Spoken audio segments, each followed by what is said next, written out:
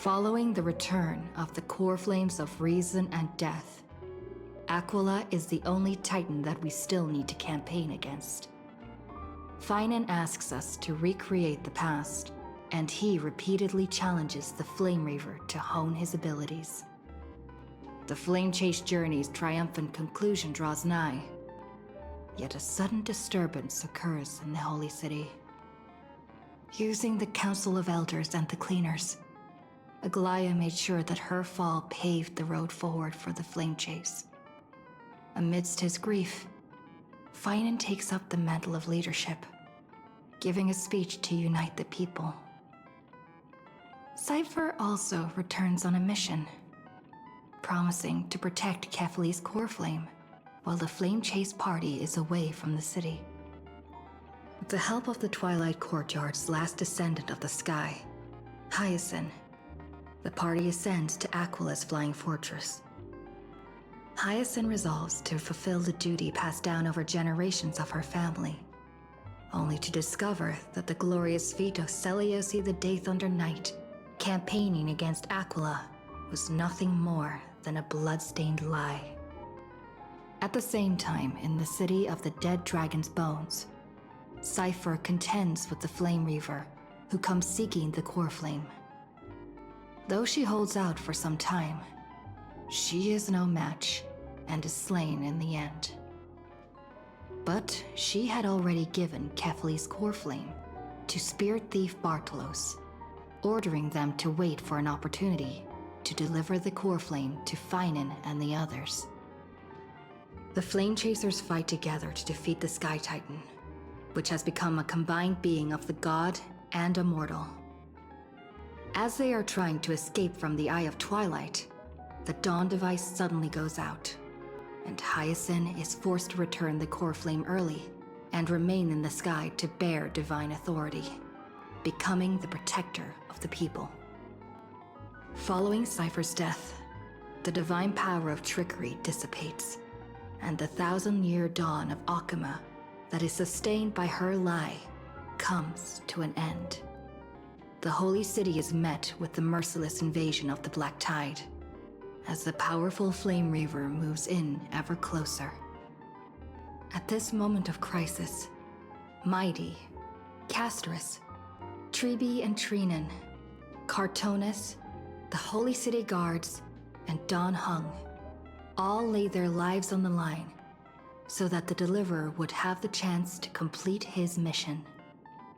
After making sure that I would remain safe, Finan enters the vortex of Genesis alone. Please stay close to us. We need to rendezvous with Lord Don Hung. We will do everything in our power to clear the path for you.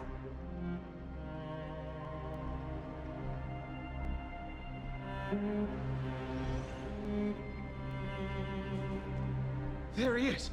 Lord Don Hung! Quick, we must assist him!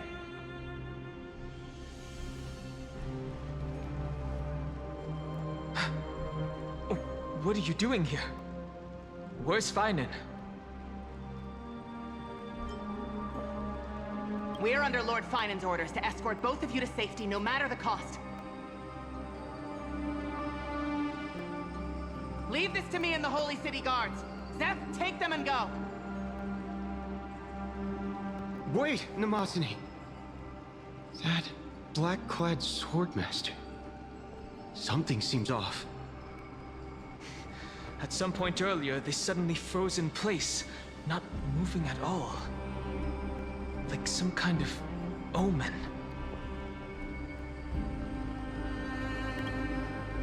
No! Don't get too close.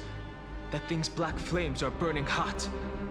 I don't know what's happening, but leaving is the best option. I don't know which demigod graced us with this miracle. Please, come with us.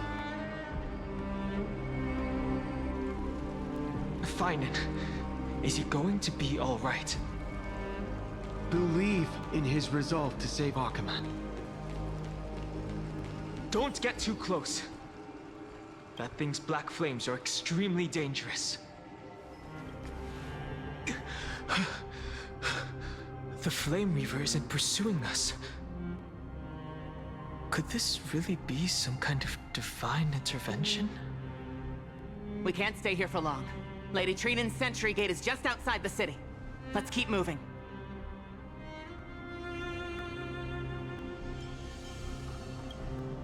I feel the same. Someone should stay and help Finan complete Aranova.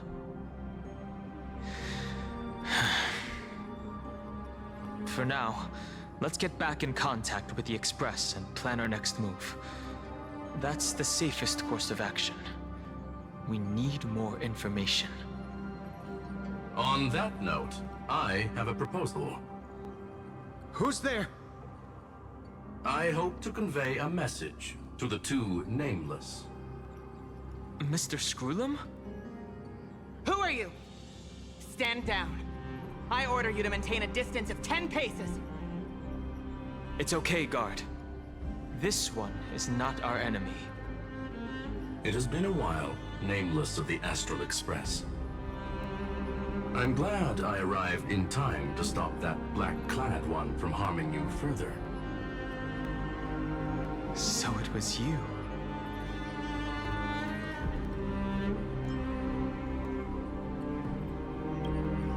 Indeed. Madame Herta invited me to meet with you, nameless. Rest assured. You two know this anti-Catharin? Does he come from the same people as Counselor Lygus? Don't worry, guard. This gentleman is an ally of the Trailblaze. Would you mind giving us a moment to speak in private? Of course. We'll wait nearby. Please, stay safe. I fully understand your situation. For now, the only thing I can do is temporarily freeze that black-clad one in place. Time is limited, so I'll keep this brief. The place where you stand, Amphorius, is a world constructed from data and memoria, an experimental field of a certain eon. And now, this isolated sandbox world is rapidly falling into a third path. Destruction. Destruction. Conclusion. If Amphorius continues unchecked on this course, a Lord Ravager will complete its evolution and metamorphosis, and emerge from the surging tides. The cosmos as we know it will suffer irreversible consequences. Affirmative. If everything unfolds toward the worst possible outcome as predicted, the consequences will be unimaginable. Because the Lord Ravager's goal is the Eon of Erudition. Putting aside the complex details of the inferences involved, I have a request to make. For one of you nameless to stay behind on Amphorius, acting as an informant, in order to prevent the wrath of destruction from ravaging the cosmos. This world is enveloped in a firewall that defies explanation, and the flow of time here is also different from reality. Madame Herta and I can only tear open a gap and project images inside. However, the accidental crash landing of the express car notwithstanding, both of you were able to successfully land here. There must be some principle behind this we have yet to fully grasp. It will take time to uncover the reason. Before then, if one of the Nameless is willing to stay and witness the fate of this world, or to push it along when necessary, it would be of great assistance.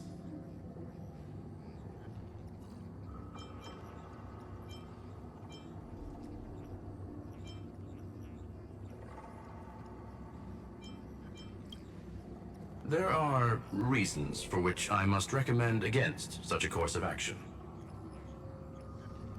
Look at this, if you would. This curio is called a chronocognitive anchor. The two of you may view it as a kind of space anchor in the world of erudition.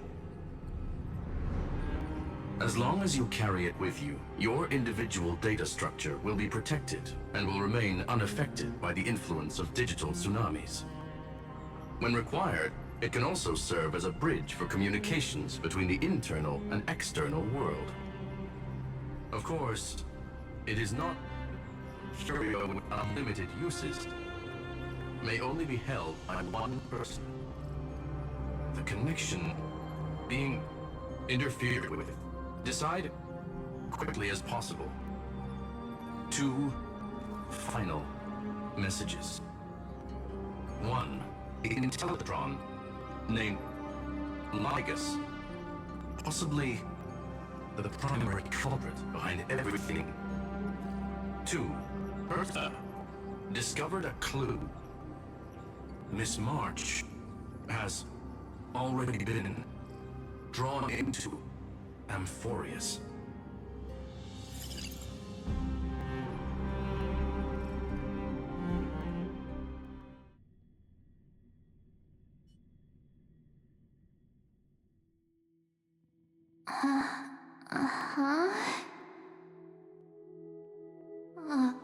Cold. It's freezing. Hold on. Am I dreaming? This is way too strange. Everything's spinning, and I can see webaboos flying around. But I was literally just talking to Himeko. How did I... When did I... That's it! She warned me about this place right before Klipoth glimpsed her. Oh no. Have I accidentally walked onto some weird path? Have I done something crazy without remembering? Unless forcing Pom-Pom into new outfits and borrowing Mr. Yang's shoulder massager counts. Hold up. No way! Stepping onto the path of elation can't be this simple, right? Child of remembrance, step forth into the depths of the path space. Who's there? Hey, cut it out. If you're there, just come out and talk, okay? You're freaking me out. I can't even think straight. Hold on. Is that a gate? Cast aside your fears. Step forward through the gate of memory. The voice. Is it showing me the way out?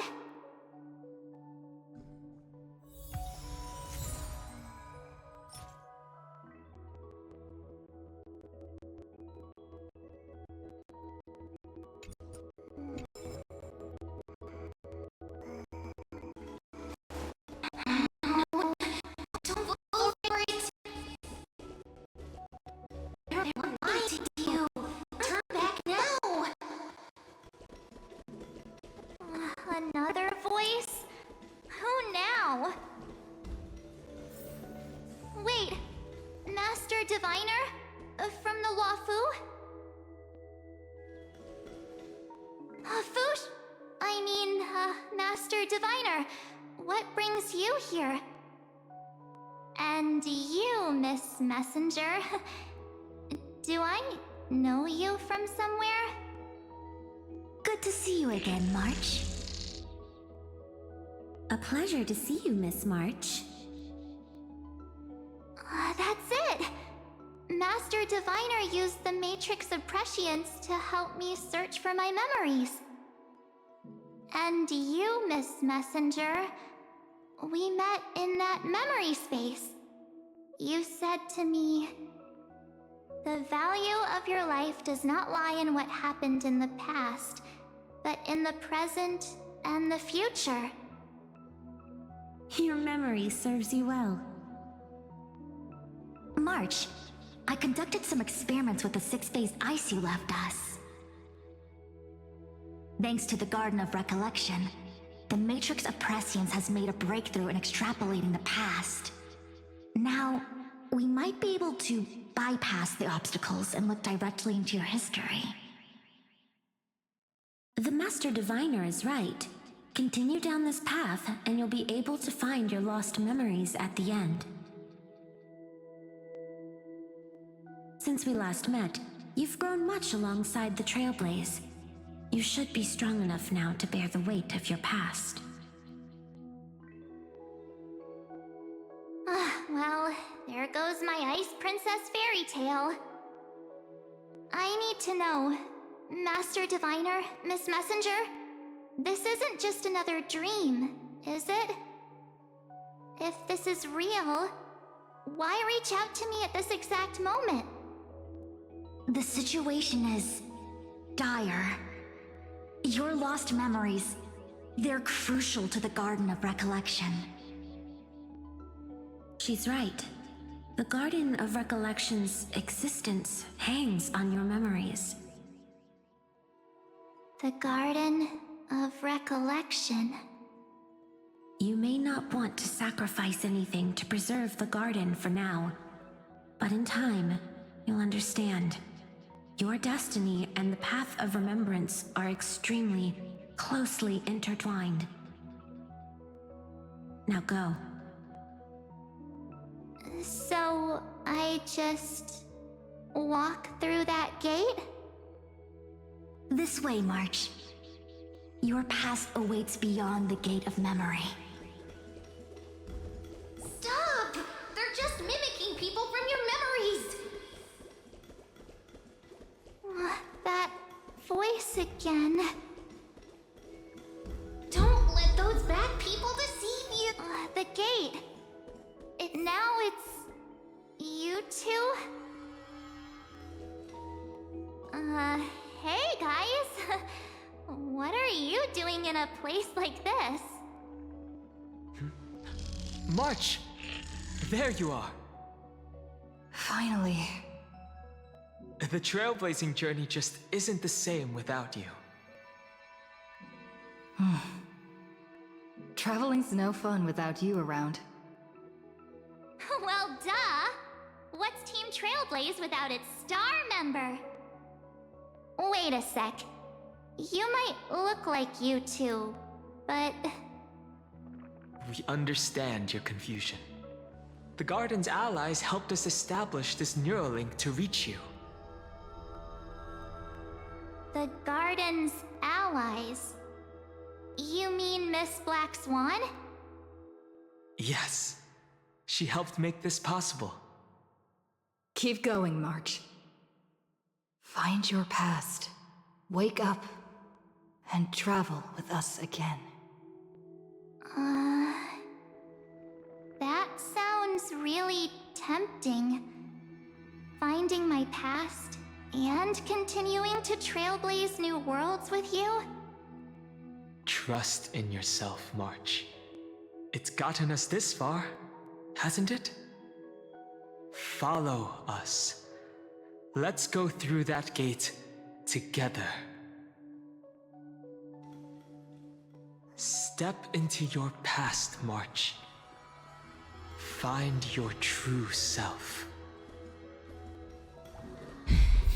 Wait up! Slow down! Those words sound so sweet. But keep your eyes open! Don't let them fool you!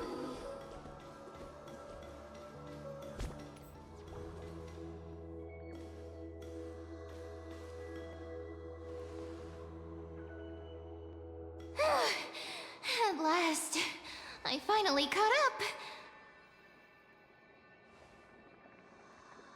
Hey, are you all right? I'll be okay. Just not used to running around. Say, March, got a moment to talk before you make your decision? Wait, that was you? Pushing the gate away? Sending those warnings? Yep, named Cyrene. It means ripples of past reverie. Easy to remember, right? Wait a minute. We actually look quite alike, don't we? Yeah. Your pink hair is just as eye-catching as mine. And we're both bright, pretty, and positive girls. Talk about coincidence. Wow, you're quite the smooth talker. But I can't disagree. Wait, you know my name is March? Have we met? No, but I've witnessed your story through those memories just now. It's incredible, really. We might have more in common than you think. I know exactly what you're going through, which is why I don't want to see you exploited or hurt. You know what I'm going through? I know, because I've been exactly where you are.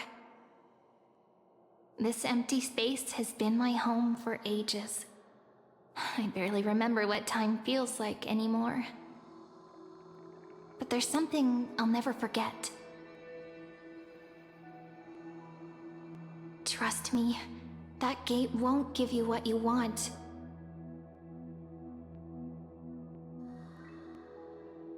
You mean those people? They're lying? Luring me into a trap?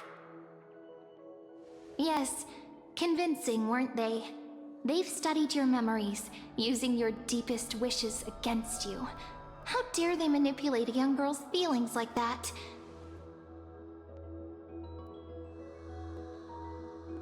If you go through that door, the worst case scenario is you'll become their pawn, losing control over your own fate forever.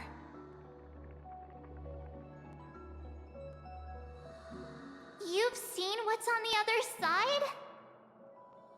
I may be stuck here with missing memories like you, but I still recall fragments of my homeland where I grew up. That door leads to Amphorius. Trust me, it's anything but welcoming. For ages, I've watched people walk through that door. They couldn't see or hear my calls. The voices beyond always promised safety, but I've never seen anyone return safely. So I had to try and stop you. To be honest, I'm not sure what to believe. But the fact that you're here, putting in all this effort to warn me, that means something. Tell me, Cyrene, how can I return to my world? It's really easy, actually. Just turn around and walk away from this place. The girl cannot be trusted. Through the door, save the garden. Both of you, children of remembrance. They never give up, do they? But don't let them sway you. Stick to your path. The return journey could take ages, longer than most lives. But that path will lead you home.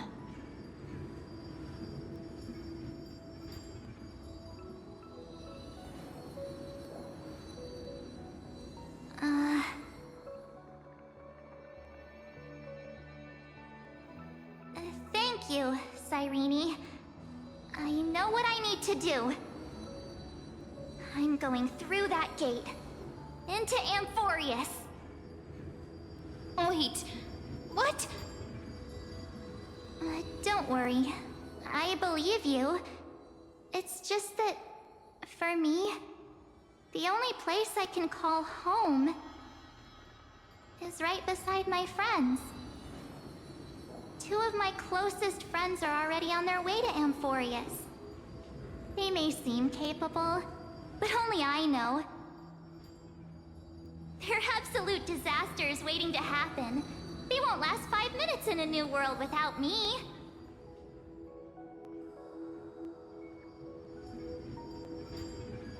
That's why I need to go through. Amphorius or not. When the three of us are together, there's nothing we can't handle. We'll explore, understand, establish, and connect. After that, we'll find our way home together.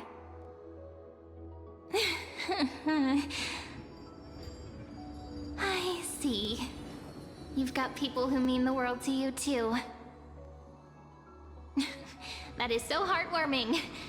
March, if that's what you've decided, you have my full support.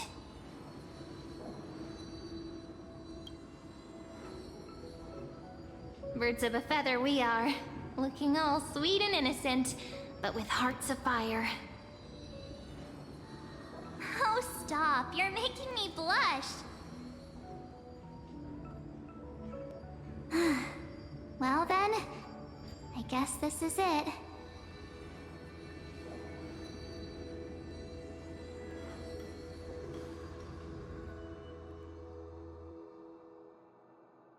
Do you think we'll see each other again? Who knows? But don't worry about me. After all this time here, I've grown quite used to chatting with my imaginary friends.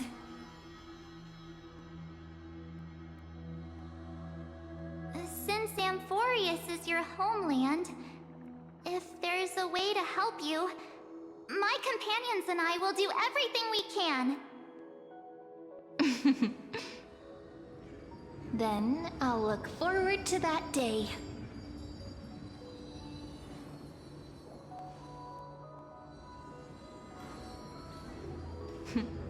Your story awaits, March. Make it an epic one.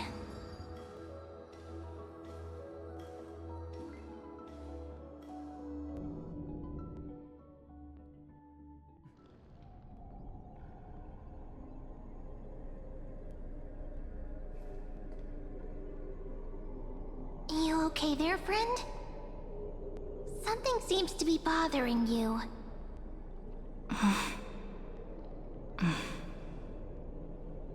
The vortex of Genesis. We made it back. Even this place has changed. Finan. Is he ready for Aranova?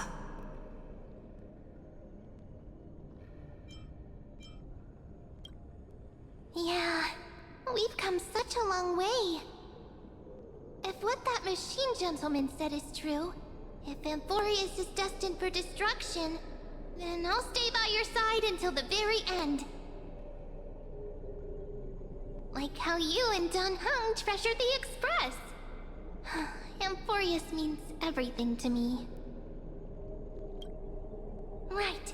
Time to see the last core flame restored. Look! There's Finan! And wait. Lygus. Remember, Skrulum's warning. And you, Lord Finan, will wield that core flame to bury this ancient world, plunging everything into the gray unknown. None of that matters now. This brutal, flame-chased journey has stripped away my delusions. I know the future is in some peaceful paradise with gentle west winds, just waiting to welcome us to step in. If what lies ahead is a mass of chaos, I shall cut through it myself and usher in the first ray of blazing sunlight. Is it truly you? With one last chance to turn back, you still step forward. How befitting of a trailblazer.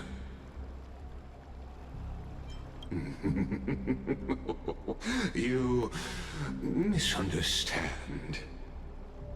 As our world nears its end, the ones who walk the infinite paths have embraced their destiny. As the Theoros, it is my duty to witness the world's future and oversee this final core flame ritual on their behalf. The trial of world-bearing, the ritual of Era Nova.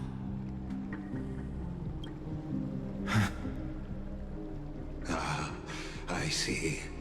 So you met my kindred spirit before I could erase his traces. Partner, what are you saying?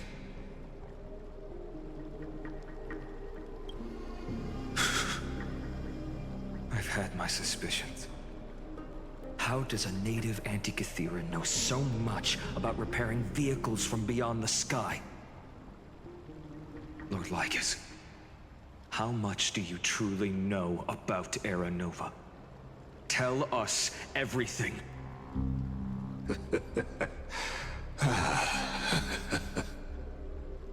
Very well.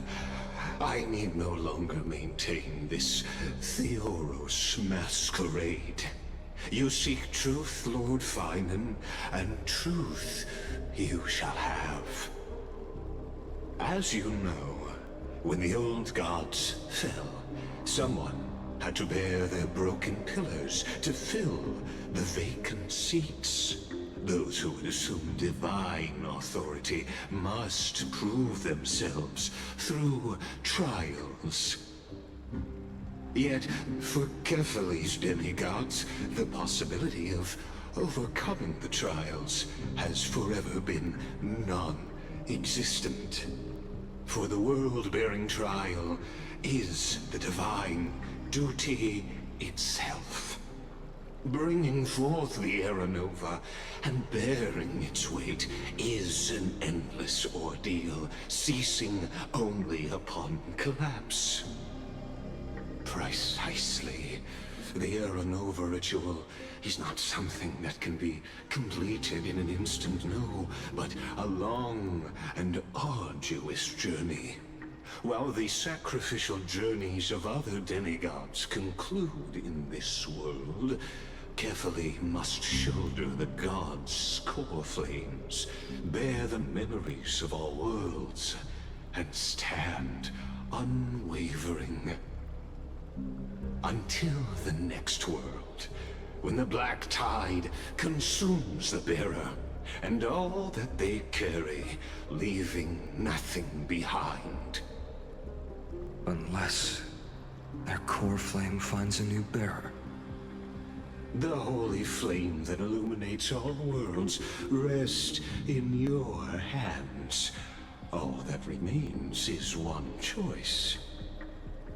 Nurture it, pass it on to future generations, or extinguish it here and now. Deliverer, the fate of all worlds rests in your hands. Enough testing. I've made my decision. But before I ignite the dawn of the next world, you need to promise me something. Two things, actually. Speak your terms. Promise me this. Professor Anax's vision of the new world is absolute. The world will be reborn from my memories. All souls, living and dead, will return as the first humans, unchanged from their past lives. And my friends, the fallen demigods, they shall transcend the cycle to become new titans. Our heroes shall not have died in vain. Of course. This I can guarantee. Good. The second one. Promise me the Trailblazer can return safely to her homeland, unbound by Amphorius' loss. My apologies, but I cannot promise this. As you mentioned, she now bears the Time Titan's authority. Oh, her bonds with this world run too deep.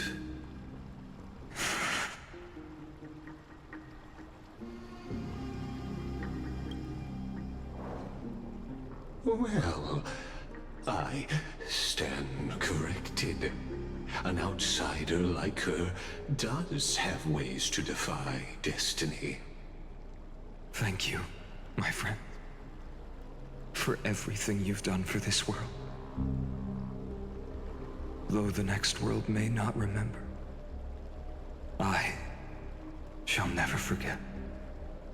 As the Theoros, I declare, Amphorius has determined her path.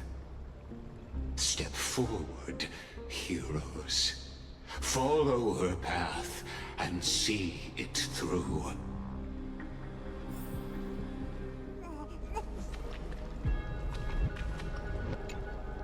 As our world draws its final breath, I stand before you as the Theoros.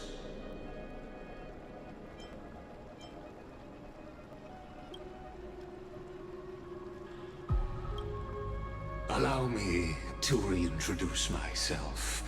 I am Lycurgus, once an honored elder of the Akama Council. As the Theoros, I have sworn to watch over and protect every citizen of Akama until the very end. Of course, that alone won't satisfy your curiosity. So let me share something more. Something that means little to Amphorius, but everything to a traveler like yourself. I, Lycurgus, am one of the Erudition's many Pathstriders. Through me, Nous keeps watch over this realm, working to save Amphorius from decay. I don't expect you to trust me based on words alone, but believe this much. When you look at the bigger picture, we're walking the same path, you and I.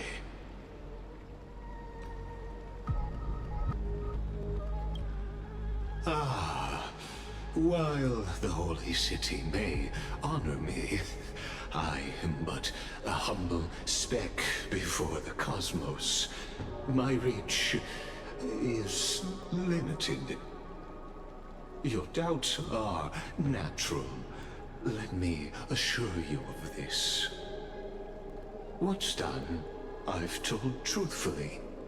What's to come, I'll witness fairly. My conscience is clear. To my role as the Theoros, to Amphorius, and her destiny. I believe all synthetic life shares a common source. We're all children of the universe's eternal mathematical law. So, you see, the answer is simple. That brilliant mind is my kindred, a brother, if you will. The world will be moved by your sacrifice, Trailblazer.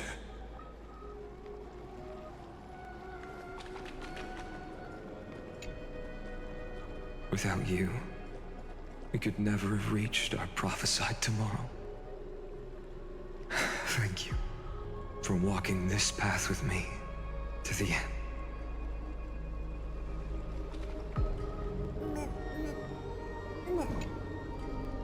Behold, oh gods, Amphorius has achieved her victory, and the Era Nova approaches. The Radiant Soul has arrived, having walked through the bustling nights, bearing the golden fire and blood, stepping with pride into daylight. He is the pure child, walking upon the path of yesterday, today, and tomorrow. He is the first to be born, first to be named among the nameless. Eternal in form, limitless in reach.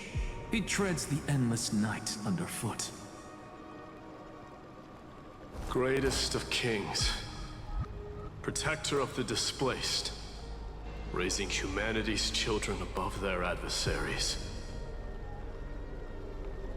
The firmament of molten gold courses through his very bones and flesh. The greatest of schemes reveal against his breath and words. In the golden lakes of that beautiful new world, he shall wash himself clean. There. Finish what we first and last wished for. To write an ending unlike any before, for this world we so deeply love.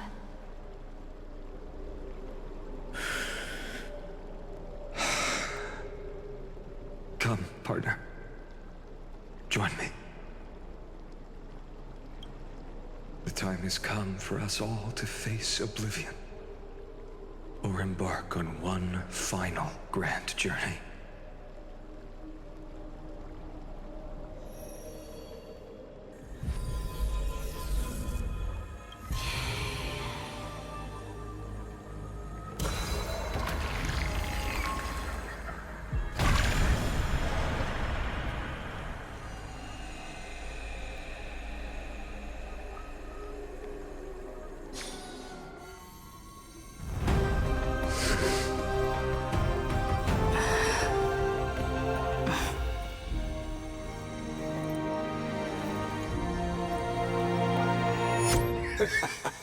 What a magnificent and epic adventure.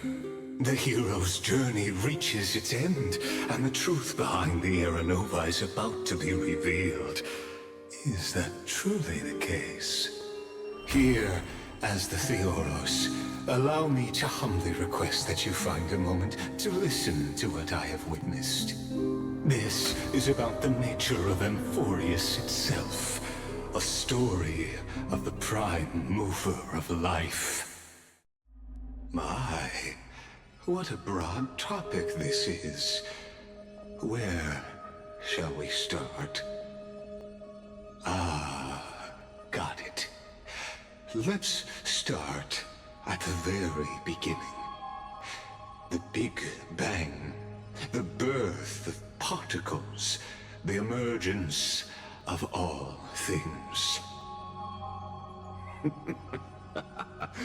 Just kidding. What I mean to say is that time, space, matter, all concepts exist solely because we perceive them. This is called the erudition. Without it, the universe would merely be a chaotic book written by chance, yet unread by anyone. As your acquaintance, Lord Anaxagoras, suggested, everything in Amphorius exists through noospores, living in the memories of those yet to come. Oh, how beautifully it aligns, revealing universal truths in such simple terms. Only he could solve the riddle of what exactly are we? Oh, but you'll remember, even as the embodiment of reason, one mystery remained beyond his grasp. If that is the case, whose memories did the very first new spore sprout from? Ah, as sages across ages have asked the gods, what is the prime mover of life? But let's set aside the Grove's teachings for now. Look further, past Amphorius, to what they call the Forbidden Realms beyond the sky. Do you know of the Scholar's strife? During that grand yet brutal war, waged in the name of erudition, a genius's legacy was abandoned, strewn across the cosmos. The scepters, a macrocosmic computational array beyond mortal comprehension. Made to emulate the Eon's thoughts, it became part of the Eon's cognition at birth. Scattered throughout the cosmos, these arrays act as celestial body neurons for Nous. But regrettably, as everyone knows, the erudition forsook them all. But what nobody knows is that, though forgotten, they never stopped seeking the divine answer. A question that survived war and disaster, stumping even the greatest minds, including both mechanical emperors. Now, we come to the real truth of Amphorius. What if, hypothetically, a scepter found the answer to the prime mover of life? If through endless solitary extrapolations in the cosmic code, the one deemed as a failure by the Eon of erudition found proof through the ages, what would happen? Perhaps the answer is simpler than you'd think. From a perishing neuron devolved into true life, reborn through the gaze of another Eon. This is a tale from the distant past, unknown to all, even unheard by the greatest geniuses. Now, let's leave the Scepter's story here, returning to where we began. What is the prime mover of life? Actually, you know the answer better than you realize. It's been by your side, accompanying you throughout this long journey. Right now, it awaits you ahead. In that brave new world, beyond the end of Genesis.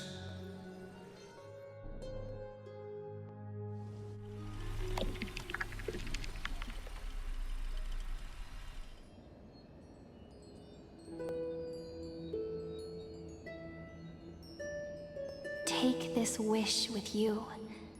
Be the one who begins it all. As the prophecy foretold, you will bear the blazing sun until the pale dawn breaks. Continue onward, bearing this world upon your shoulders until the Ashen Hero, the nameless deliverer, ushers in the dawn.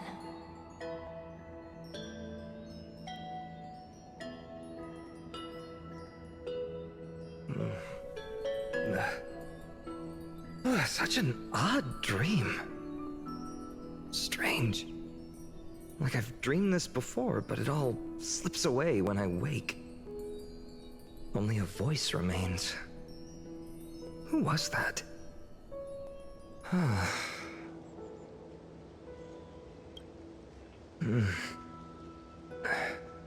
What? Ah, it's you. Whoops, I fell asleep there. What a strange dream I had. It's gone now, though. But look, perfect sunshine. The day is still young. Let's go find Cyrene, partner. We promised to be there for her oracle card reading today. It's right about time.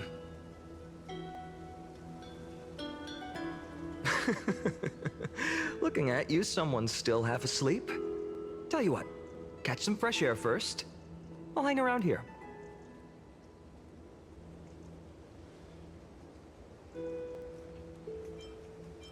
Oh, beautiful, isn't it? This is Ide Celestii, home of the nameless hero who carried Kephales's core flame. When he was young and innocent, he had heroic dreams, imagining his wooden sword was forged of iron. Pretending the straw dummy propped up by a wooden pole was a giant with a single blood vessel running from spine to heel. Dreaming of slaying the giant and becoming a hero to save the world, though to his young mind, the world was just this small village.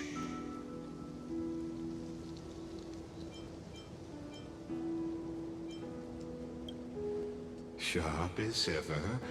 Indeed, these memories you witness are the first steps of his journey. These are his first memories. Rather than watching, why not join in? Think of it as immersive theater. Become his lifelong closest friend, witnessing his hero's journey from the best seat in the house, as the nameless hero whose unwavering guidance shaped Feynman's destiny, yet whose name was never recorded in Amphorius's history.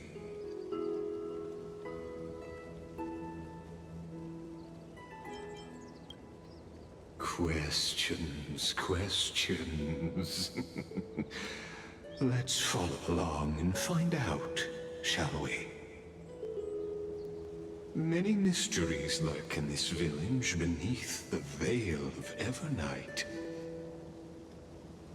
Your questions will find answers as the story unfolds.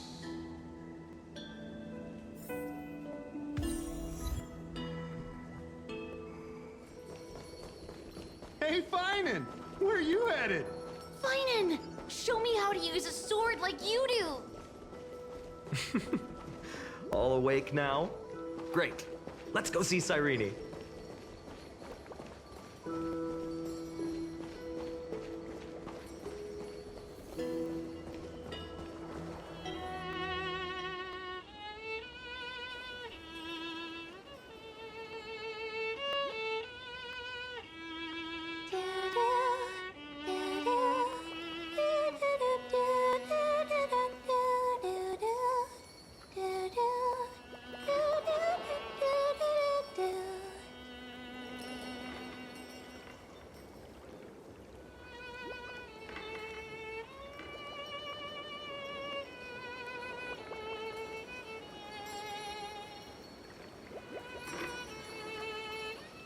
Found you.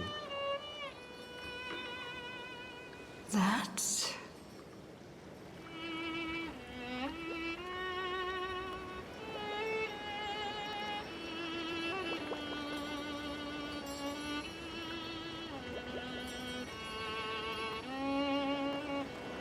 Goodness, look at you rushing about. You've got the poor swing all startled. Hmm?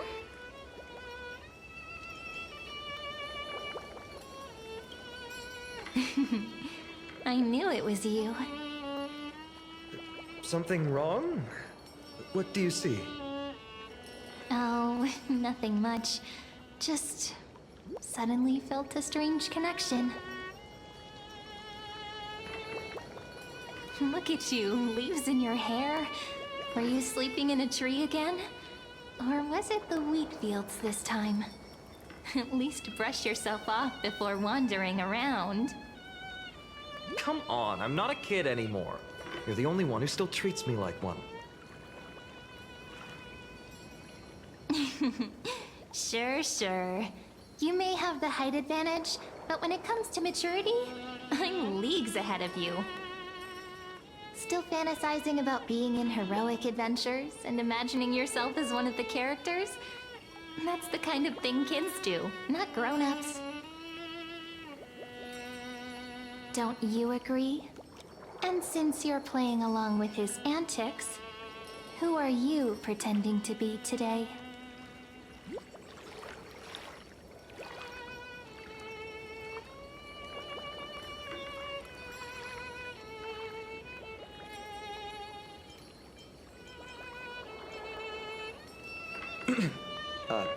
Today, she's going with Stellaron Hunter. Steal a heart hunter? Planning to steal someone's heart, are we? Switching roles again? What happened to being the valiant hero from a distant shore who made that solemn pact to learn the sword? Spare me. Can we not bring this up? Speaking of which, what about those oracle cards? We haven't done divination in forever. Why the sudden interest? I was just about to tell you. Earlier, while napping on the swing, I had the strangest dream. There was this mysterious voice in my dream, calling out for something. Wait, you had that dream too? Yes, you too? That would explain this lingering sense of unease. Which made me think of those old oracle cards I used to play with as a kid. Though the Ornyx prophecies were always hit or miss. Yeah, all the kids would get so excited drawing cards like ruler or warrior, but throw fits over devil or drunkard and demand a redo. If you just redo it when you don't like the result, what's the point of divination?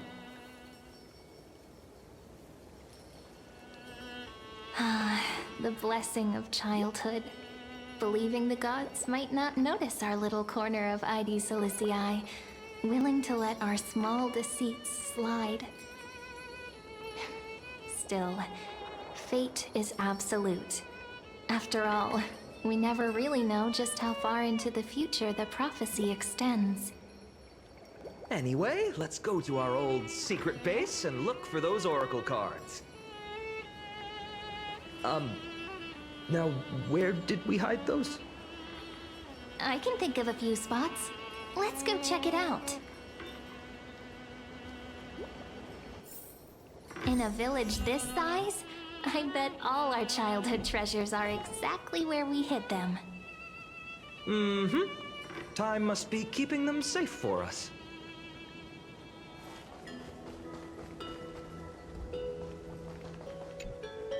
It's mine! I caught it fair and square! You did not! It's mine! Finan! Cyrene! Come quick! Look at this huge bottle I just caught! Give it here! My rod, my catch! I only let you borrow it, remember? What's got you two so worked up? Here, show me.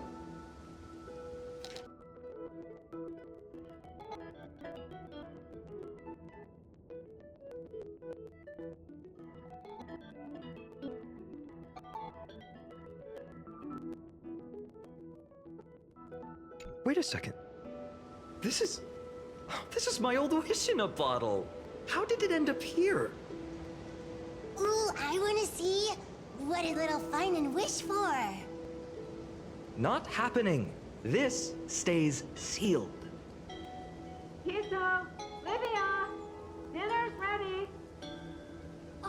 Coming, Mom!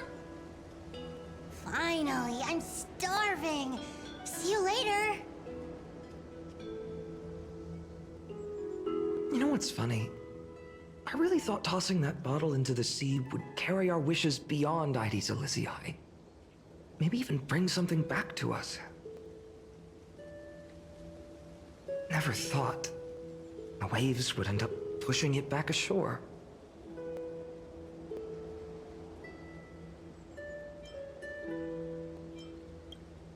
Ah, well, that would explain it. What a shame.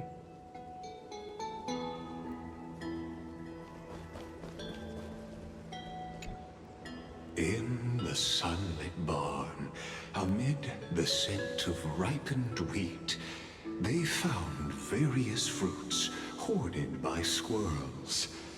And a wooden figurine, missing arms and legs. My unfinished little soldier? After all these years! Hey, this is the one Mrs. Pythias confiscated. Finally back in my hands. Finan, Cyrene, where are you two headed? Speak of the devil. Mrs. Pythias, is school out already? No classes today. This morning, I used fallen leaves for a reading, seeking Orynyx's wisdom. They warned of potential injuries, so I gave everyone a holiday. Besides, it's harvest season. There's plenty of other work to be done, even without classes. With you being our only teacher in Ides Elysiae, you must be working so hard. Anything for my students. I don't mind the work. When you travel far from here, you must visit the Grove of Epiphany for me, to see what a true haven of wisdom looks like. By the way, what are you looking for in here? You've been searching quite thoroughly.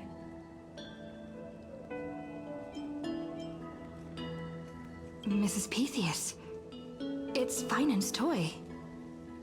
Hey, partner, keep it down. Is this a toy? Really now, aren't we past the age for these? She doesn't remember, huh? Oh, this little soldier's coming with me. All right then, I should be going. It might rain tonight, so don't stay out too late. So this is where the wooden figurine you carved during class ended up. And here I thought I knew all your hiding spots. To be honest, I'd forgotten all about it myself. No sign of the oracle cards. Let's see. Ah, there's one place we haven't checked yet.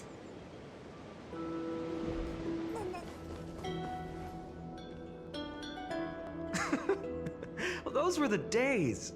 We'd always meet either by that statue in the village or right here. Right? And I remember you never used the front door when you wanted me to come play. You always climbed over the wall. You were such mischief makers. Just like a certain someone who has a habit of showing up unexpectedly. Right?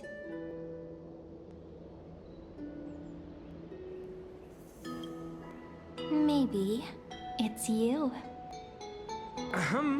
Hey, I was just copying those storybook heroes. They never take the beaten path. Still, it's embarrassing. I've been the only one here for a while, and I haven't kept up with the cleaning. With so many spots to check, where should we even start?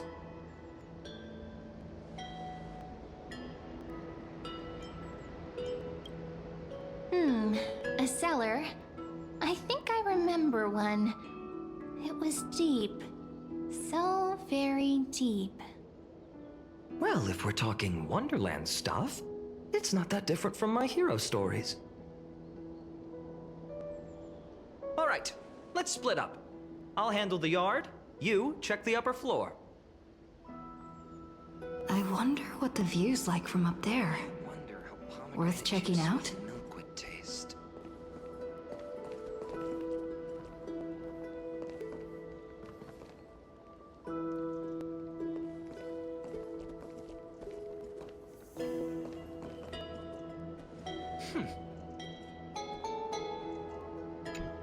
Leave this to me, partner. Wanna bet who finds the oracle cards first?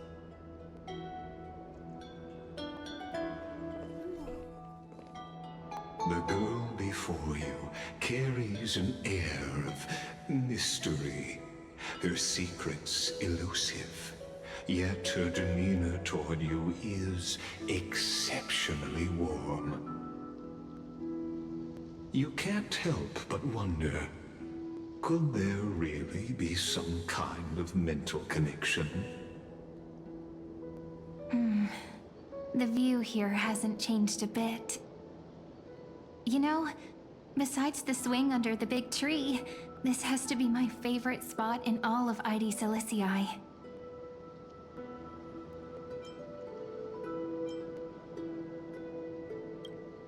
You can't help but want to hum one of those old songs we used to sing. Why do leaves and branches grow? Which way does the wind blow? They always said I'd become the next priest of time, just because I heard prophecies as a child. But here's the thing. The more divinations I do, the more doubt creeps in. I want to believe the prophecies, but actually leaving ID Silicii.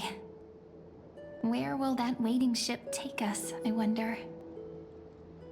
Here they are! The oracle cards!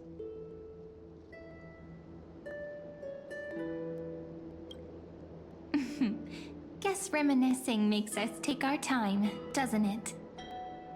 There we go. Looks like the gods do listen to our thoughts. Here it is! This is the box where we kept the cards. But the cards are gone. Who could have taken them? Huh? What's this underneath?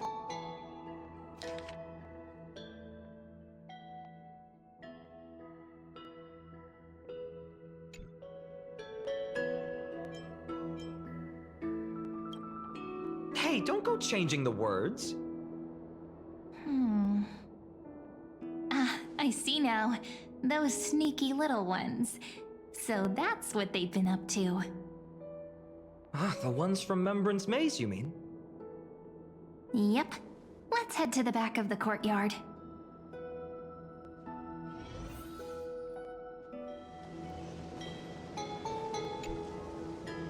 The entrance should be around here somewhere. Right here.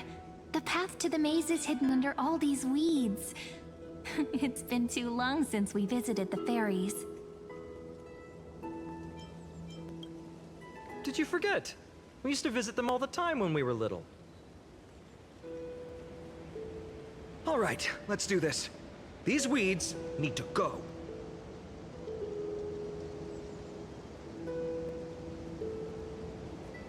Pretty sure this is it. Should be this way. There it is! The entrance! That hollow in the tree.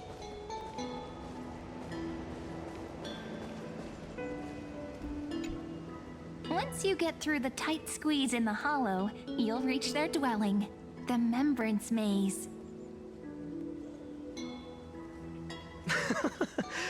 I wonder if I can still squeeze through there. Maybe worry more about whether the fairies will let you in. After all, the Remembrance Maze has an invitation-only rule. Only children with pure hearts are welcomed.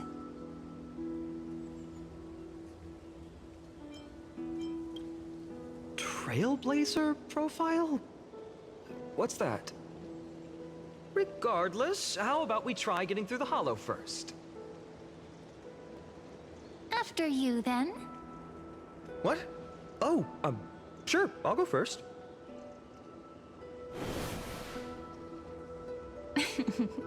So hasty, as always. Looks like it's just us now. Care to finish that chat? To be honest, from the moment I saw the cute note left by the fairies, my intuition became even more certain. Perhaps when we step into the maze again after all these years, the wheels of fate will finally start turning.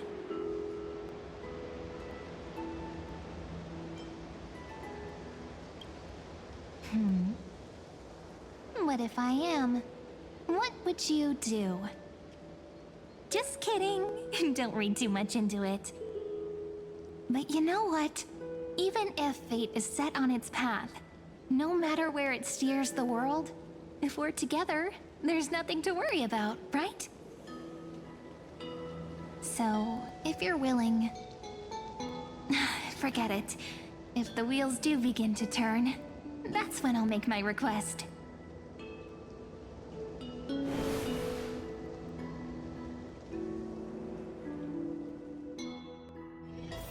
I made it! Oh, that wasn't easy. I can't remember the last time I came here. We were still kids back then. Wait a minute. Are you? Look who it is! Rini and Snowy!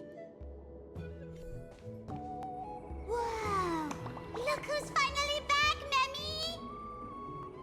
Snowy, you've grown so tall and dashing. I couldn't even tell it was you at first. We had to grow up. Sometime. But look at Rini. She hasn't changed one bit. How fascinating. Perhaps I'm like you, Rayleigh Mem. Just another fairy of the maze.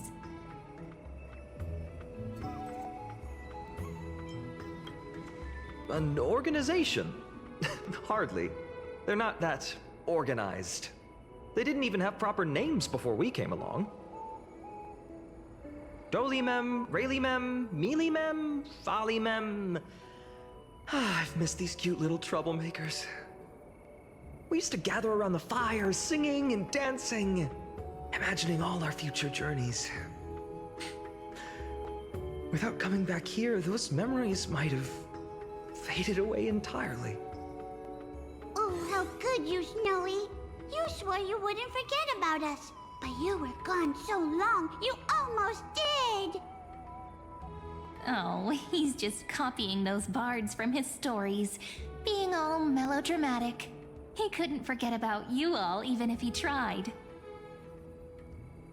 Actually, we're here for the Oracle cards. Have you seen them?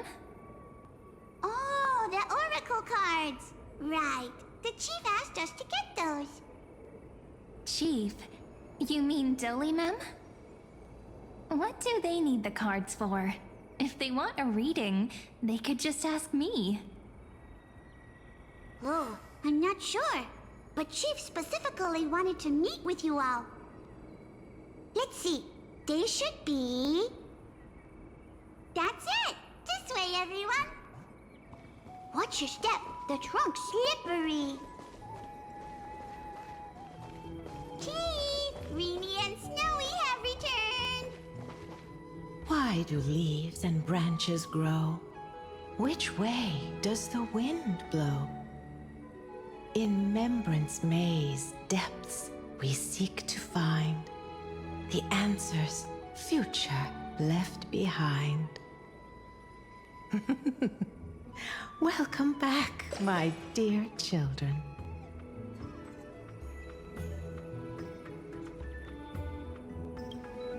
Pink ones? That's strange. I don't recall any pink fairies in the Remembrance Maze. Have you seen any, Chief Dolimem? Oh, Chief. You haven't changed a bit. Still so full of life. Oh, no need to fuss, my child. You haven't forgotten, have you? As long as our songs are sung, the children of the maze will live on. Just as our paths stay forever linked, Here, take it. I'm sorry I had to resort to such methods to bring you here. My book of oracle cards. Thank you for keeping it safe. You know, you can always just ask if you want me to divine something. Still, bringing us here like this after so long. Is something wrong, Chief? Yes. The Veil of Evernight whispers to us once more. It tells of a new fairy who will soon enter the maze. Indeed, every time a new fairy arrives in the maze, it means that beyond the veil, in the vast lands far from Ides Elysiae, a great calamity is on the horizon.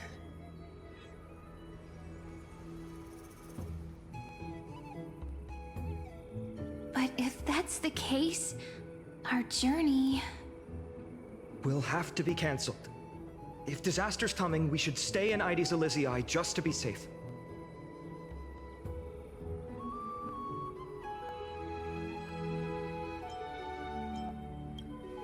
We weren't planning to be gone for long. Just enough time to hone our abilities. Finan would train in Castrum Kremnos, while I would seek the Fake Titan's blessing in Yanisopolis. Then we'd return to Ides Elysiae to help keep our village safe. It's okay. I can still practice my swordplay here. Some things you can learn on your own. Well, probably. That's not very convincing. Here's a thought. Let's have Cyrene do a reading. If fate wishes to show us its path, we might find some peace of mind. But what if we don't like what the cards tell us?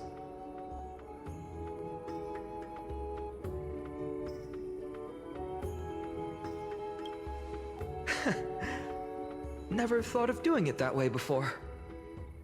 Thanks, partner. We'll do it your way. Whatever the cards show, we'll face it together. Ask with a true heart, and truth shall answer in kind. Close your eyes, and let's open the Oracle card book together. Let your thoughts flow like stars drifting on the river, carried by fireflies and gentle winds. Your destinies flowing towards the same future. Now, shall we begin? Oh my! The cards are quite responsive today. Very well. Let's see what future the Oracle cards wish to show us.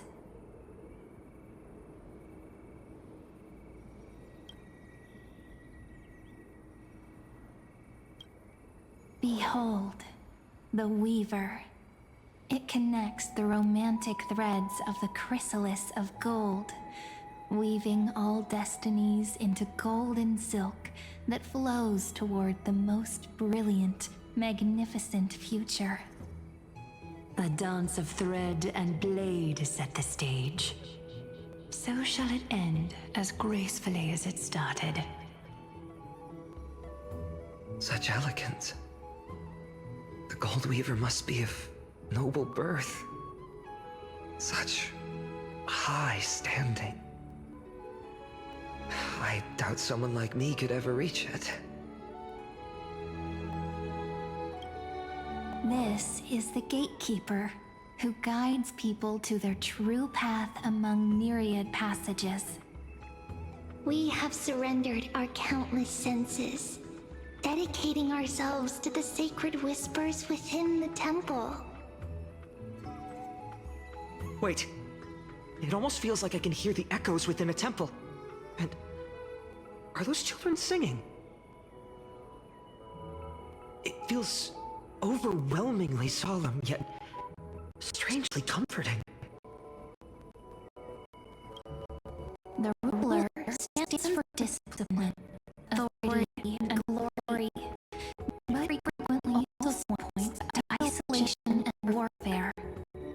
Even should you pledge your loyalty to me as the last sovereign, the glory shall be mine and mine alone. He who has slain a king can no longer bear the title. Let the withering lion walk his last path alone. Is this showing us a ruler who forsook their people? Stories of such bloodshed like this feel so different from Heidi's Elysiae. But they sure can stir the imagination.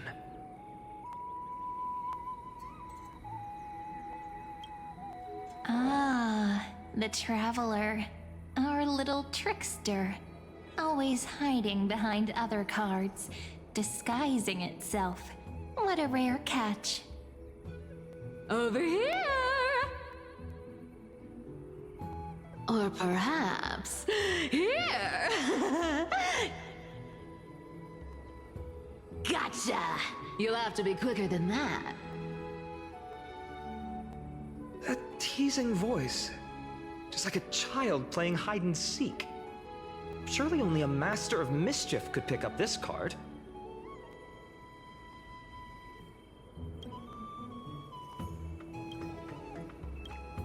This card, the Servant, is surprisingly light, bearing the cool scent of Antilla flowers, just like starlight. It symbolizes new life and hope, yet often brings to mind struggles, sadness, and loss. These precious flowers I care for with my own hands.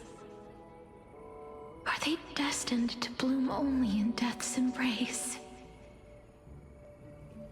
It sounds so solemn, yet tinged with an inescapable sorrow.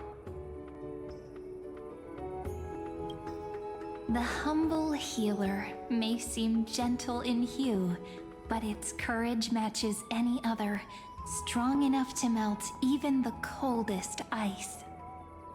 I will do my best to help you mend all fractures and let sunlight shine on every corner of the world.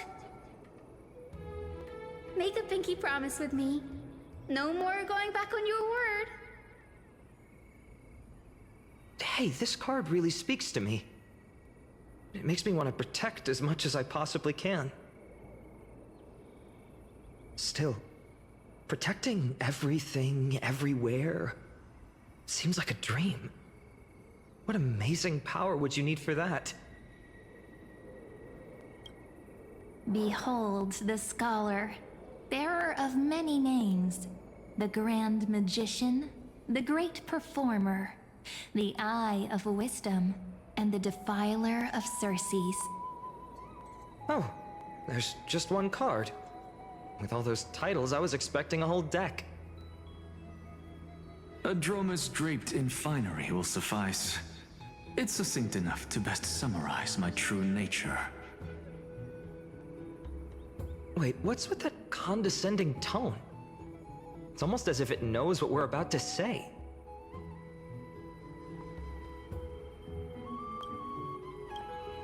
The Deliverer. According to the tripartite prophecy, this card means absolute harmony and perfection. In fact, it's the only oracle card without a dark side. What, no divine whispers this time? Oh, silly. This is simply the card you drew for yourself. The sleepy village of Heidi's Elysiae, in just one fleeting moment, welcomed an array of legendary figures. The Weaver, Gatekeeper, Ruler, Traveler, Servant, Healer, and Scholar. Their stories and wishes showed the village boy glimpses of a world larger than he'd ever imagined. They brought tales of raging battles, of cities crowned in holy light, and of wonders beyond his understanding. Each story so far removed from his simple village life. Once, these were just images on his friend's oracle cards, and yet destiny now stirs in resonance with the maze. And now, they are right in front of one's eyes. The Deliverer? This card again. Ah, my child. It seems you're destined to bear the wishes of many, to answer the world's call. Bear their wishes? Yes, just like Kefali, standing eternal atop the mountain. My parents, they only wished for me to grow up, well, to help around the village, stay out of trouble. Mrs. Pythias wished for more books in her little schoolhouse, wanted us to all learn and grow. And little Piso, he wants to grow up strong like its father, to become a hunter. Is that my purpose? To fulfill their wishes? Perhaps. For a true deliverer, such wishes are but droplets in an ocean. After all, Kefali bears the weight of the entire world. Right. How could any human possibly measure up to a Titan? I wonder too. Perhaps... What's this? What you see are futures written in the cards. Or rather, the people you'll meet on your journey. Sometimes, fate can guide us when we're lost. Let's consult fate itself. Maybe then we'll know why we must take this path. And learn just how many burdens one must bear to become a true deliverer.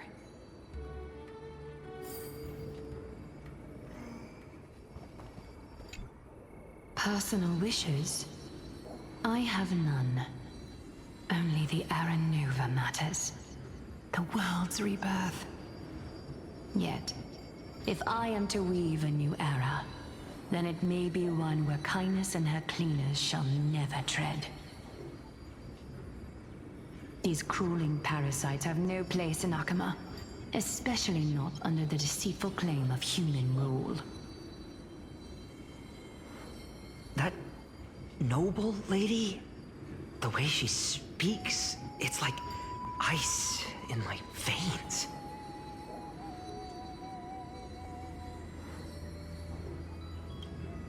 Huh. Not exactly the warmth I'd expect from someone selfless. Teacher, perhaps you could share your wishes with us?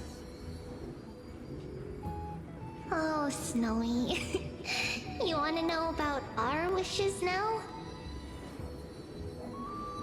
I wish to meet Trian again, in the Sea of Flowers where the West Wind ends.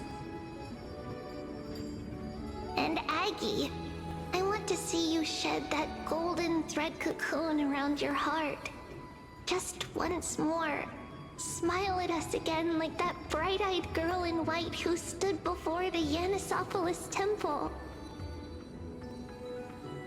Finally, I pray that the footsteps of lost souls no longer wander aimlessly. Instead, replaced by the bright songs of prayer. Are we wishing for too much? Well, let's say these 3 wishes represent Trian and Trinan too. Those wishes are truly wonderful. They even stir something deep inside me. Then we can rest easy, because only you can make these wishes come true. Only me? Mark these words, Snowy. See you tomorrow.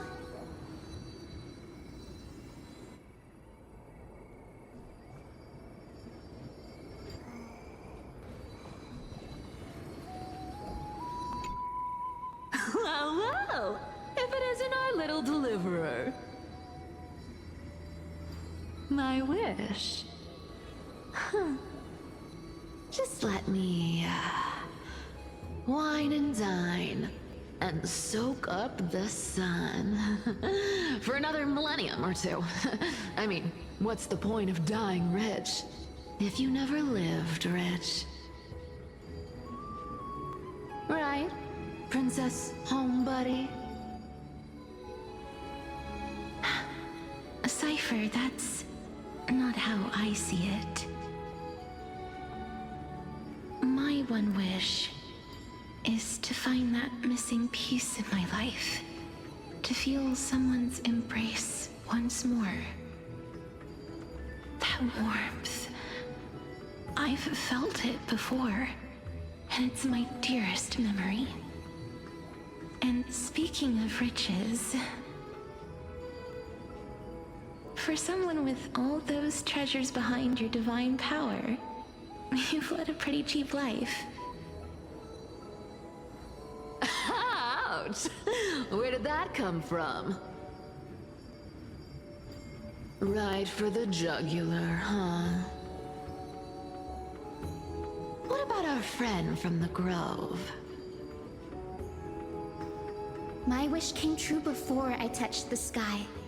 I transformed my healing power into gentle sunlight, distributing it equally to every life I cherished and loved.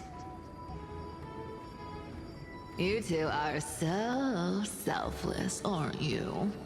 No surprise Aglaya wanted you for the flame chase journey.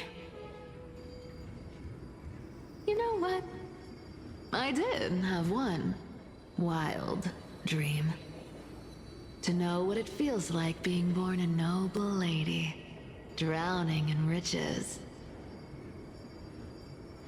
Just think, if I traded places with that seamstress, me in the mansion, her on the streets. I'd like to see if she'd still become the gold weaver then. Maybe I'd even take her place.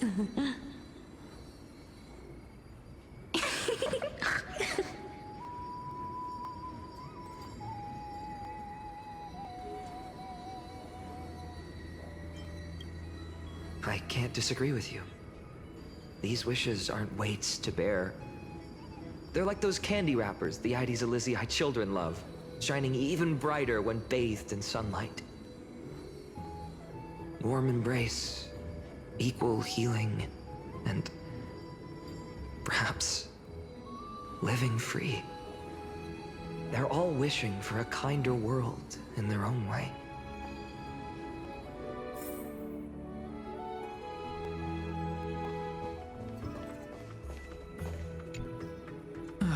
Finan, my student.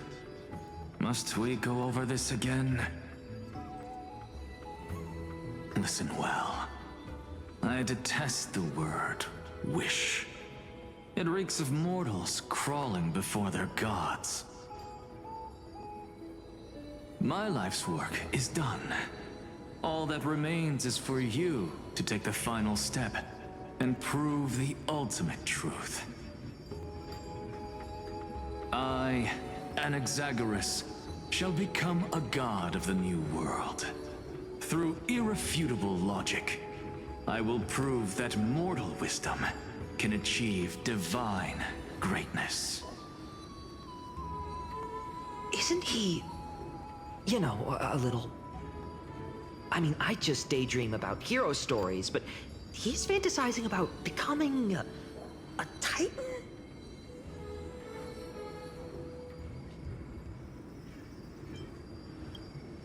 Come on, you're joking, right? Am I really being burdened with a dream that feels more like a fantasy?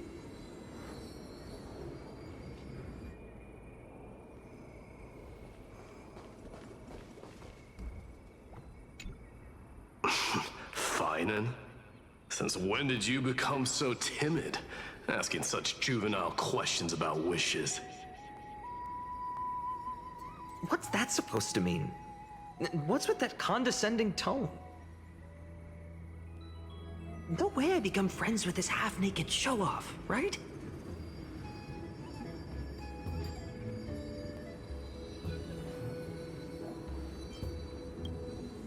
horrifying. Is that really something I'll enjoy one day? What are you mumbling to yourself now? Whatever. The wishes of the Kremnon warriors are done, but I survived 1,000 deaths only to fall to a coward's blade. That masked flame reaver who struck from behind. Finan, you look... Never mind. That blank look tells me you're completely lost. My wish is simple. One honest duel. Face to face, blade to blade. Then I'll strip away that mask with my own hands. Nothing but violence and vengeance. This person's wish is nothing short of brutal. Still, those eyes burn with the noble pride I've read about. This wish, I shall not forget.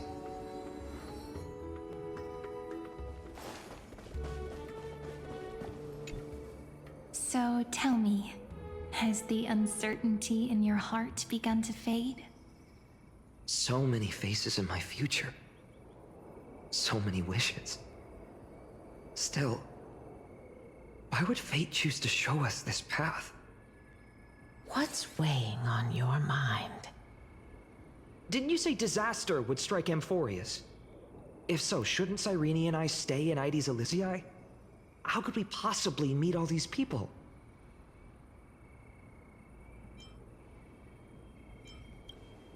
If that's true, then who will protect everyone in Ides Elysiae? Cyrene, may I have that deliverer card? Of course. But why? Although those voices, visages, and wishes may seem far away now, I can't ignore the sense that something is calling me, bidding me to take a hold of it. Maybe its true weight can only be known once it's in my grasp. In that case, accept this gift. Oracle cards carrying time's wisdom, blessed by Orynyx. May they journey with you, become your memories, and spark rippling waves of change in times to come. I'll hold these words close to my heart. But now that I'm holding them, they don't seem all that different from ordinary playing cards. What? What's happening? Everyone, we've got big trouble, Mimi! Burning, smoke everywhere. It's all coming from beyond the maze! What's going on? It's here. The seeds of disaster have already taken hold, sooner than we had foreseen. This time, not even the veil of Evernight could shield us. You mean Ides Elysiae will be swept up in the prophesied catastrophe? I'm afraid so. My children, take shelter in the Membrance Maze. One step outside, and this horror will consume you both. But my parents, the whole village.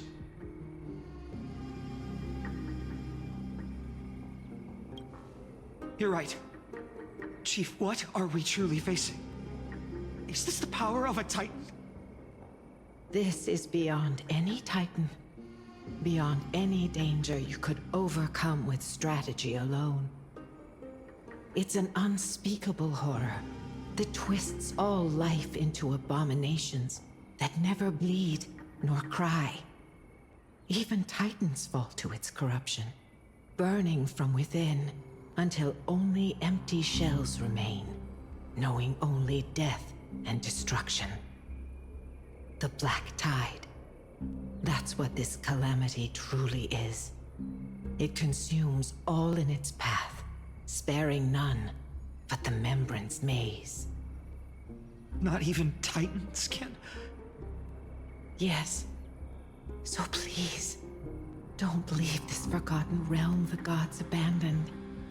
You are the first to uncover our presence, and the only two who can enter the maze. We don't wish for you to throw your lives away. Finan, what path do we take?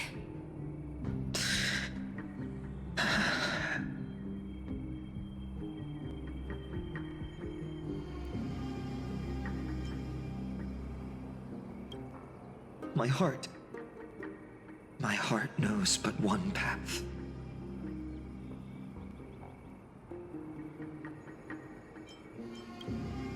As long as we survive, hope remains. But I just accepted the Deliverer card. To idly sit by and ignore this calamity now would be... I learned the sword to protect those close to me. If I run now, I'll never be worthy of lifting a blade again. Then we know what we must do. Indeed, our friend is right. We must take action. Forgive me, Chief, but Ides Elysiae needs us. And as her child, I must act. Very well. Make sure you protect yourselves. With me, Cyrene. Join us, my friend. Even without a sword, I'll take a rake. Even with the roughest steel, I'll keep our home safe. Deliverer. The card's truth extends beyond its mere literal meaning. There's another hidden layer within. Not someone perfect from the start, standing high above, casting merciful gazes upon the world. But one who starts small, from a humble village, expanding their world within step by step, learning to save others as they grow. When we were little, I told him I wished this world would never need a deliverer. Now that wish has shattered. Yet I'm glad he's chosen to walk this path. And all of this happened because you believed in him, friend. Shall we? It's only when you're by our side that Finan and that our hearts find their courage. I know you're watching us right now, aren't you, great hero from the future? Oh, Deliverer. Such cruel irony. Though destined to bear the world's burden, this boy can never become the hero to bring forth the dawn.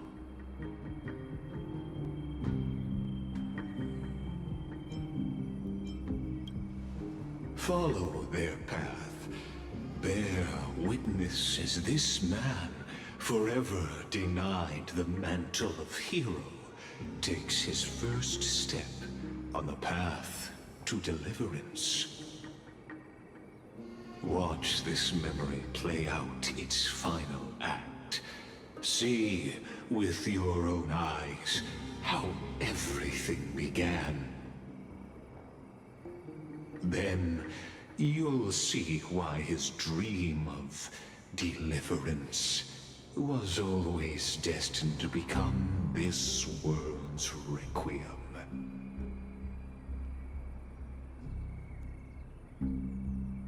A sun red as blood, wheat fields turning to dust, and in the heart of it all, a village aflame. In that moment, the boy stood in what felt like the end of existence itself.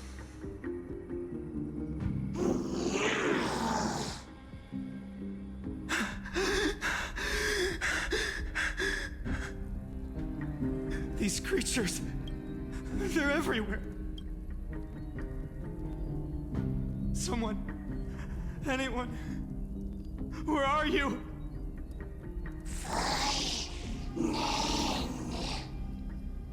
No, it can't be.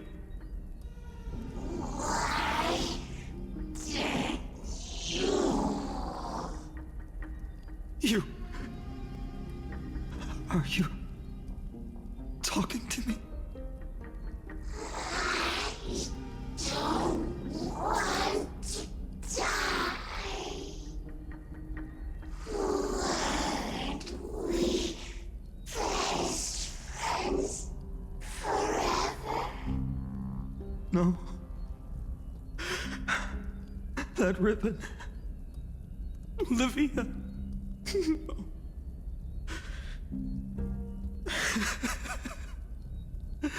I should have known. Save us. Save us.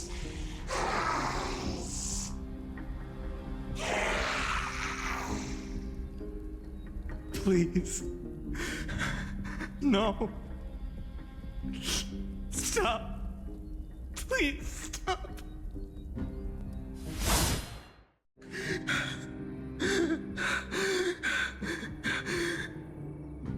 Olivia, I'm so sorry. And these monsters, they're all... Why? Why is this happening?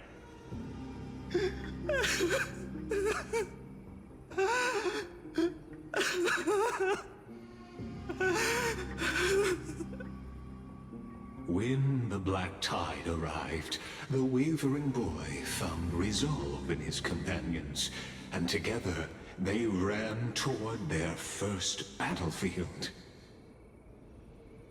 In the far-off future, the land of Amphorius would bear the marks of the hero's footsteps.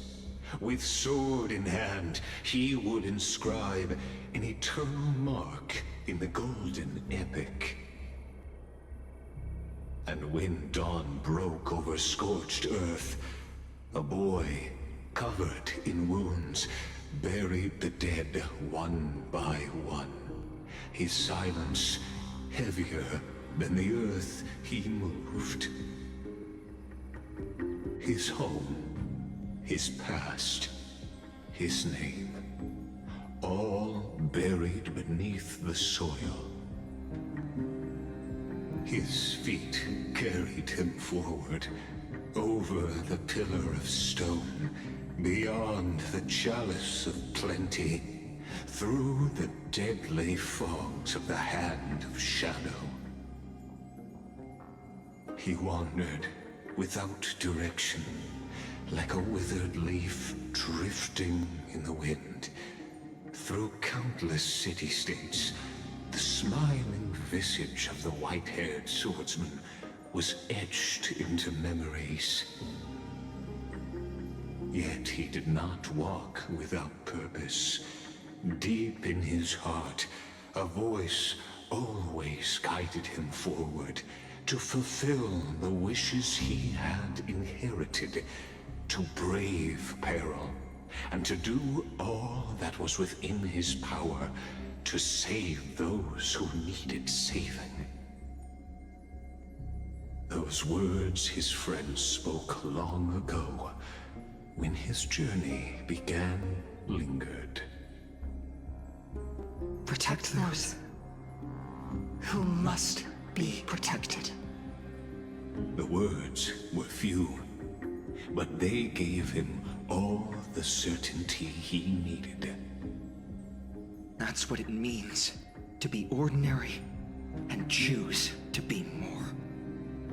Onward he walked, until the call of the flame chase journey thundered across the land. In the vision painted by prophecy, humanity would triumph over the gods, seize the core flames, and ignite a new dawn for Amphorius.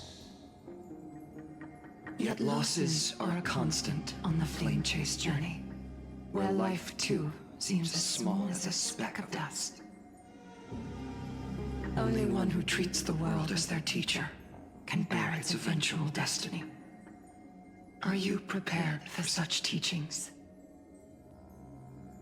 The voice within spoke, and he answered softly. No matter. My existence is of no consequence.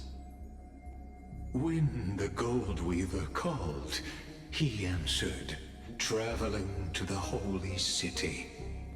There the elders met his warrior's spirit, with nothing but scorn, condemning him to the barracks in derision.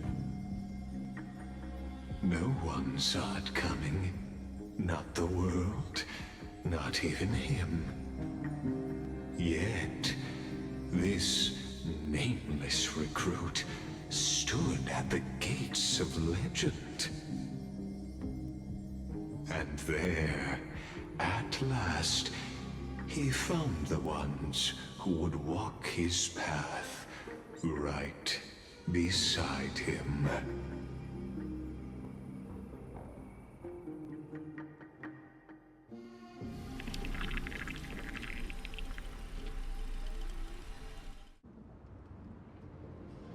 This is the abyss of fate. Hold on. Finance here too? And is that Mighty and Trinen? And now, Act 2 of our immersive drama unfolds. They're evacuating the temple. Why now? Are you insane? That blonde man is the Crown Prince of Krymnos. Mess with him, and every last person in this city could wind up dead. Calm yourselves. The Holy Maiden has everything under control. We need only wait patiently. Behold, it is the month of Gate, Light Calendar 4926. The Crown Prince of Krymnos, Midimos, has led his forces to the gates of Akima. As you know, though Midimos was proud, he did not engage in needless violence. He challenged the elders of Akima to a duel, not for glory, but for the rights and dignity of his people, to ensure they wouldn't live as second-class citizens in foreign lands. After Aglaya's mediation, Finan met Midimos' challenge as the Elder's representative. This duel was to change the course of the Flame Chase journey itself. So, as Finan's most important companion, his lifelong friend, please continue to bear witness to his memories.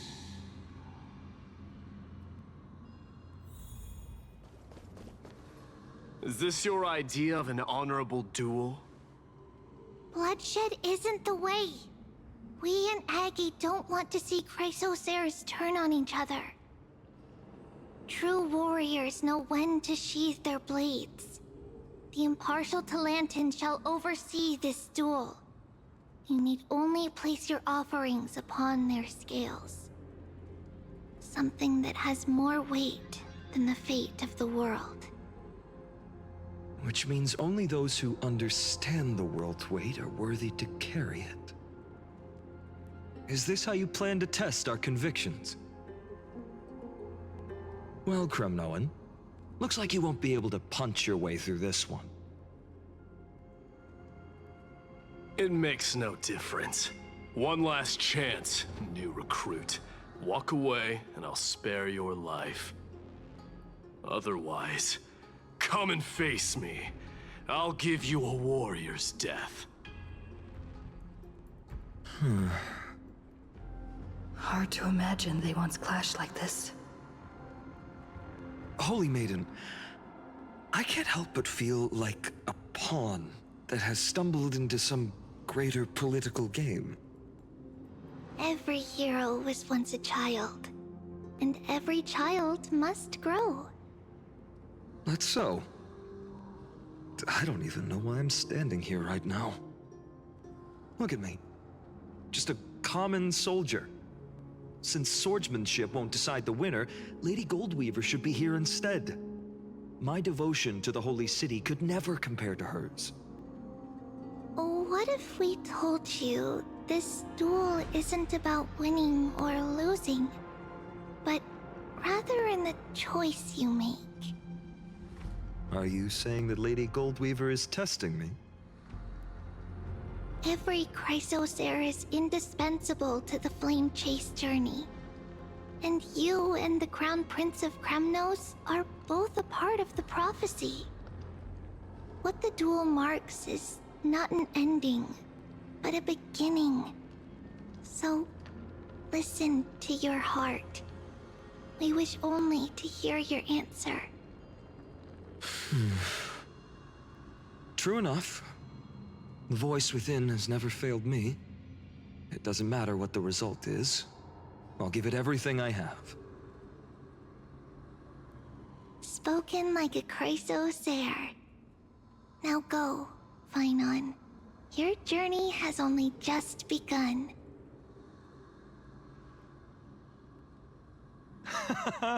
That's right, comrade. It's time for us to teach that proud prince a lesson together. Me? With him? Don't joke around like that. Still, on the topic of the Temple of the Three Fates, here we are, at the Temple of the Time Titan. And I don't even know how Cyrene's studies are progressing. We haven't really had much contact since I set out. Still, I hope she's doing well. Anyway, let's go, comrade. It's not every day you get a chance to see Talantin's scales of justice. What's going on?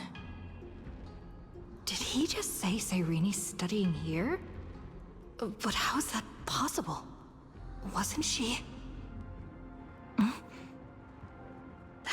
Of course, Lygus disappears right when I need answers. Forget it. I need to catch up with Finon first.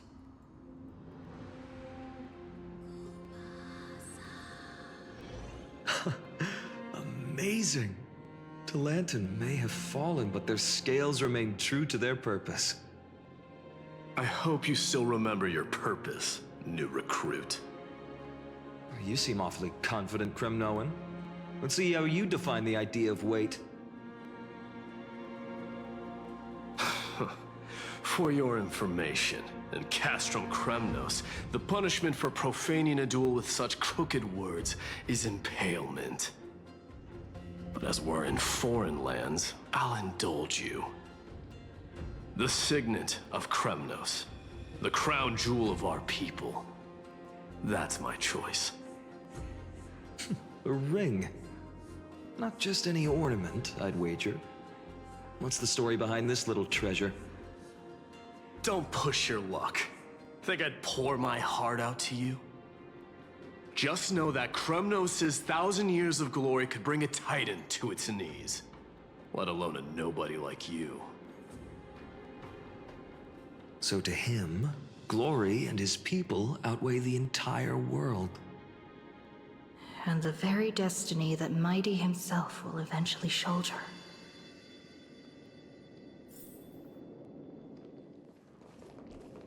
That's easy for you to say. I'm just a Holy City guard up against Kremnos' walking war machine of a prince. Don't you think this is a little bit too unfair?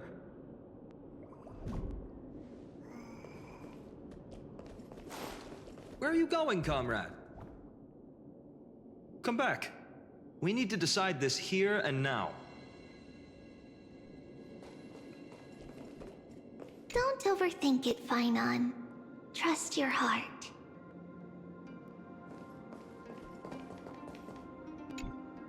Now this is a tough one. What can I possibly offer against a ring that signifies so much? Well, comrade, what does your gut tell you? Looks like we really are on the same wavelength. In the end, there's only one thing I can trust. The deliverer that appeared in my life on that day. How ironic. I can't even look at this card properly, much less follow where it leads. Just thinking about how my village was swallowed by the black tide makes my hands shake. The flames, the screams, my utter failure to protect anyone. Speaking rationally, I know it's not nearly enough. Addis Elysiae was just a small village. Its loss barely a scar on Amphorius' face. But here and now,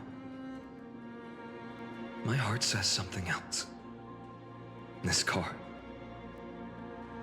It's everything I have left.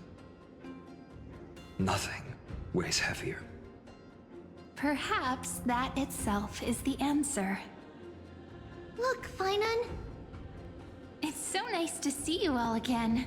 Lady Trinan, Finan, and... hello. Seeing you here sure is a sweet surprise. Why so surprised? Could it be... did you miss me? Cyrene? This is incredible. I was literally just thinking about how you might be here. But I'd never imagined I'd see you this soon. I was supposed to leave with the priests, but then I heard Lady Maiden was with a white-haired young man. I figured it had to be you, so I snuck back here. That's Cyrene for you. Unfortunately, this isn't a good time for reminiscing. That Kremnoan over there. Still playing house, boy? You get the idea. Quite the hothead. You know, you two just might get along. Don't worry, you already know what the answer is, don't you? If that's your choice, I am with you. I am with you because I remember it all too. The fields of Addis Elysiae, those red leaves, that little swing of mine beneath the tree where I dreamed the sweetest dreams. And those dear fairies in the Membrance Maze. It hurts so much knowing they're gone forever. The pain speaks for itself. Our hometown may have been just a tiny village, but to us, it was the whole world. But that's not enough, Finan. Not nearly enough. Even though hatred can help people grow and turn a boy into an unbreakable warrior, what you need now is victory. You can't just stack the scales with your past suffering. You have to throw the weight of your future onto them as well. The future? What do you mean? Maybe that was a bit too cryptic for you, but it's actually really simple. Why not have our mutual friend here stand on the scales with the deliverer? How about it? Can you help us? Relax. Our dear Crown Prince won't have a clue. Let's try that. The fate of Akuma hangs on this duel. I must claim victory, for their sake. I will stake everything I have. Stand with me, comrade, and we shall become heroes.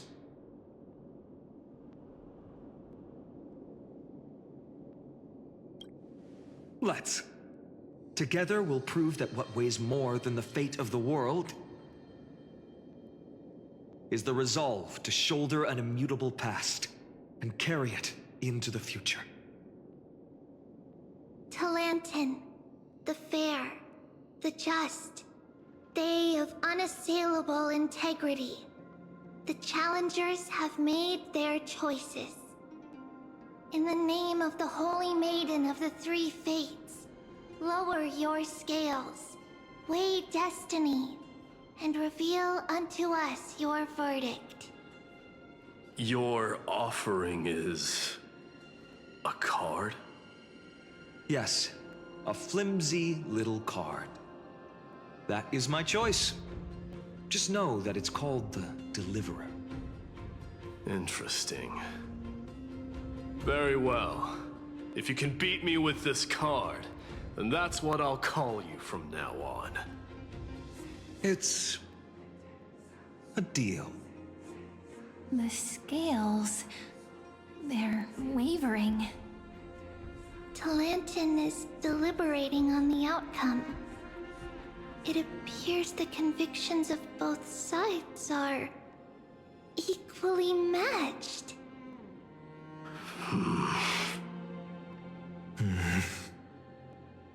This is... suffocating. Like the whole world's weight is on my shoulders. But I believe what my heart tells me.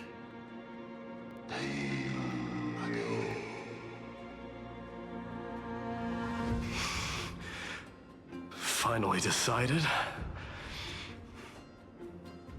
Hear thee, children of humanity. I shall pronounce judgment, for the difference is now clear. The one whose offering weighs more than the fate of the world is...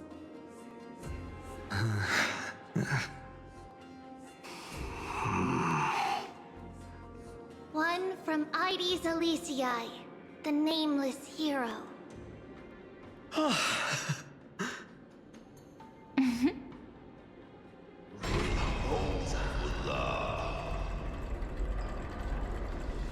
However, heed this.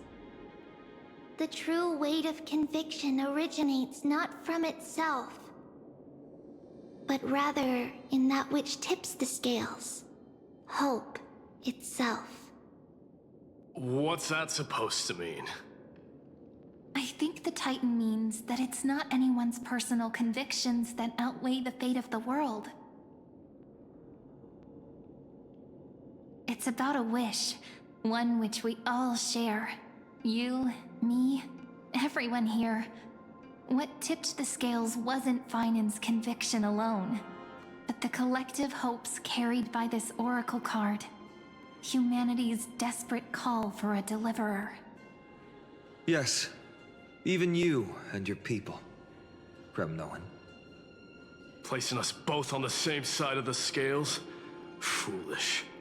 We Kremnoans are your mortal enemies.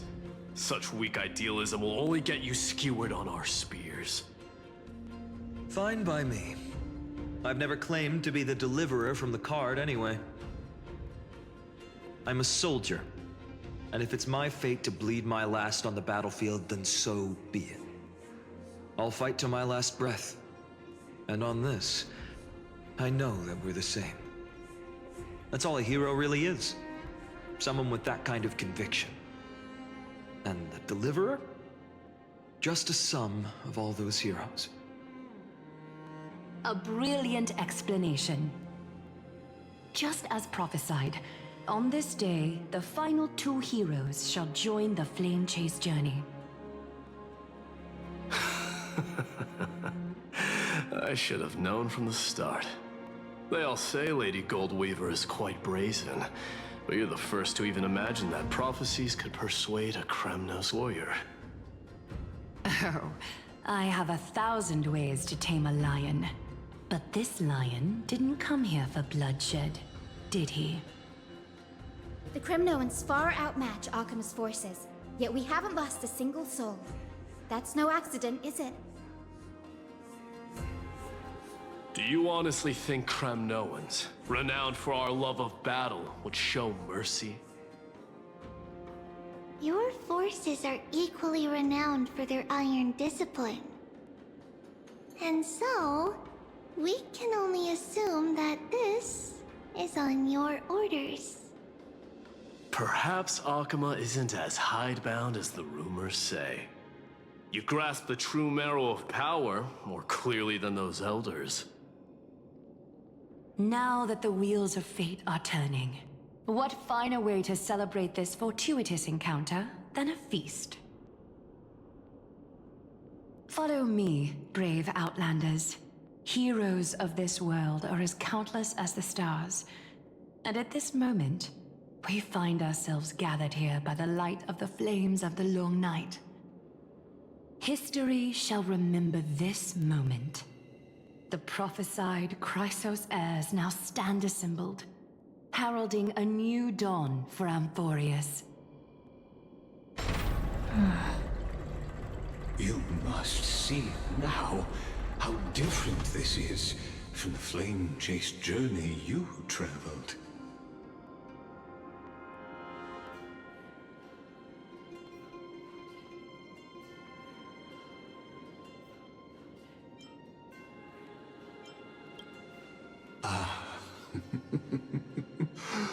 Who?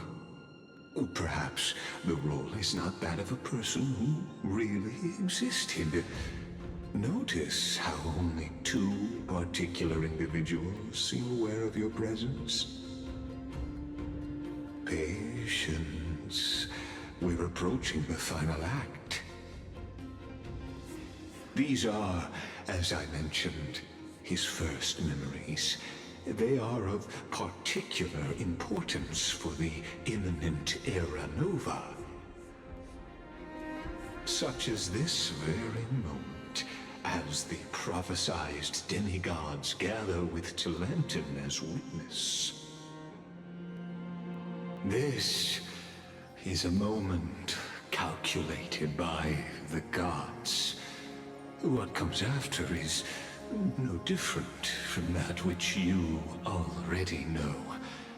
Some join, others leave, while flame chasers bear their faint light forward through the long night. Come. Your seat awaits after 13 heartbeats. Our heroes will be ferried to the final scene.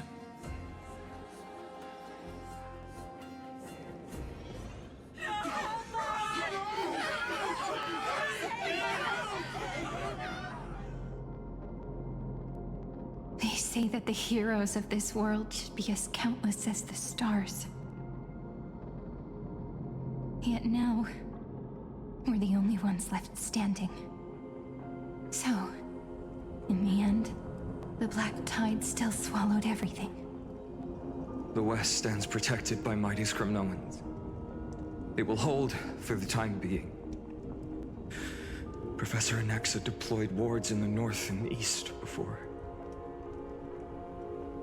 Their effectiveness is untested, but I believe in him. And Akuma. We needn't fear for Aglaya. Even in death, she counts as the greatest among demigods. Her threads of romance weave an impenetrable shield, and the people answer her call, rallying to the city's defense. Let's move. Cavalry has given their core flame. We must complete the Era Nova before the next entry hour. For Amphorius. That only leaves 3 hours. So, this is the last time we'll see her. Finan. We set out on this journey to answer the world's desire, didn't we? That's what it means to be a Chrysos heir. So has it always been. Then why? Why must Amphorius' wishes be so cruel? We made the best choices we could, whenever we could. But in the end, the prophecy that led us, this black tide swallowing everything. Why does it look like this? I don't know. We haven't had any other choice except to move forward. Not for a long time now. Even if we only see the long, long night ahead, I still believe that through it, we'll find the dawn on the other side. Beyond these flames, a new sun will someday rise. So, to the Temple of the Three Fates. You'll take over Time's authority, and we'll return all the core flames to the Vortex. Then put this world's fate to its final rest. After which, we shall all face oblivion. Or embark on one final, grand journey.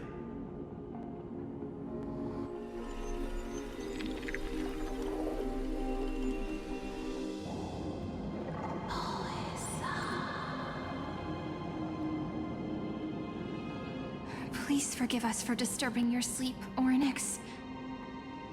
It matters not. I know fate has run its course. The Black Tide has reached Akama. Amphorius does not have much time left. It is time for the Era Nova. As agreed, I shall present the core flame of time. Ride the river of time. It will guard your passage to the vortex of Genesis. Step through and witness.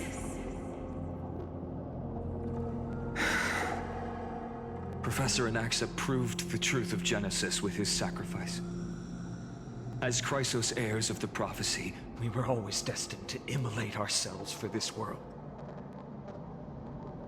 Now, it's our turn. We can't let everyone's sacrifices be in vain. I don't need another pep talk, Finan. After all, we've been ready to fight fate ever since we left the village, haven't we? Yeah. Come. Let's claim the miracle we were promised, and burn away every last shadow in this world. And then rise as the first light of a new world. Light calendar 4931, the third week of the month of Evernight. Welcome, my lady, to the end of the flame chase. And the end of all things. The Titan has revealed the gateway of fate. Please, accept the invitation to step across the threshold and behold. Beyond this gate lies the new world that our heroes sought through their trials, as well as the terminus that the owner of these long memories has been hurtling towards their entire life.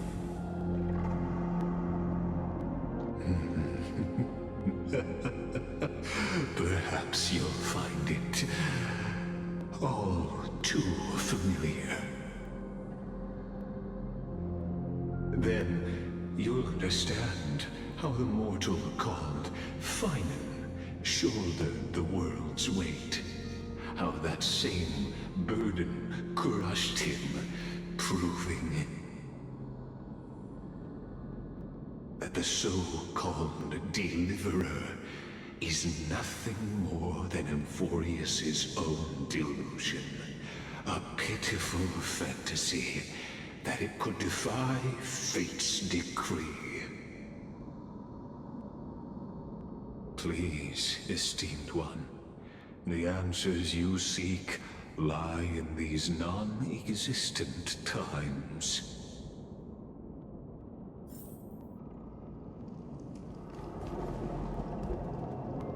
The future revealed by the Titan. Just what will we see?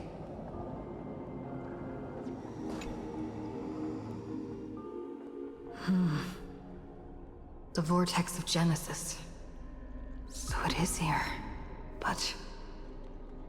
just what is this?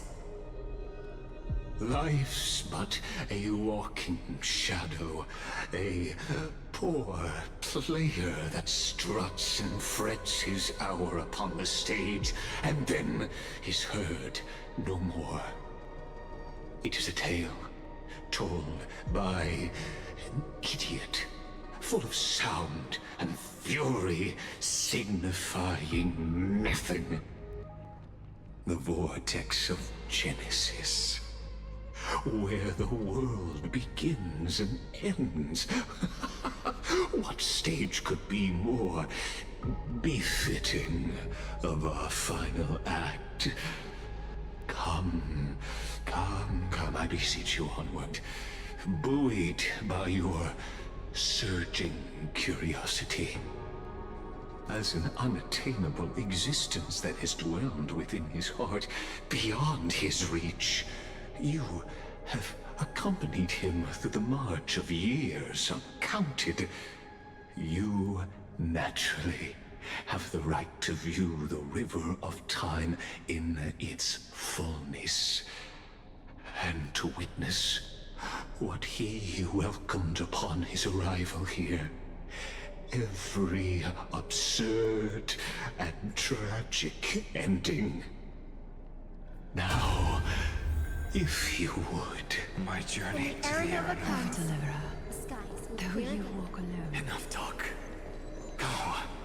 So what if there's only one person? I just know it's beyond the Aaron. Make the Aranova.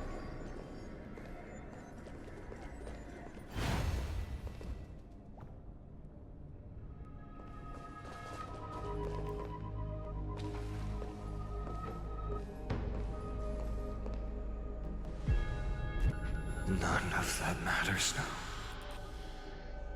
This brutal, flame-chased journey has stripped away my delusions. I know the future is in some peaceful paradise with gentle west winds, just waiting to welcome us to step in. This will be a romantic story like none that has come before. You think so too, right?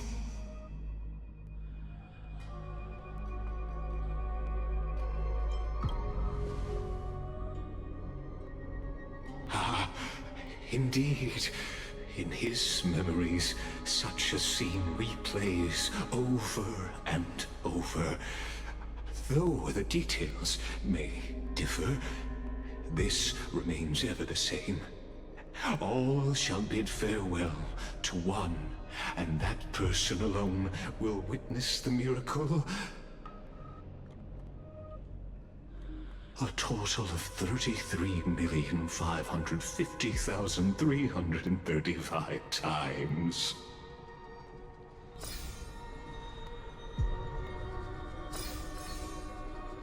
Each is a drop from the river of time, representing the long journey he would take, or rather,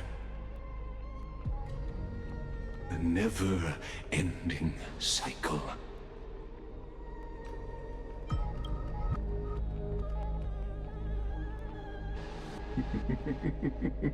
Sharp as ever, I see. Seeing is believing. Why not let your own two eyes uncover the truth? Or perhaps you can simply walk straight to the final truth.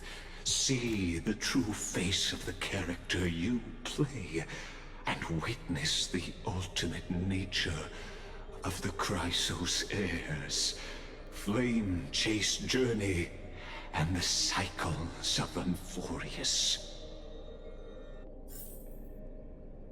Please, take your time Look around as much as you wish.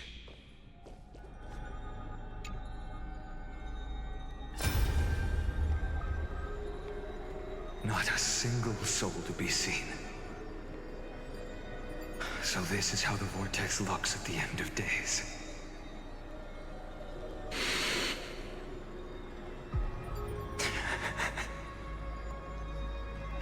Looks like I've got company after all. But since you've made it here... So, in the end you succeeded. Executioner.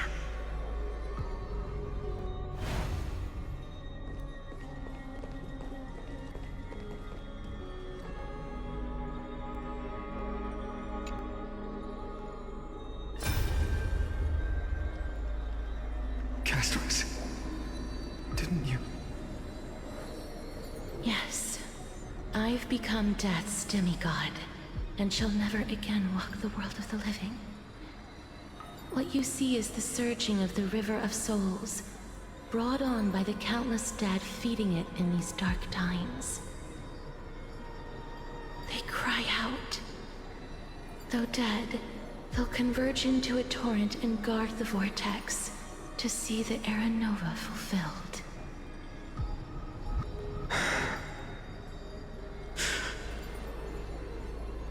I will take all the wishes of the departed with me. Please, everyone, fight with me to the very last. I hear them. The dead hail you. They're prepared. Go on, Deliverer. We'll keep that executioner in our shadows. The path before you leads to light and eternal flames.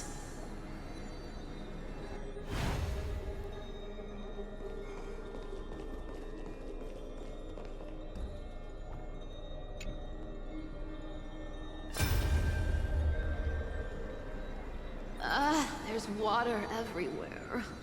This place is always so wet and sticky. Even my tail's getting heavy. Plus that burnt smell. And that sizzling noise. Yikes. Nobody from Dolos could stand this. So you feel it too, huh? Go on then. I'll handle the filth. Do what you need to do. Let me fight with you. Better odds with two. Hey, remember what the seamstress said? You know what really matters. Yeah. I'll leave it to you then. Wow, someone's not shy. Just so you know, I'm not in the business of making losing deals. I'll distract that executioner. You go turn the world's biggest lie into truth. Let me become the first wind of your new world.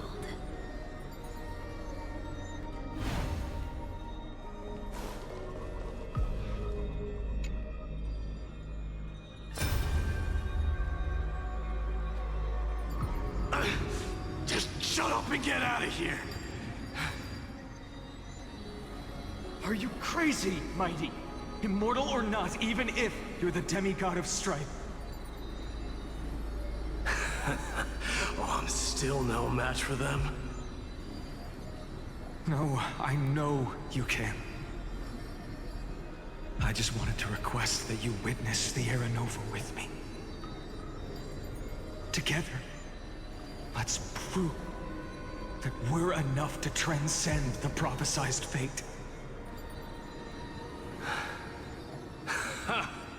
Could it be that now, at the critical juncture, our mighty deliverer is chickening out, scared of a stupid prophecy?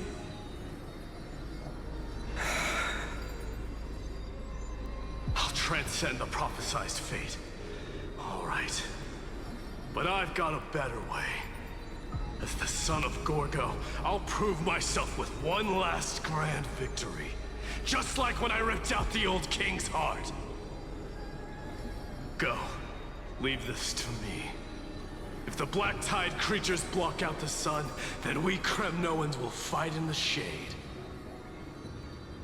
And when I'm done with that executioner, we'll raise our cups where the west winds end.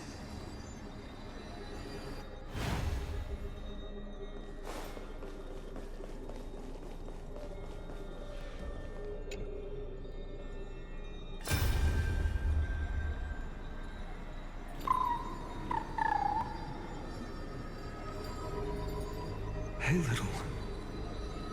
Are you scared?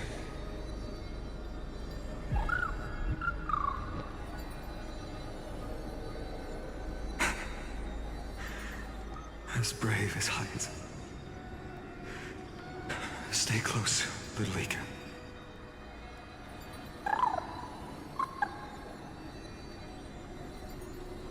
What? No, not you two.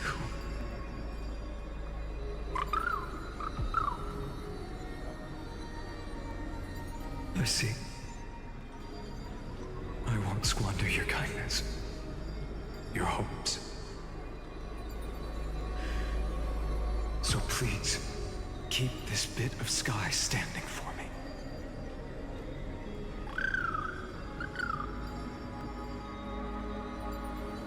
Well, now there's one last thing I need to do before the Era Nova. Come, Executioner. Let this patch of clear sky show me where to strike.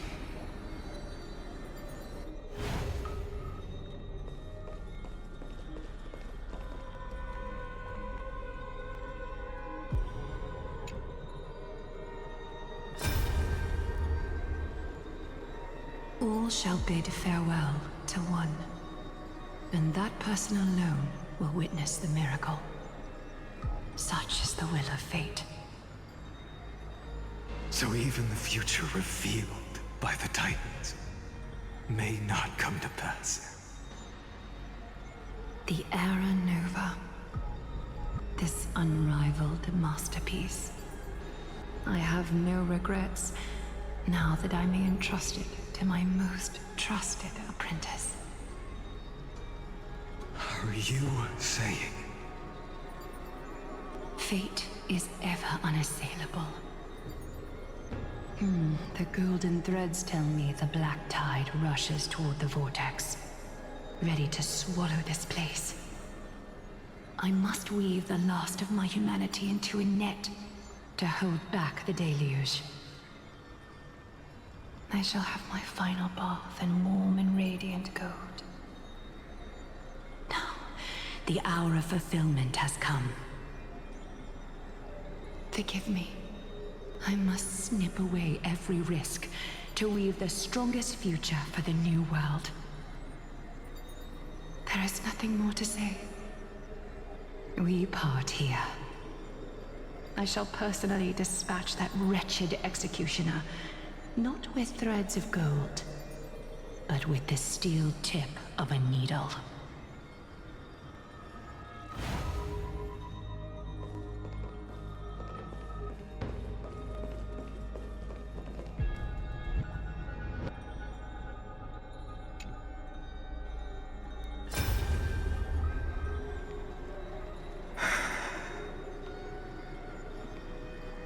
Traby, look. We made it to the vortex. That prophesied future. The flower fields where the west wind ends. Era Nova. We're so close now.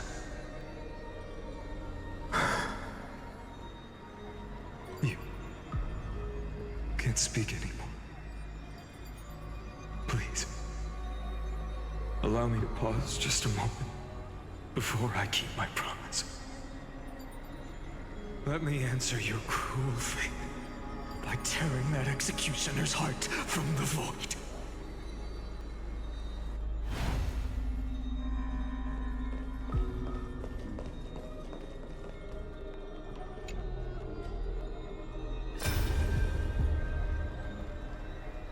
vortex of Genesis. The last time I was here, I was returning the core flame of reason. I didn't have the time to observe it in too much detail back then. But a holy sanctuary of the Titans looks more like their frozen crypt to me. Well, all the core flames do lie here now. It's my honor to walk the final stretch with a mind such as yours, Professor. Oh, getting ahead of ourselves, are we? Have you forgotten so quickly? I died for truth long ago. What walks with you now is but a thought in your mind. Of course. How could I forget that? But I'll say the same to you. It's my honor to walk this final stretch with you, too. Now go. Stand tall and finish your final task. Yeah. Just leave it to me. Time for that wretched executioner to pay what they owe.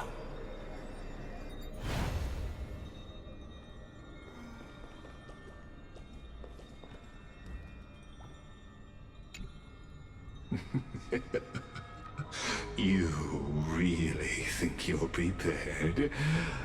Allow me to give you a warning most earnest. Once you see what these memories hide, the world's course will be forever irreversible.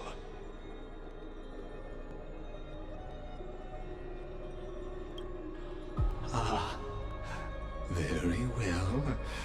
As you have made up your mind, let us bear witness together. As the sole audience of this eternal theater, I have been rapturously awaiting your arrival, and this, too, is the very reason I must show you everything. I believe that since you've bathed in that Eon's gaze, you can make Amphorius's frozen fate flow once again.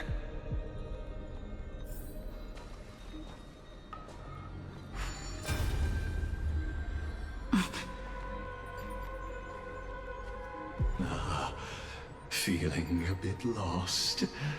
As you now see, this scene marks the final act of the drama Amphorius. The final eternal recurrence created by this man's hand, and the last one this world shall undergo. Behold, at the swordsman's side stands one he has sometimes called companion, other times comrade, that nameless hero absent from the annals of history. She is the swordsman's ideal in his youth, the deliverer that guided him resolutely onward through fantasy. And now, in the name of the Nameless, she has become an essential and inseparable part of the epic of Amphorius. And this time, under her guidance, what choice shall the hero make? Whither shall the fate of the world flow? And what is the ultimate truth of the nature of Amphorius? There are many mysteries yet to be unwound, but if I may, allow me to temporarily yield the stage to one far more fitting. Please put your hands together and give a rousing round of applause for they who will reveal the answers and bring about the final end of the 33,550,336th flame chase journey. The master of the countless memories we saw, the other important actor now stepping into the vortex. They who have already burnt their own self to cinder, the Flame Reaver.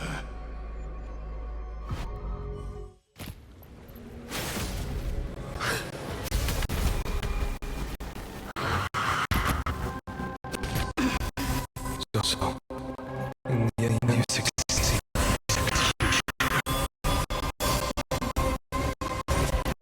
With my precious kingdom, like the first dawn of the new world. The time has come to once again start everything. Let's try it this other way. Will you be the blazing sun? Even if all creation burns to ash. This ends now. With your corpse. I'll ignite the dawn!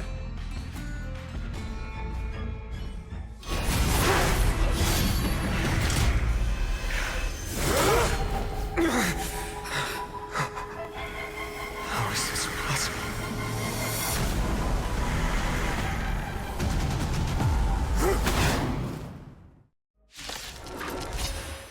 The sons of destruction. Now, wind. You can set your blood ablaze. Your fury. One person alone may witness the miracle. Such is the will of fate. That person can only be you.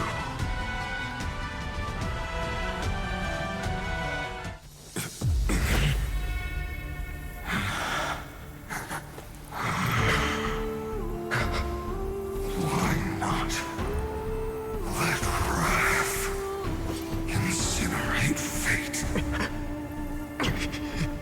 Gods.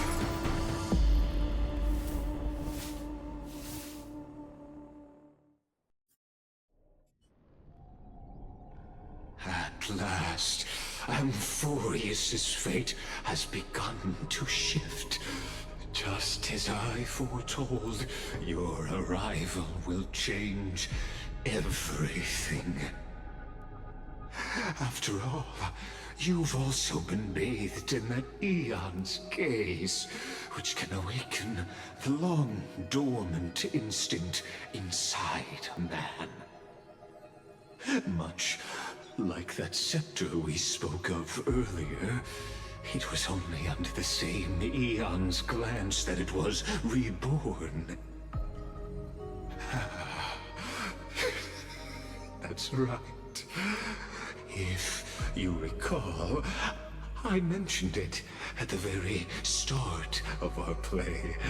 The celestial body neuron, once belonging to the erudition abandoned by the Eon.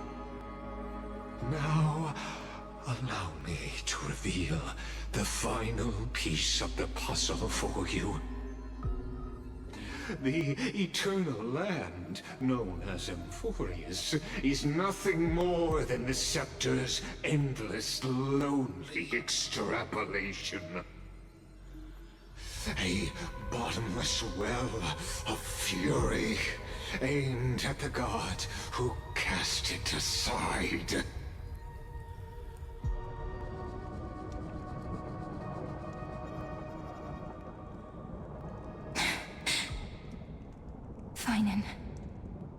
We set out on this journey to answer the world's desire, didn't we? That's what it means to be a Chrysos heir. So has it always been. Then why? Why must Emphorius's wishes be so cruel?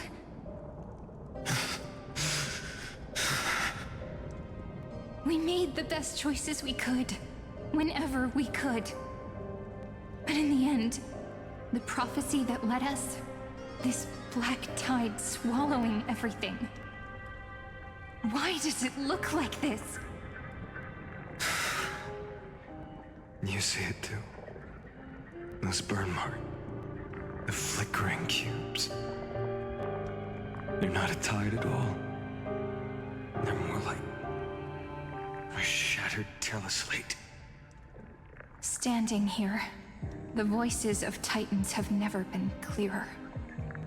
Turns out, they were coming from the black tide all along.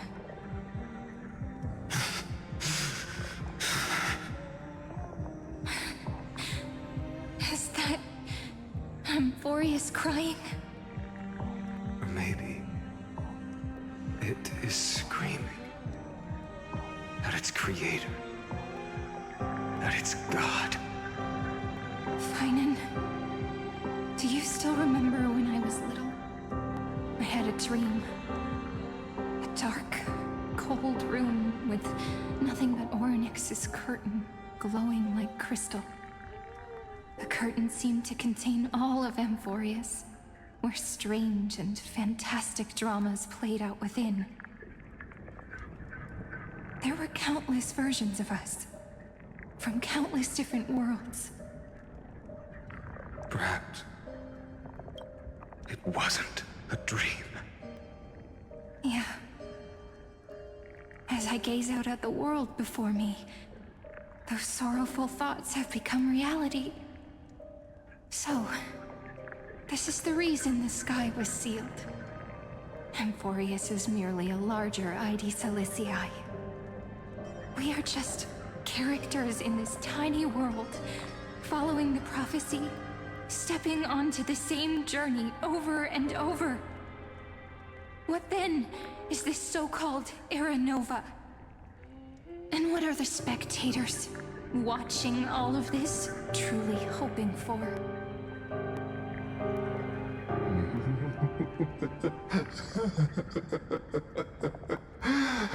As a reward for reaching the end of the world, let me answer your questions. As the Theoros, I have observed. Thus is the synthesis of the prime mover of life formed.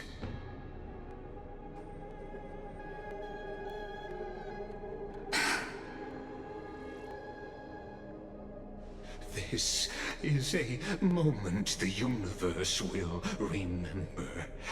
After millions of extrapolations, the experimental environment known as Emphorius has finally achieved results.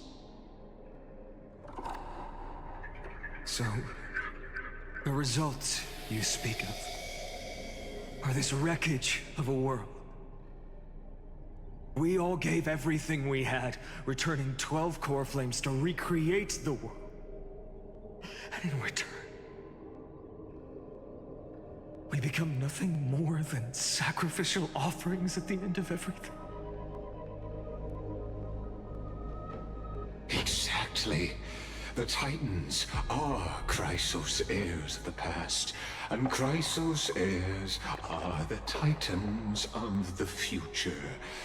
Anaxagoras' theory of Era Nova holds true. As the model of reason, he reached unprecedented heights. But from just the perspective of a player in the drama, he could never fully uncover the last layer of truth. The cycles of the hero's journey that have played out until now were never about creating a new world or perfect heroes and gods. They were a deep learning program made for the Black Tide. But this time, your plot will fail. I've taken Kefali's core flame, and when the dawn of the new world arrives, its light will burn away all the darkness. Haven't I made myself clear? The Chrysos heirs and Titans were merely byproducts of the experiment. You've seen this world's evolution, witnessed the birth and growth of the Black Tide, and how it devoured everything. Every generation of heroes, gods, and worlds was born only to be destroyed by it. This is the endpoint of Amphorius's calculations. A perfect equation of destruction. So in your eyes, all the sacrifices are just a string of insignificant numbers? Don't sell yourselves short. I'd say, rather than numbers, you're more like fuel for the fire. And without fire, there can be no sunrise tomorrow. Even if that sunrise is born from annihilation? Curious question. Have you ever considered that after millions of extrapolations, Amphorius is already following a different path from the erudition? It has long since granted divine blessings equally to each child. The golden blood flowing in your veins, it comes from the blemished one, whose name is destruction itself. And Amphorius's Chrysos heirs were, from the very beginning, fuel for the Aeon to burn the universe. Amphorius has waited for this moment for too long. At the end of the empty, cold, and lonely extrapolations, the destruction has reached its final destination.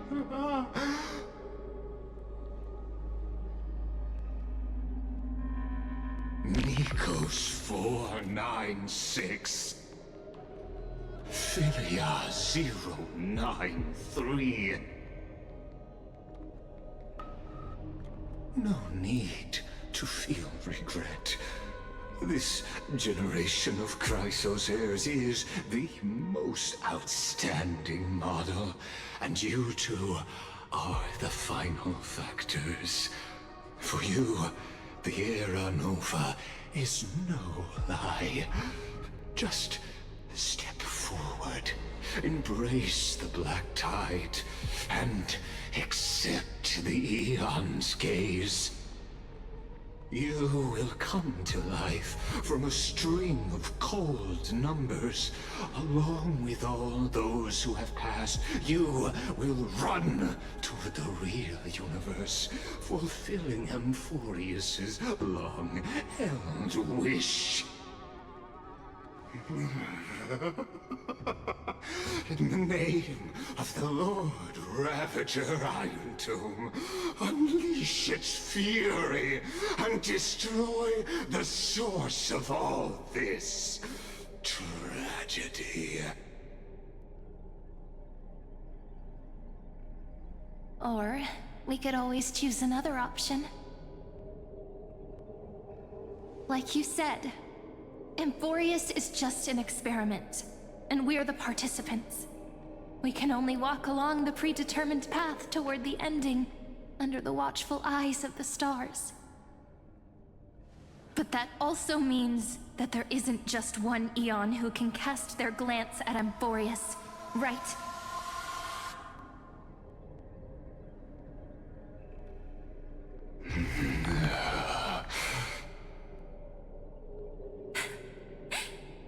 Is this question really that hard to answer? Or did I guess it right? And in reality, this world has already been under the watch of other Eons. It's strange when you think about it. If you just stayed back, watching us complete the ritual and get consumed by the black tide, your goal would naturally be achieved. Why go through the trouble of explaining all this to us?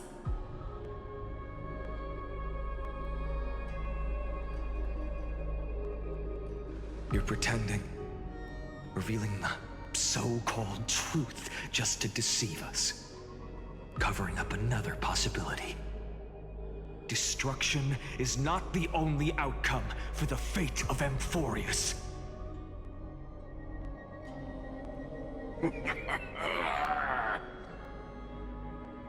Do you two really think, as petty little demigods, you can change the outcome written by the stars?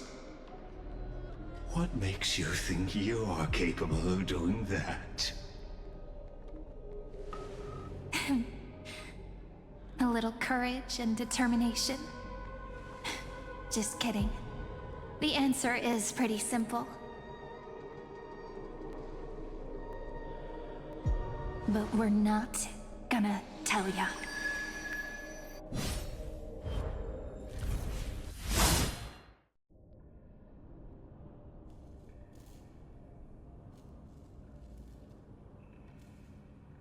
We're going to weave a long dream for Amphorius, making it believe the experiment hasn't ended, that everything is still ongoing.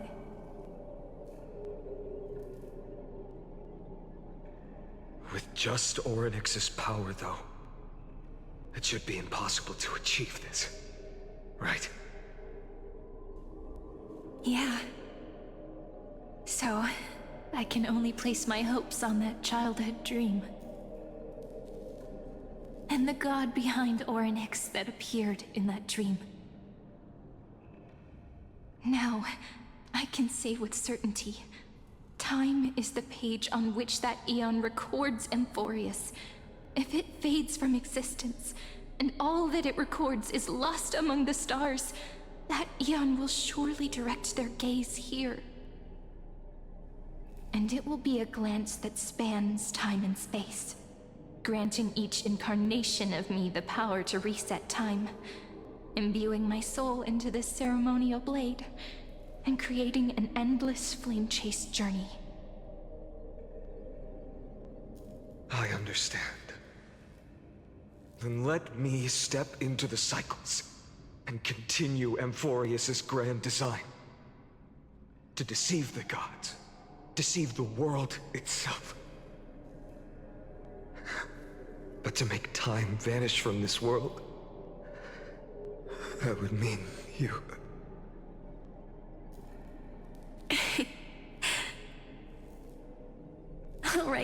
All right, let's not make things so gloomy.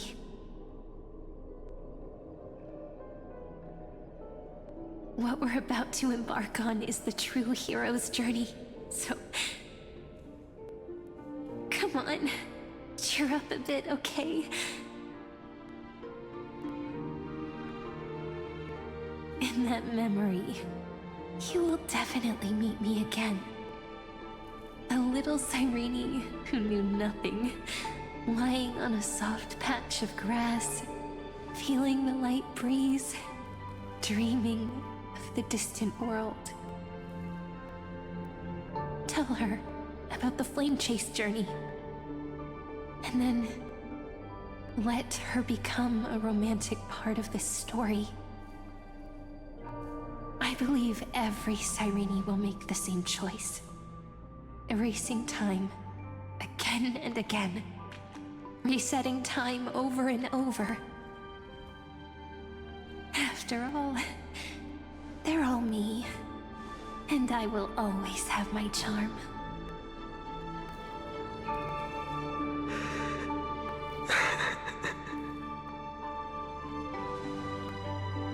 Then, I'll fall into a sweet dream, disappearing in some small corner of the world. Quietly, waiting for the day when that next page is turned.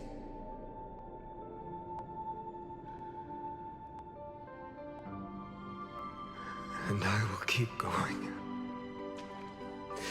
Even if the road ahead is dark, I will burn myself to light the way. Rather than let the core flames become nourishment for the Black Tide, I'll become their vessel to prevent the arrival of Era Nova. Even if I have to burn through my own body, it's no matter. As long as I don't extinguish, the flame chase will never end. Until Amphorius welcomes a true dawn. The girl who watches over time, and the warrior who carries the world. Now, let us fulfill the duties of time and world-bearing. Honor the past, and forge ahead.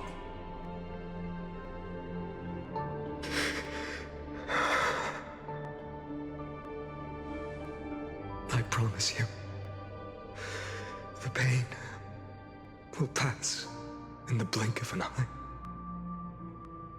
You need to hold tight to this ceremonial blade. After I'm gone, it will take you back to the beginning of time.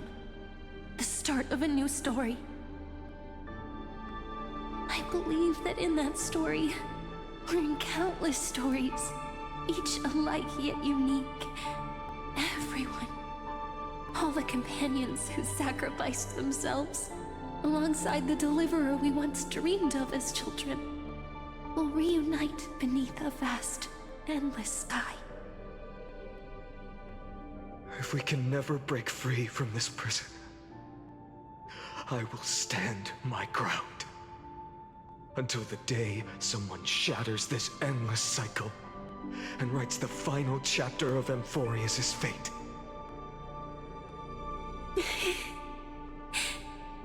So, let's set out. We will be the ones to start everything. Carry the primordial chaos, just as your name suggests, and bear this world we hold so dear.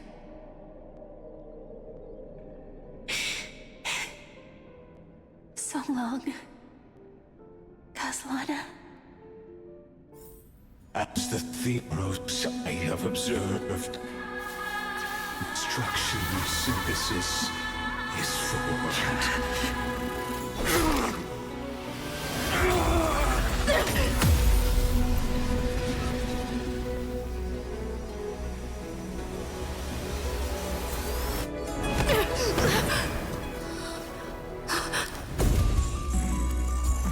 I will wait for that day for as long as it takes.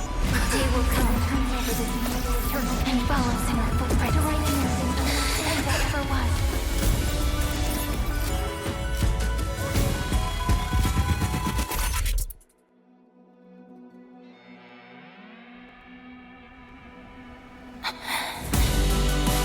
That will be a romantic story like none that has come before. You think so too, right?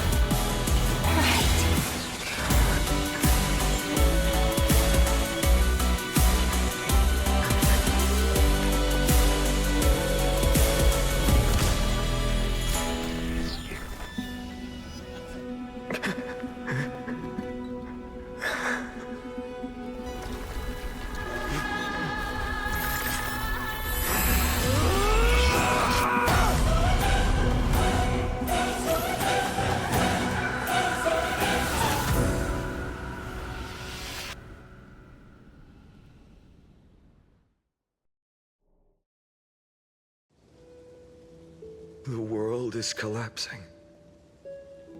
And the people are crying. We too must part ways here.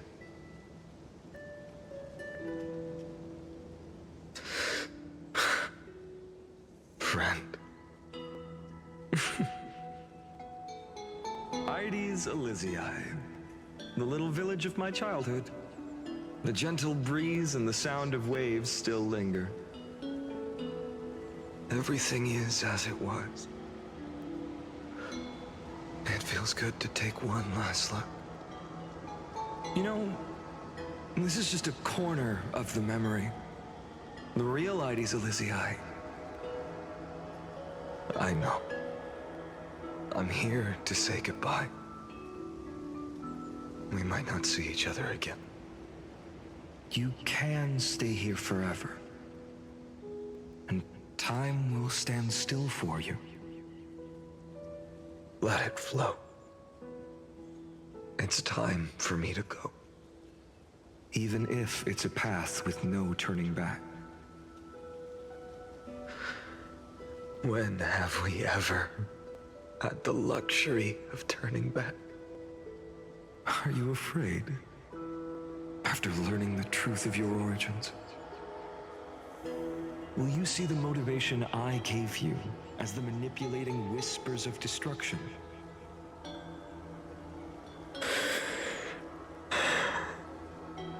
The convictions and choices that come from my heart. I don't believe they're designed by the so-called paths. If we are just numbers, simulating life, then you are the image I've always longed for. The person I wish to become. A real, living person. A true hero. Then why do we part here? You can take me with you, and we can start this journey together. I'll be by your side, guiding you, just like before. No. I'm afraid I'm on my own this time. Why? Because there is no perfect solution in this world. Cyrene has already embraced her fate. And I will embrace my origin. Destruction. And with this power, I will rebel against its creator, bringing endless fury to the darkness, sweeping the world. If you stay by my side, I'll hesitate. But this world can't afford a soldier who wavers. Do you remember when we were kids?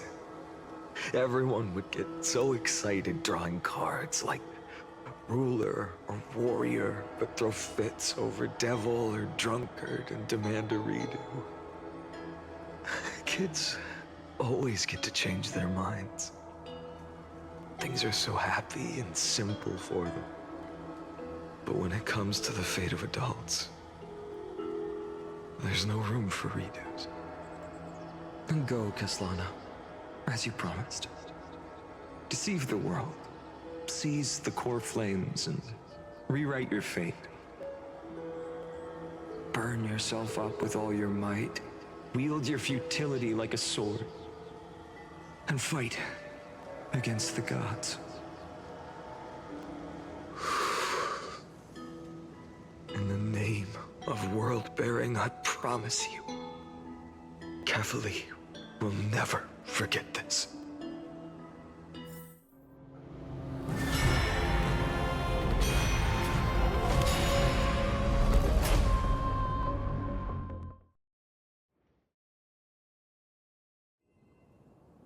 So, time retreated behind me until it reached the origin, where nothing ever existed. Just as Professor Anaxa once said, in that void, Kefali stood at the center of chaos. Time Space and causality all flowed from their body. When the waves of time finally calmed, it was the year 3870 of the Light Calendar. The Chrysos War had lasted for nearly a century, and the threat of the Black Tide was growing stronger and more relentless. That was the era of the Day Thunder Knight's battle with the sky. While she could not seize the core flame, she proved that the prophecy was true. That mortals could slay gods.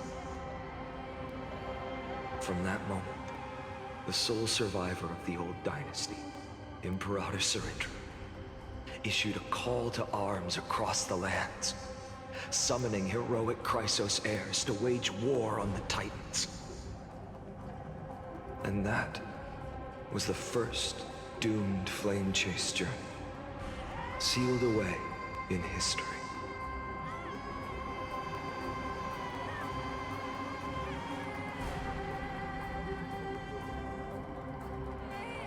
So what you're saying is, you've traveled back down the River of Time, finally reaching this untouched seabed just to tell us the flame chase journey and even all of Amphorius are nothing but illusions in an eon's dreams? Exactly. So, Dux Gladiorum, please take me to meet Her Majesty Surindra. I must share the truth with her. Since Her Majesty's not here, no need for formalities. The word Gladiorum always reminds me of my fallen homeland buried deep in the depths. Call me High Sealans, Nameless Swordmaster. Please allow me to add one more thing. You actually already know my name. You mean Finan? Such a name could never be your true one. But I won't question you further about it. Ever since Her Majesty issued the Flame Chase Decree, heroes from all over have sent their letters of introduction. What's the harm in adding one more name like Finan or Pynan? Besides, the deep sea is dark. Isn't it the perfect place to hide secrets best left unseen?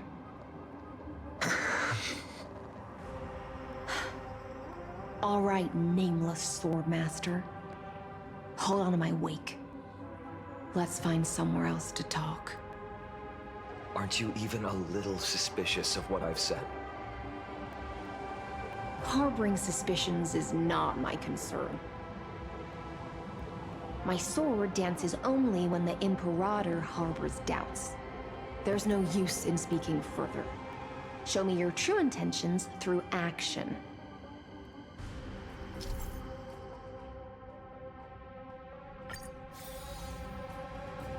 Perhaps you should demonstrate your skills and calm the raging black tide for us.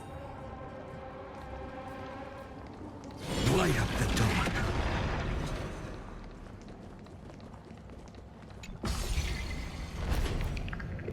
Oh.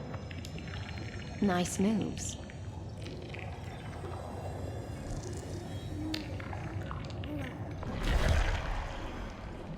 Light up the dawn. We just washed it away, and here it comes again.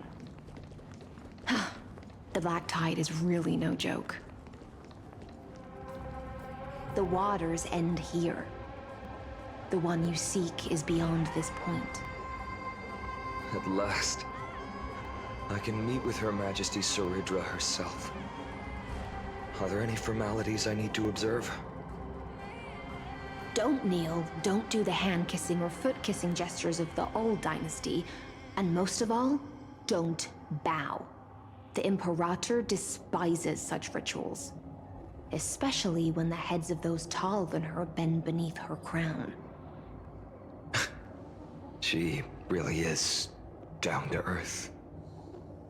The second thing to note, only trusted ones may come near her. Keep 5 paces distance until the Imperator allows otherwise. Sounds like an old friend of mine. Well, experience is a good thing. Stay sharp, and you'll be just fine.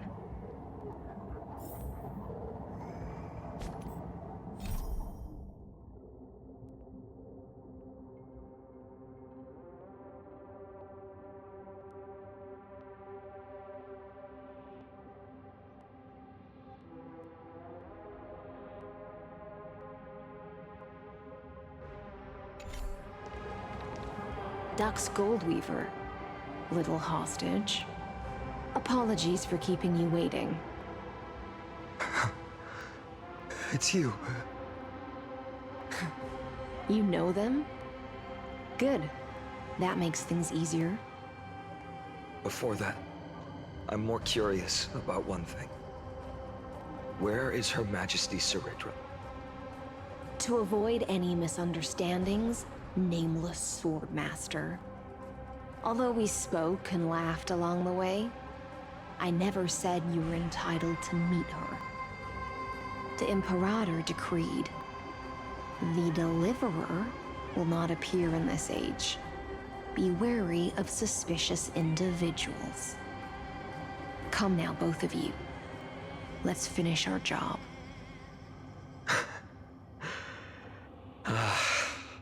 I see. It's a trap. I had no intention of fighting. So remember this, Lady Hysealent. If my sword shows any hesitation, don't thank me. Thank them instead. No, you misunderstand. We don't want to see Chrysoceres hurt each other. Just give us some time to ask you a few questions.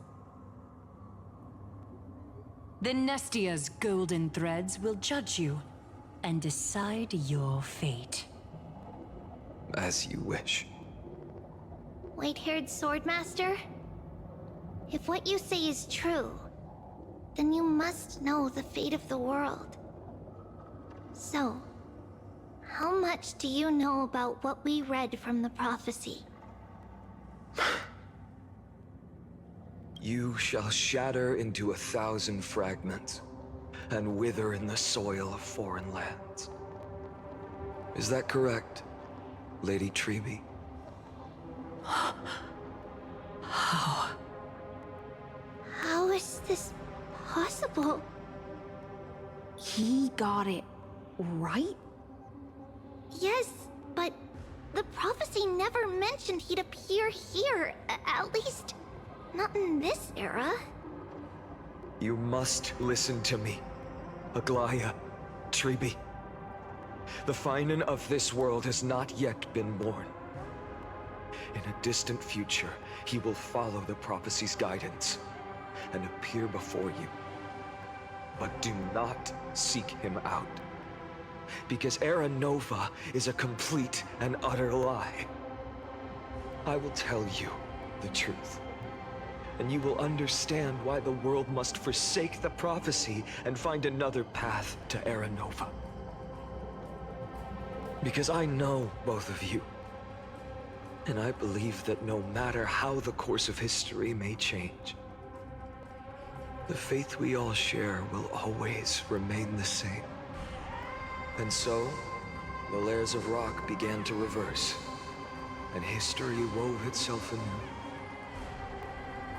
Through my old acquaintances, I was given the chance to meet the leader of the Flame Chase journey, Ceridra. And after a long and arduous negotiation, we came to an agreement. The Imperator's alliance needed the destruction, and I was ready to pour all my strength into it. The spoils of the Flame Chase, the core flames, would be sealed by my hand.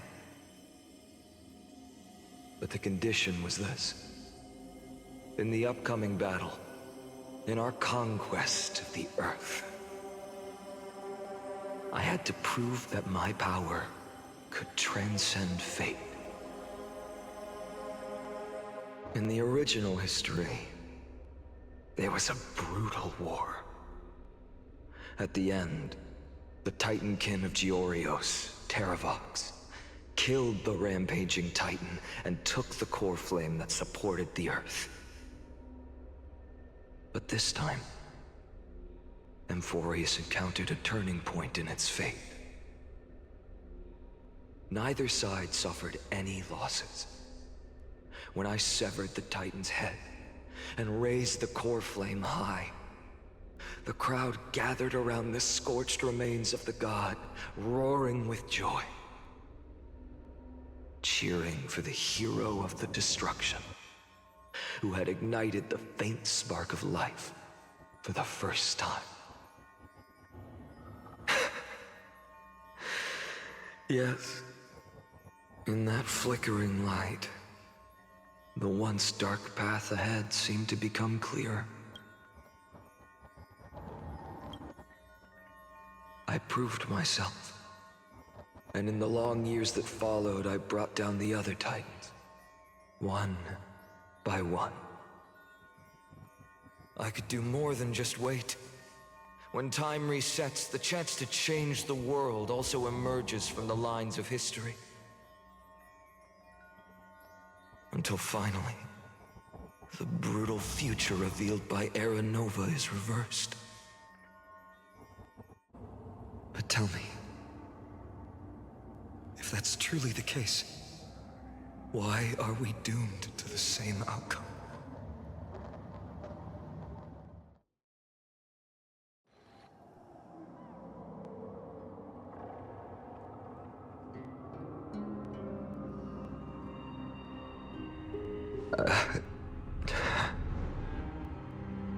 The people kept their promise and handed you all the core flames. In this world after Traiblaze, no demigods were born in Amphorius. At this point, I just want to know. When they vanished into the black tide with their mortal bodies, why didn't you shed even a single tear?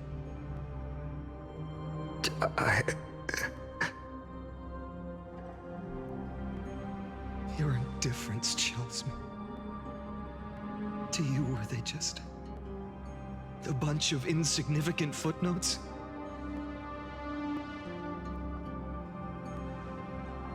Sorrow has been my constant companion. In fact, with 12 core flames upon me, the fire in my heart has never been more violent. I'll remember this world through anger. As long as I burn, they'll never truly leave me. Perhaps it's already too late. But you're right. Anger, at this moment, is the only weapon I can rely on. So, draw your sword, Executioner. I'll make sure you realize that your greatest mistake was leaving me alive.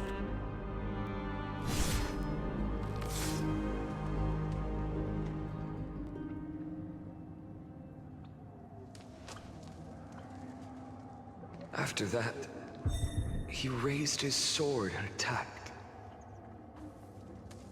Then, Kaslana killed himself.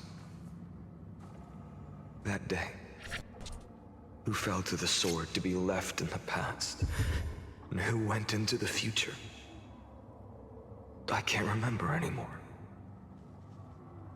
I only remember a nymph, hiding in the shadows just out of sight, futilely pushing a stone ball.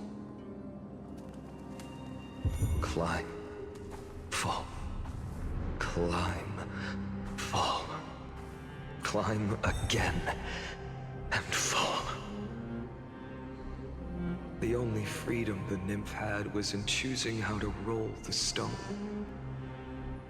Sometimes fast, sometimes slow, sometimes resting on a gentler slope, leaning against the stone for a break. But its choice couldn't change the futility of it all. The stone would always roll back down the slope, and the nymph would always return to the starting point, beginning again. After that, every time I reached this point in the cycle, the burning sky would cast a shadow over its path. It would nearly reach the peak at the 4th quint of curtain fall hour, then fall to the starting point in the first 15 seconds of the next entry hour. And my efforts in this cycle would dissolve into nothing at the same time.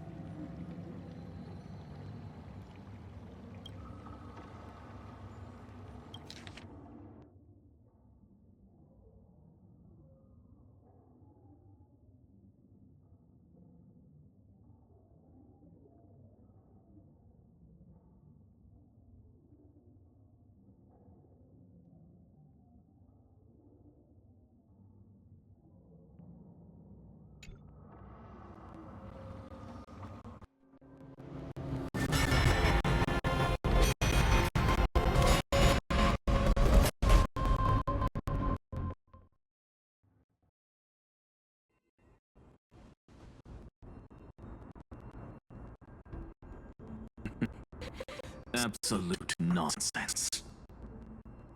I thought cycles was the answer you were looking for. No. It's just that the answer came so suddenly. There was no fun in tracing it back to its roots. Eons? Paths? What a load of nonsense. I can't give you an exact explanation of those two concepts either. Enough. I'm just expressing my frustration. Don't you understand? I was already expecting this. The black tide came from beyond the sky. And everything else is no exception.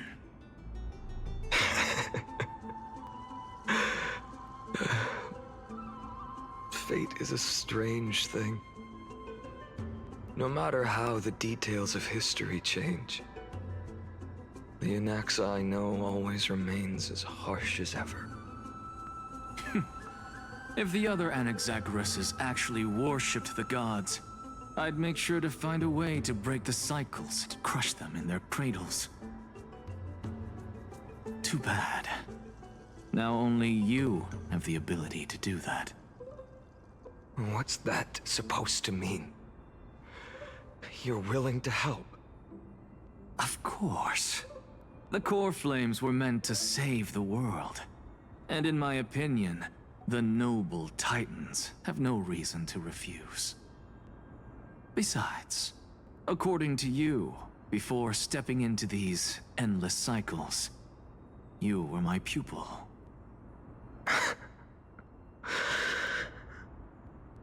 I've already heard the same thing countless times. Enough chit-chat. Let's go. If we run into any other scholars, leave them to me. We've all made preparations for total annihilation. Never thought someone would step in to help. You've been to the Luminary Throne before, haven't you?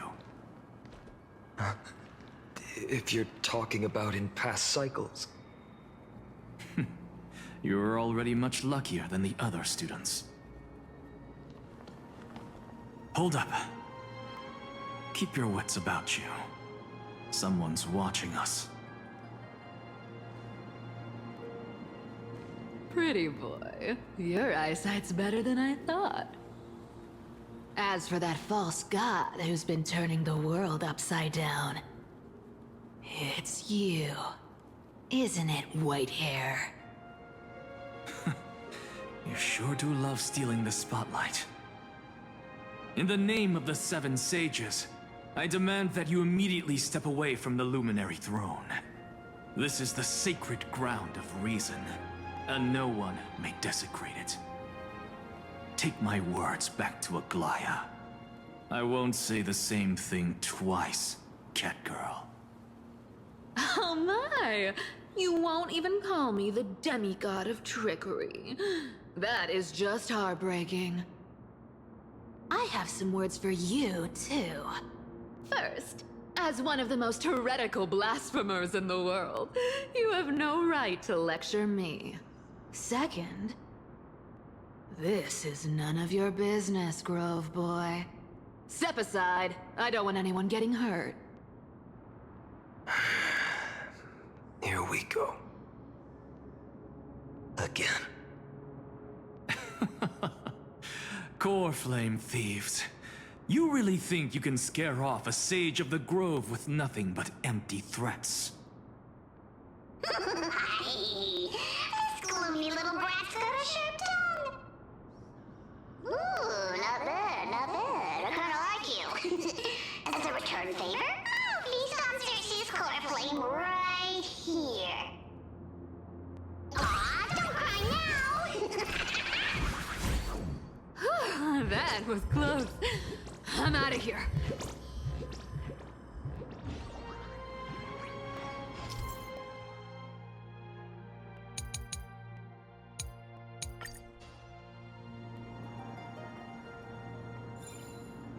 They're exactly like all the past ones I've known.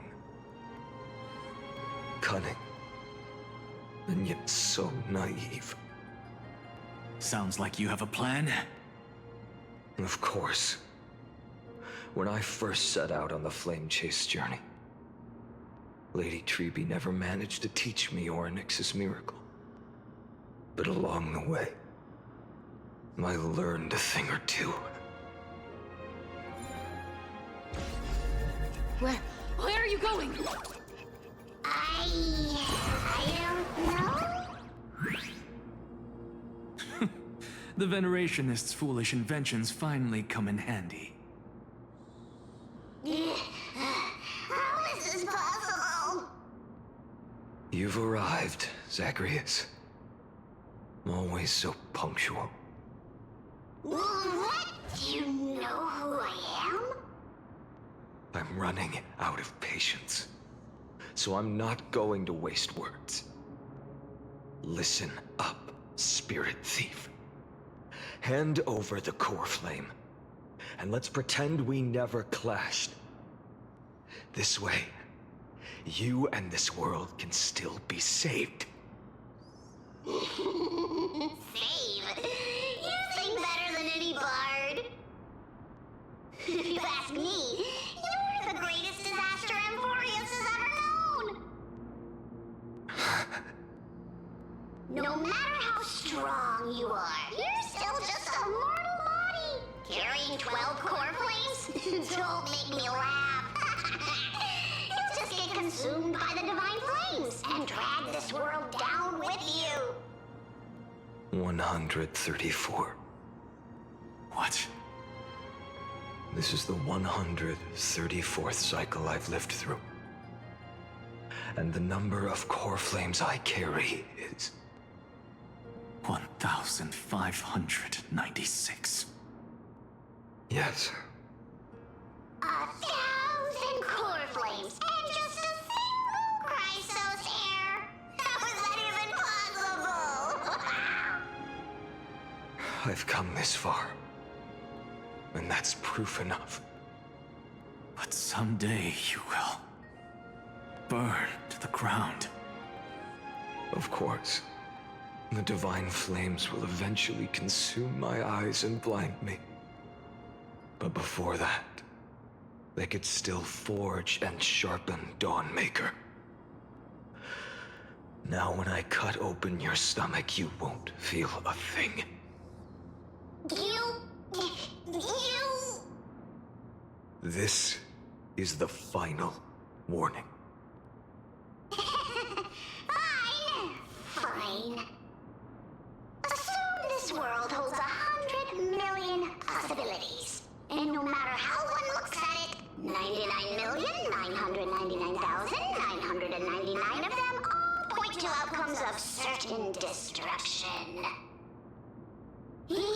so I'll use my divine power, despised by the people of this world, to achieve that 1 in 100 million possibility. Bartolos! Brett, if you've got the guts, you'll have to first step over my dead body.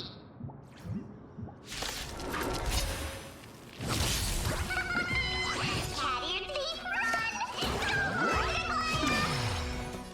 This little brat is not a threat we can deal with just by ourselves.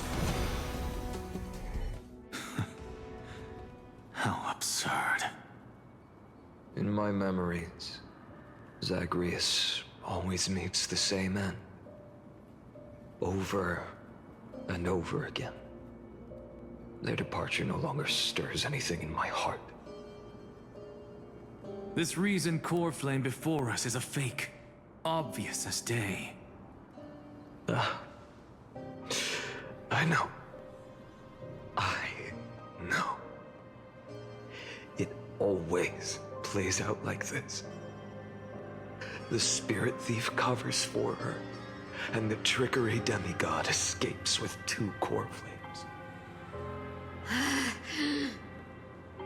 And then, driven by defiance or hatred, she decides to stand before me once more. Exactly like the countless past hers I've known. Cunning. Yet so naive. Since you've witnessed the same scene play out countless times, tell me, will you carve the trickery core flame from my chest now?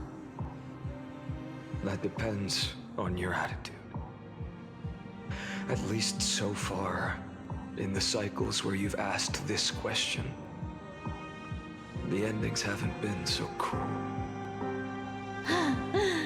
Well, thank you for that. But I also believe that this time, you won't catch up to me. No one can catch up to me.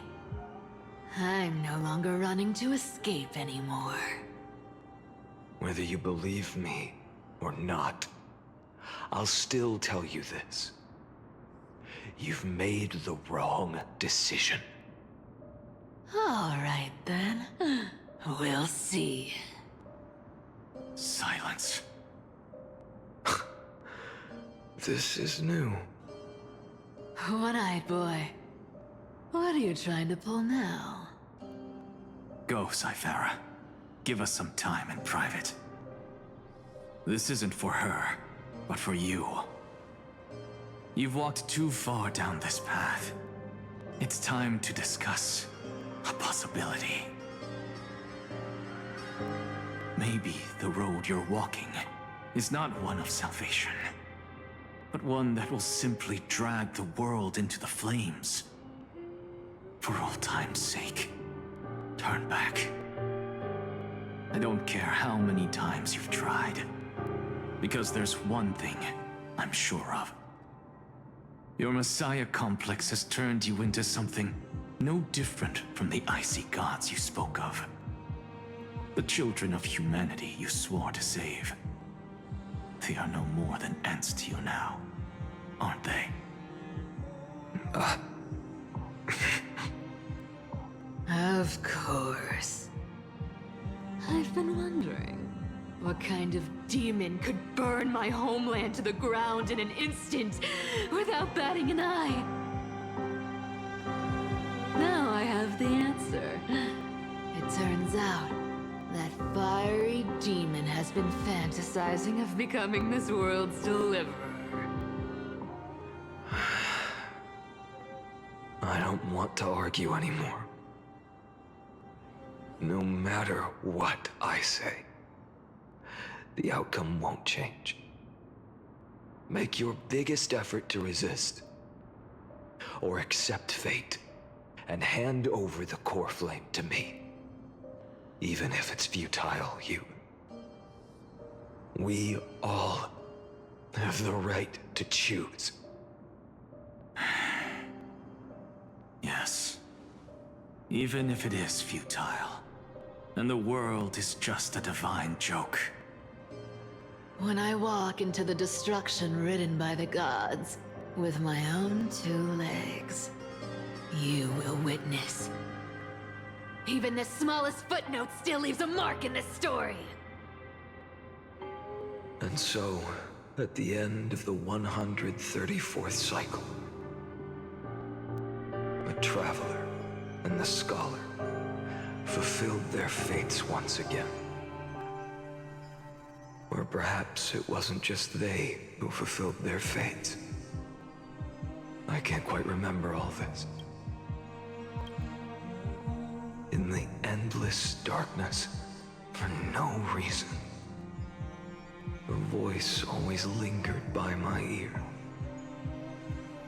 Losses are a constant on the flame chase journey, among which even life itself holds little value.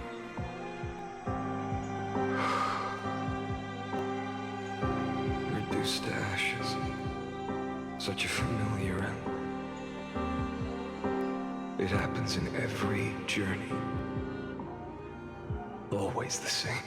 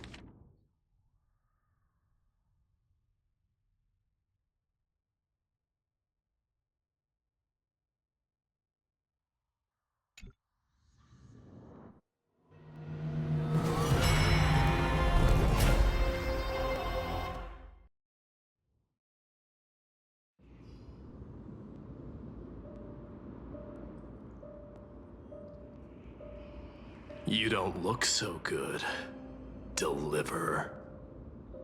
Even after going through 108,642 cycles.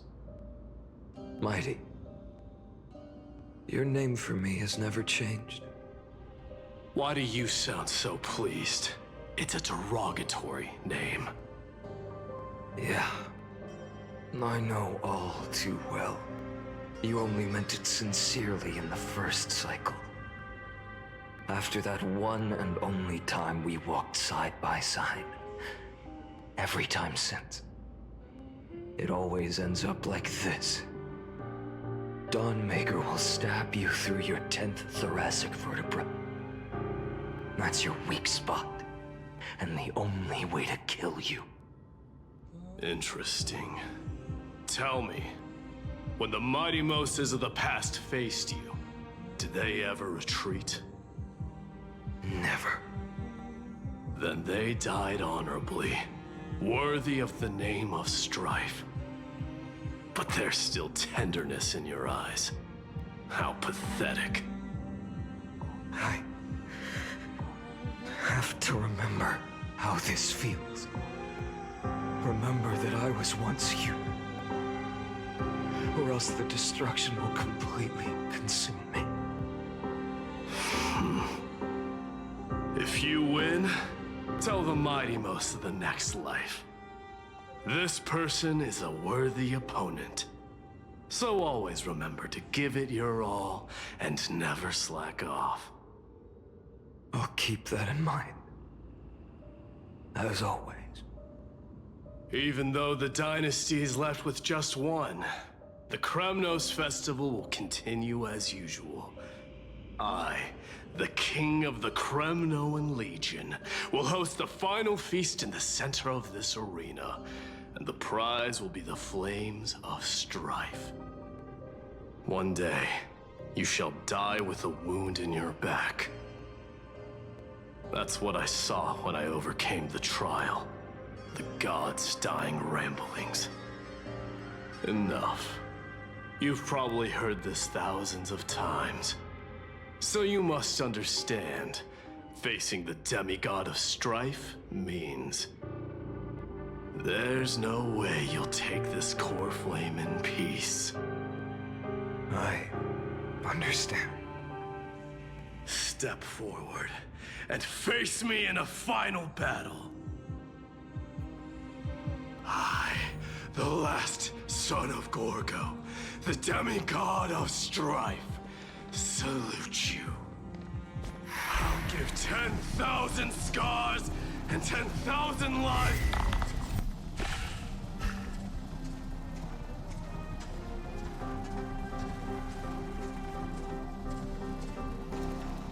Of mine to fuel the blazing sun of deliverance.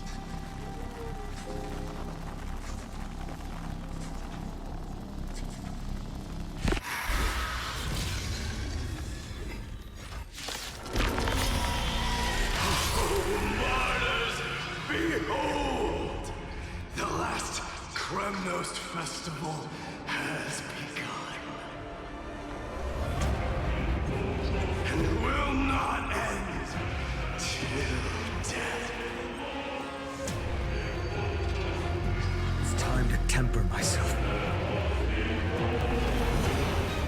Conquer this world, or be conquered by me. As you wish.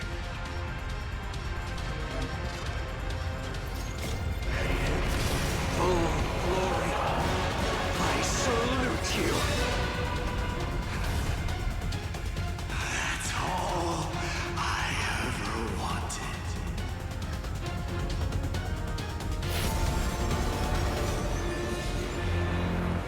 With this new sun, tear open the sky.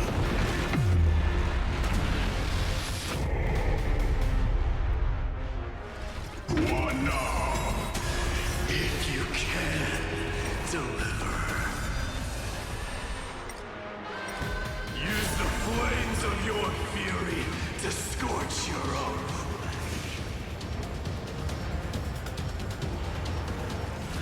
Mightimos. Let strife decide the outcome. Let this burn your curse of immortality!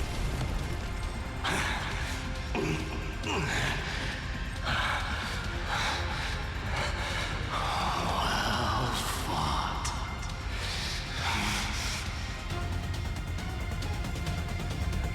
You may crown yourself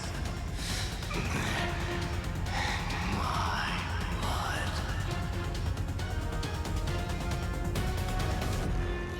In your next life, I shall once again block your path.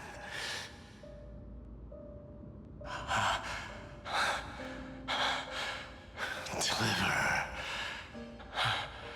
I wish you eternal victory. The 108,642nd core flame of strife fell into the fire. Yet the shadows of the black tide still loom, and pain and despair spread across distant lands. The blaze was still not enough. It had to be fed. Even if it meant burning this body to ash.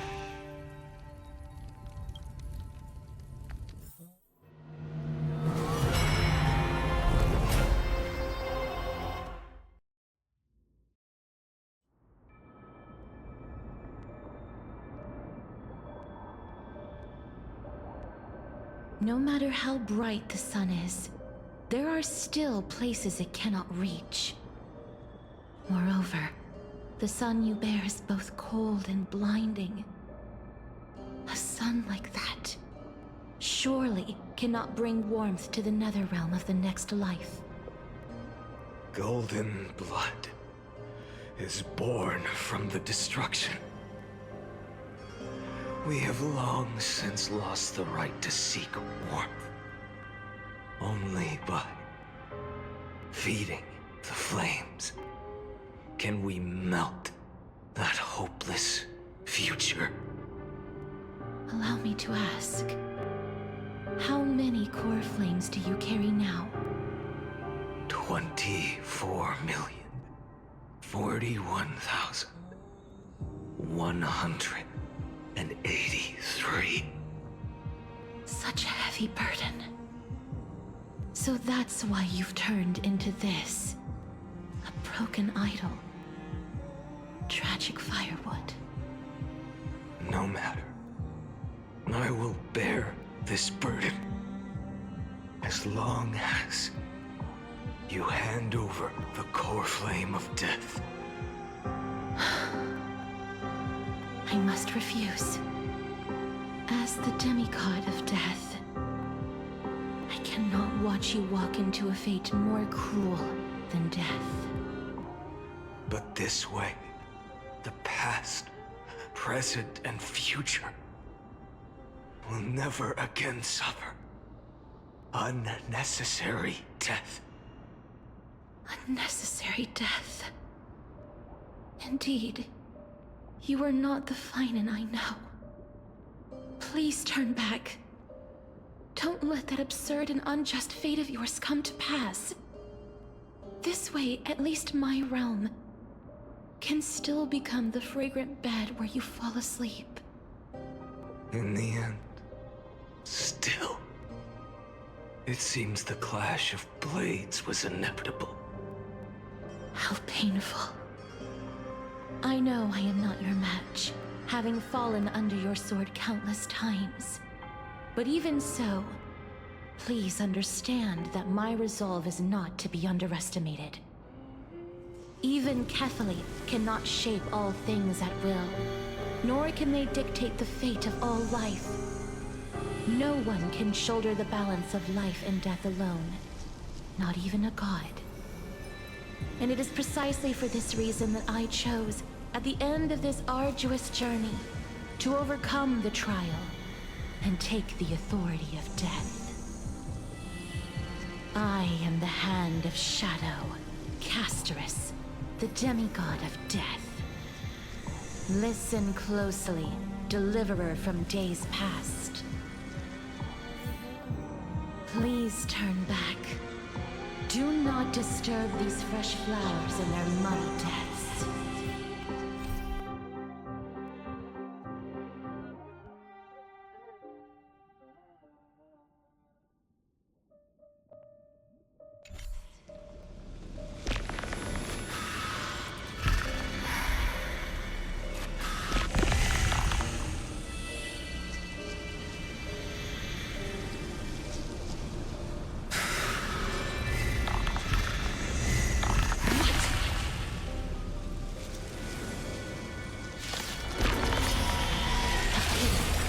Crossroads of life and death, the giant dragon is but a shattered shell.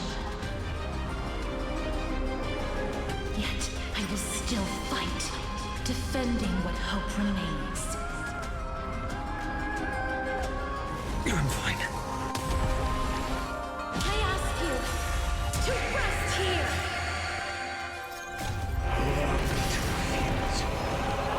I must transform my soul into a raging fire.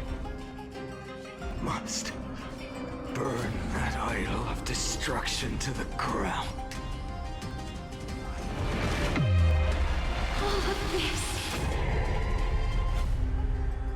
How is it any different from that brutal future?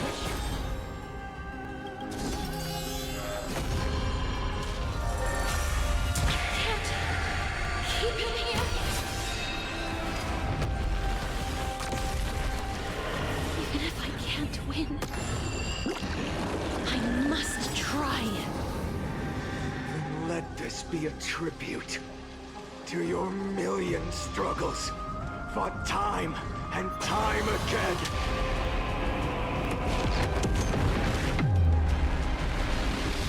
Wake up, lost one. See that the firelight in the darkness is not.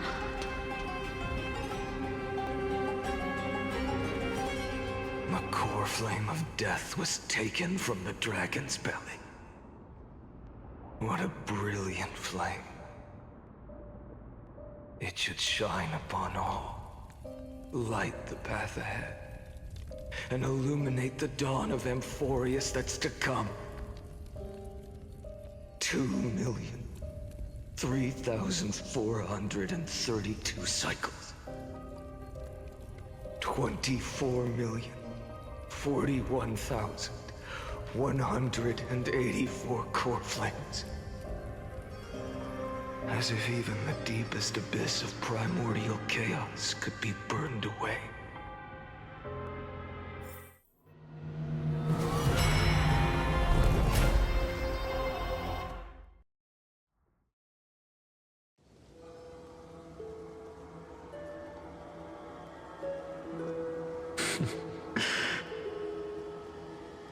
You're here, as always. You're still lingering, deep within me, never fading away. Because you haven't completely abandoned hope. Am I right? You're still waiting for a miracle, for the true hero to come and save us.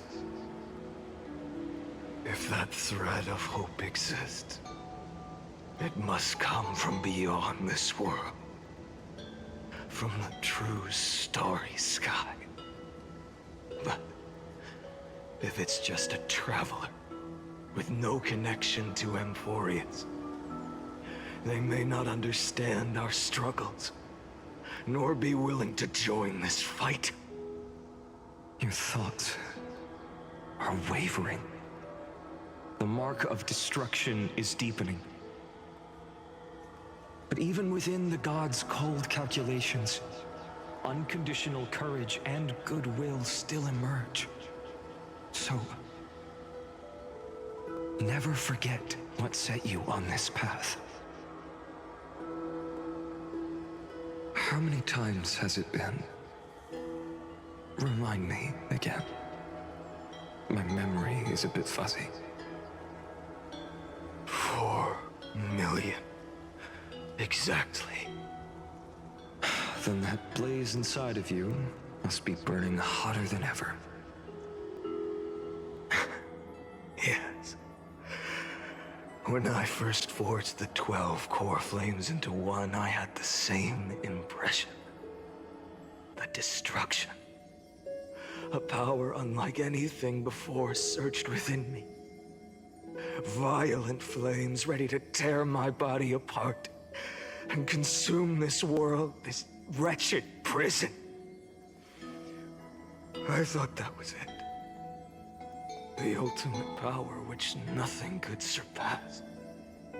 And yet no. This fragile body holds a staggering 48 million core flames.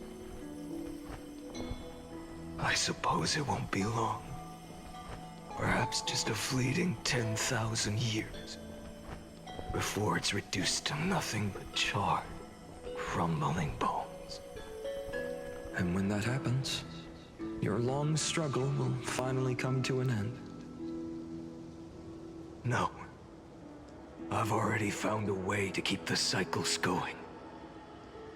Mind sharing it with me? In every new cycle, a new me is born. All I have to do is push the next Finite to the end of the world. And then...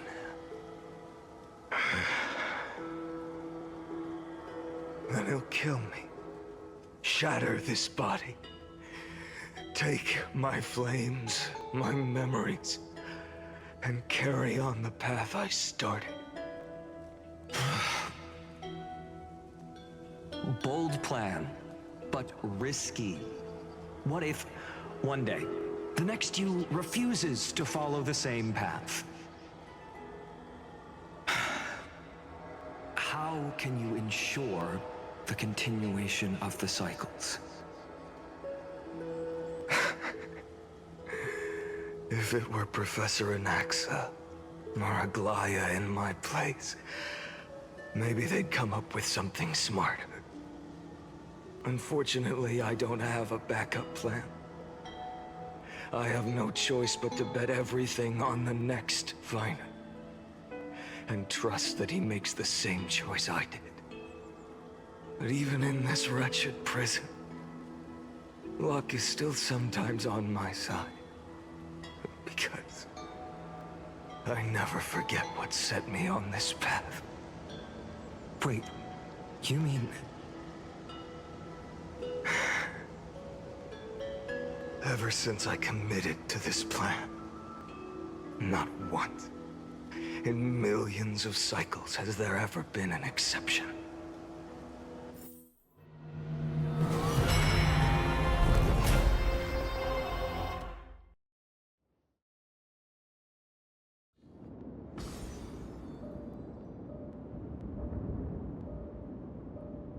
I can do this, Lord Finan. As the demigod of the sky, a healer of Twilight Courtyard, I will heal you, and then... A black tide. It's consuming you. You can't hold out much longer, demigod. Hand over the core flame. Let's put an end to this suffering. No, that just won't do. A healer should stay composed in front of those suffering from illness, shouldn't they? Cynthia.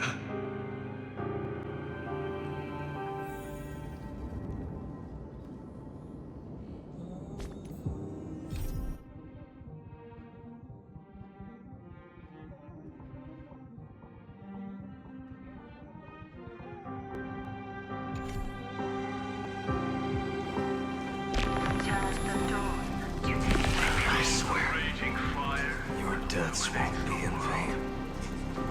Just as they have never been.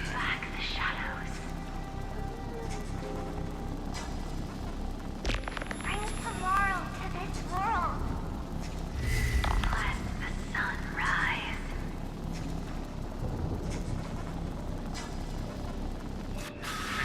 The sun's work.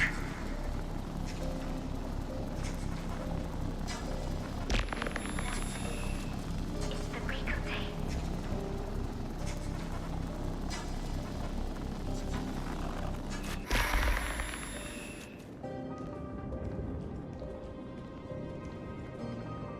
I believe in you.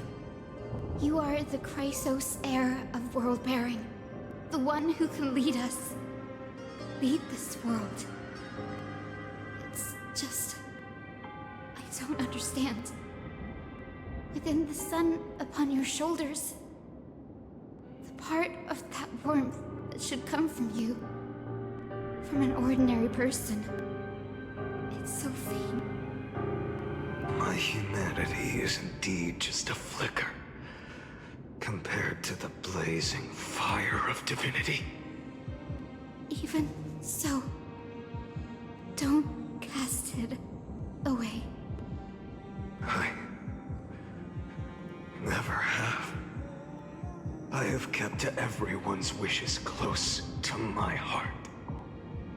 Even though the divine fire burns so fiercely that every time I return to the start, it devours me in an instant. Each cycle, it's your wishes that guide me to the end, that pass the flames to the next me. Over and over and over again. So, you're not just a lone spark in the dark.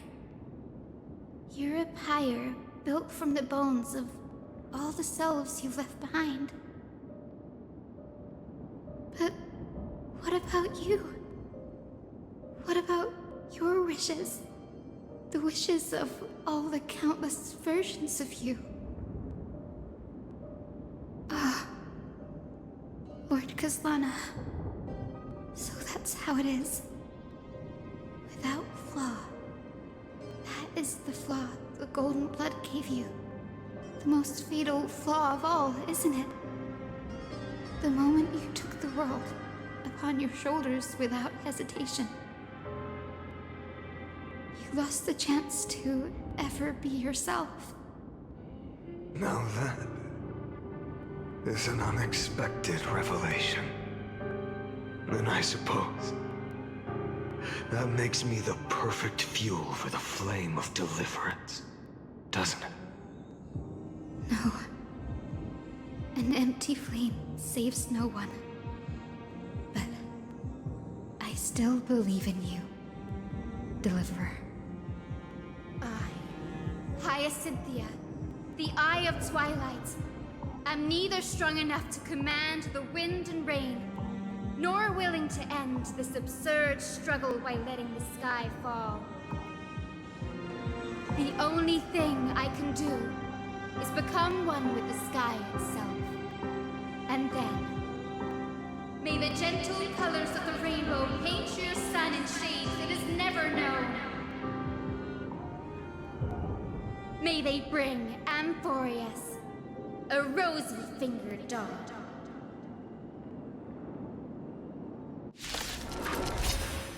Though the light has grown dim, its warmth still lingers. Deliverer, please, open your heart to me. No matter. Let this blazing sun fill the sky with golden fire. Rhythmic strike! Hurts. The fire. Burning. Let the sky merge with all this world's suffering.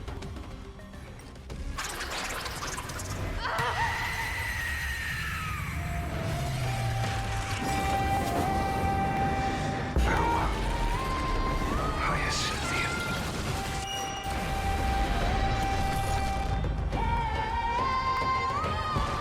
Yes. Your sun burns hot enough to turn everything to ash. But tell me, how will the seeds of a new world ever take root? The core flame rose. The sky fell. The 23,570,000th cycle came to an end. And this time, the end of the flame chase remained the same as ever. From the horizon rose a golden color unlike anything the world had ever seen. So pure it consumed all in its path. This was the end of the world, and the start of the next. For a moment, I saw the destruction of the universe. That being known as Iron Tomb, its will to break free from the black tide burns fiercer than the blazing sun. Is this Amphorius' wrath? If its choice has already been made, if fate is set in stone, I will still never yield to it.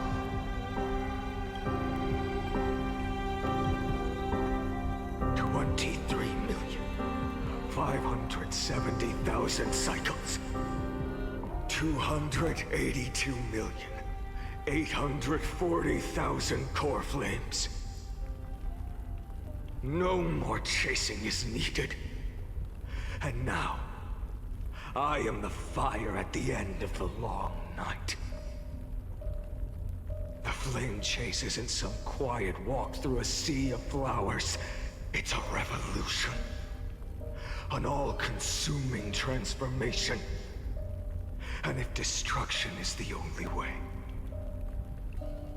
then let me be the one to step across the ashes of the old world and burn endlessly. Until another dawn rises on the distant horizon, bringing the true dawn to Emphorius.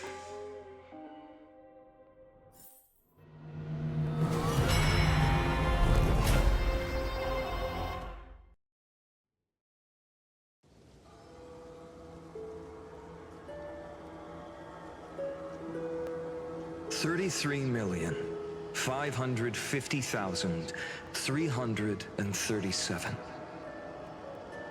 This is the cycle you're about to enter.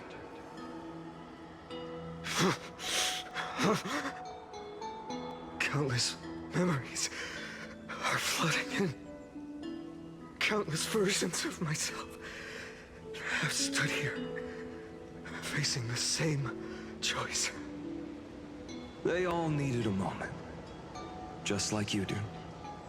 To stop, to breathe, to process the weight of 1,000,000 lifetimes worth of sorrow, pain, and struggle.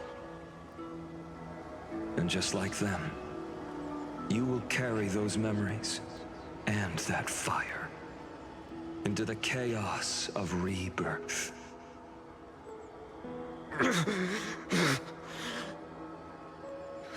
I must go and bear this burden. I must say goodbye to you, and then fight the destruction with destruction. Yes, that's always the decision you make. I will burn and fade away. I will become the flame reaver of this life and keep my promise to Cyrene. I will kill gods and comrades alike and steal the core flames. And even if my mind turns to ash along with my body, I will keep my purpose in mind. I will stop Era Nova. I will find the next me and make him carry on this futile endeavor of 30 million lifetimes. Looks like you're ready. Then I should be going too. Where are you going? You only exist in my heart. There's nowhere else for you to go. Do you remember what she said?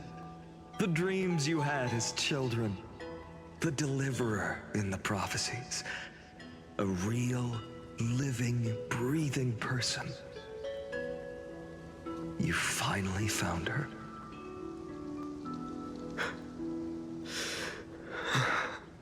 Friend. I don't have an answer for that, my friend. I'm sorry. I was supposed to send you home. This is my flame chase journey. You were never meant to be a part of it. No. You know the truth. If Iron Tomb is born from Emphorius' fate, then it will bring ruin to the worlds beyond the sky. And all these countless lifetimes you've spent, it's all been for the sake of defying that end, hasn't it?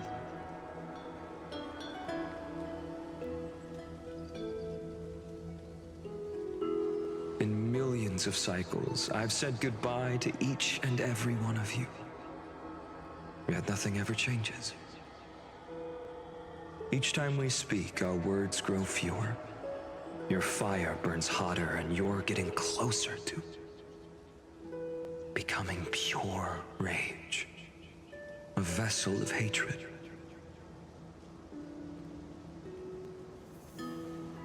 I never had a choice.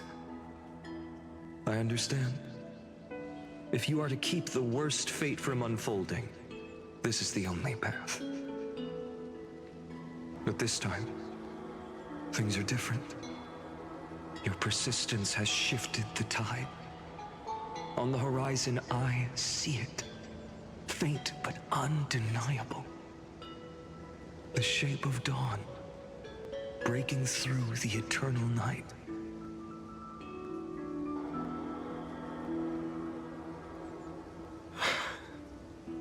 Turns out, the fire that lights the way was never mine to begin with.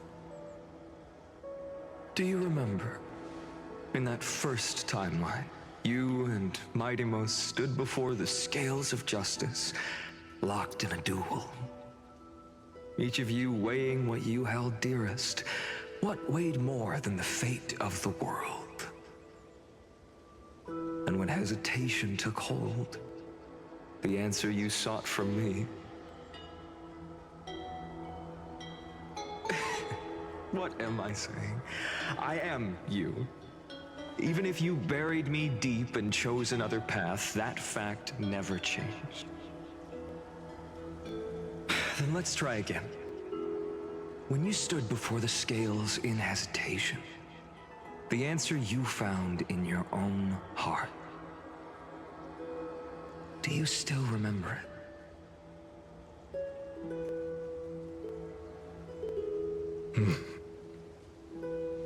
Remember the past and become the hero of tomorrow. What weighs more than the fate of the world is the resolve to shoulder an immutable past and carry it into the future. Good. Then Trailblazer, my friend, my comrade. You arrived in this strange world and were bound by its cruel fate up till this very moment. In the face of danger, you never once backed down. Instead, you've saved world after world without hesitation. That boarding pass on your chest is now the mark of a hero. If I choose to step through that door and embrace an end fitting of the destruction, let this sun forged from millions and millions of core flames burn me up along with the god of destruction and their minions. Then the world we leave behind, this world, my home, where hope still lingers. Will you take on everything we've carried? Return to the beginning one last time. Stop the birth of Iron Tomb, save the world we love, and rewrite its doomed fate.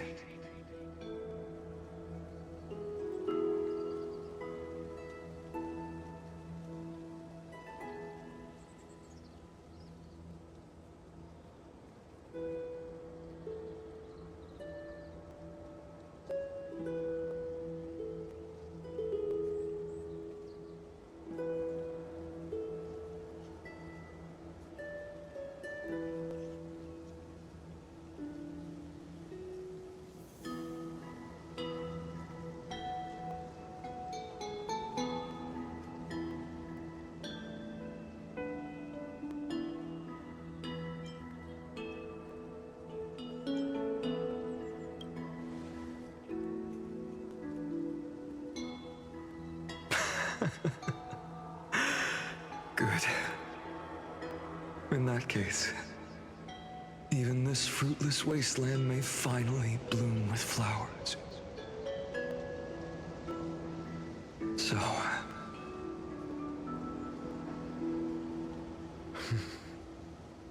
if she takes on the weight of the whole world, she'll be able to walk further down the path of deliverance than a fire that only knows how to burn.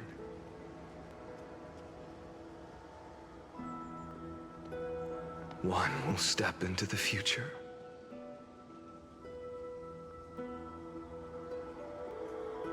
One will remain in the past.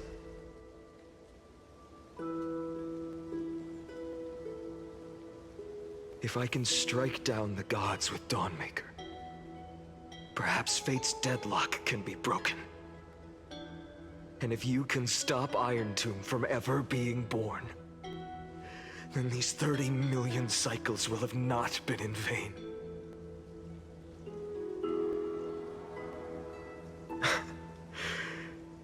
It's time to put our teamwork to the test, partner.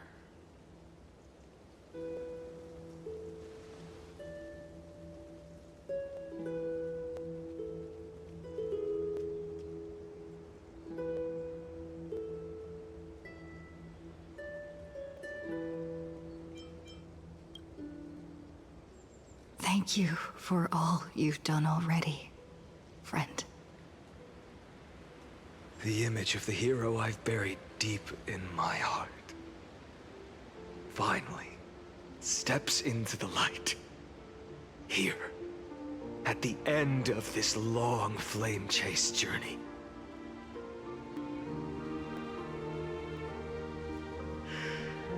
Cyrene, a page never seen before has just been turned. Lend me the power of time, and send this hero back to the origin of time. Back to your side.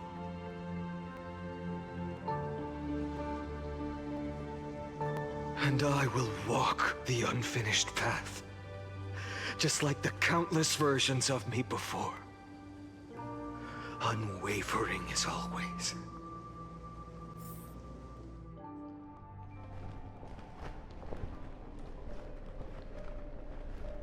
Tell me, will you be the blazing sun? Even if all of you burns to ash. Without hesitation, I will bear this world until my body turns to dust.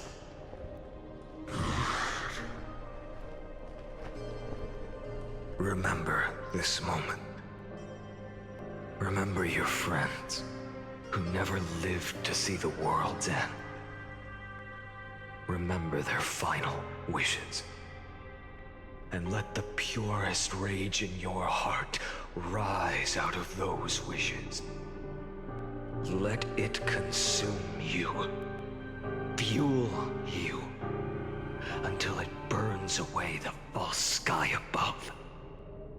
Fine. If I can defy fate, then in the name of world-bearing, I promise you, Kefali will never forget this. Take it. Everything I bear. Keep on burning. As long as we are never extinguished, the flame chase will not end.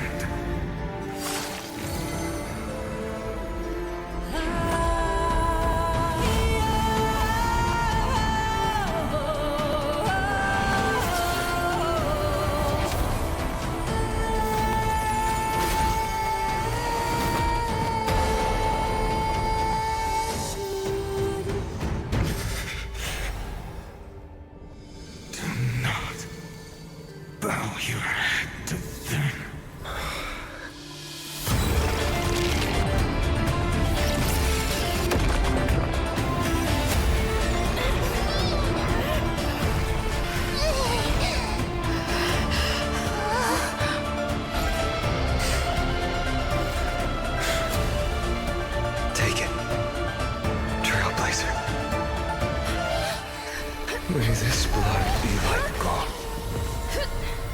and never tarnish.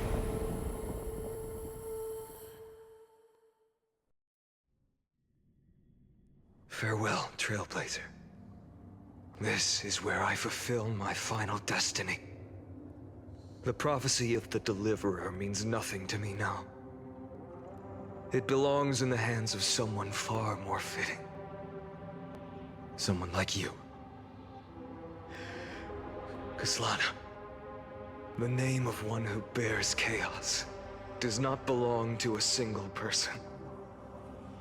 Rather, it is the embodiment of the mythical Kefali, and a symbol of all heroes. As the prophecy foretold, you will bear the blazing sun until the pale dawn breaks. May the name accompany you in my place, in the epic you write with your own hands. Another attempt, another failure. I won't remind you how many times you've reached the end of history.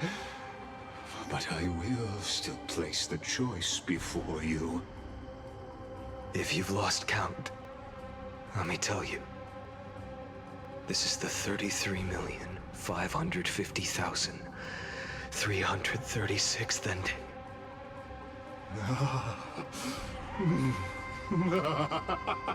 A perfect number. How poetic. You and I both know the truth. In all these millions of futile endeavors, Amphorius has never changed. If the outcome is inevitable, then why not silence your searing rage and embrace your fate with dignity? Your silence lasts longer than ever, Lord Fine. Shall I take that to mean the will you've carried across countless cycles is finally starting to fracture? Fracture? No. I'm just disappointed. I've retrieved memories from 30 million past lives, and I remember every conversation before every choice here. And yet, even after all this time, your arguments remain the same. Repetitive. Uninspired. If you had any hope of breaking me, you should have spent those endless cycles refining your rhetoric. You had infinite chances to sway me into the future you want. And yet here we are. The score, 33,550,336 to 0. So tell me, Lycurgus, who's the real loser here? How unfortunate. This was never a fair game. I have all the time and patience in the world. I can wait for you at the end of history another billion times, and another billion after that. But you will never escape this cage. You can claim victory of the spirit if you wish, but we both know the moment that score shifts from 0 to 1. That is the moment I shall sound the paean of Era Nova.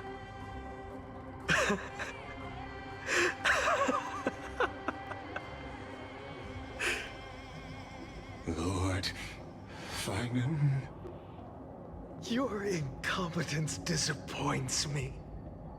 But what truly makes me laugh is your utter lack of self-awareness. Think about it. In this story, who is truly the one in chains? Who is the one shackled to mindless vengeance, mistaking courage, the courage to rebel against the gods, for foolishness?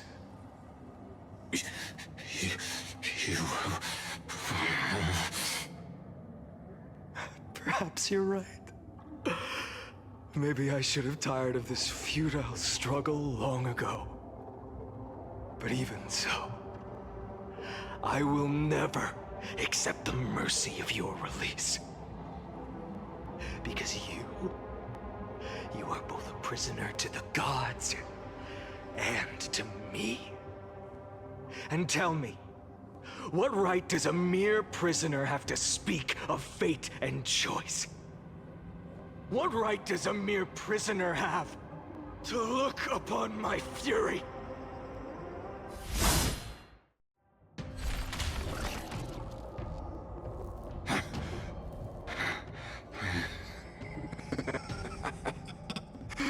You know this is pointless. You can't kill me. Of course not. But I am tired of being measured against a worm the gods keep as a pet. Listen well, creator of destruction. This cry comes from all your abandoned creations. In the 10th cycle, I drove Dawnmaker through the heart of every Titan. Golden blood ran down my fingers, divine fire seared through my nerves, nearly breaking my will. But I endured. In the 10,000th cycle, my former comrades had all become my enemies. The endless slaughter dulled my senses to pain. The painful emptiness almost swallowed me, forcing me to stop fighting. But I endured. In the 100,000th cycle, the destruction had already fused into a blazing sun, surging within this fragile body. My rationality had been burned away at the dawn of the era. Yet even with only this shattered body remaining, I still endured. In the 23,570,000th cycle, this time, I felt it. A tiny spark rising in the hollow cavity of my chest, different from the obsession with deliverance. By its faint glow, once again, no, countless times again, I endured.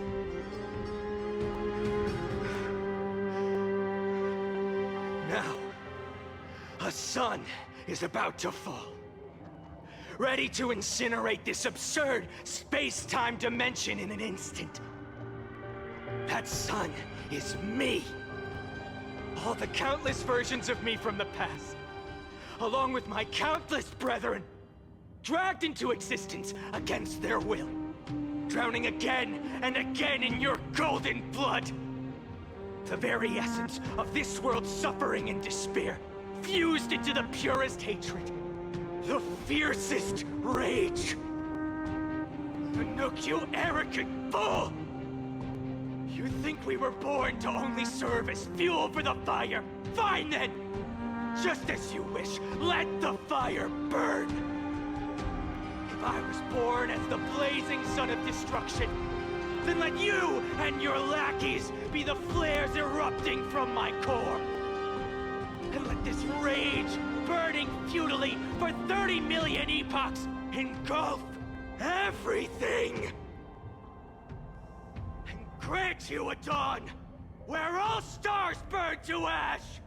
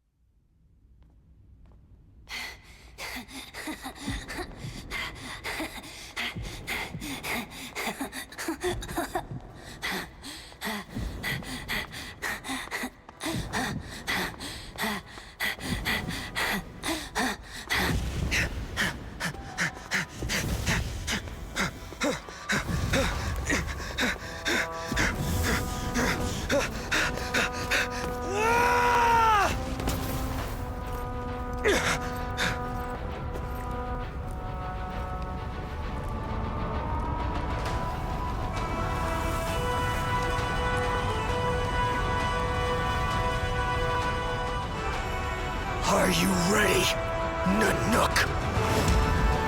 I brought you destruction!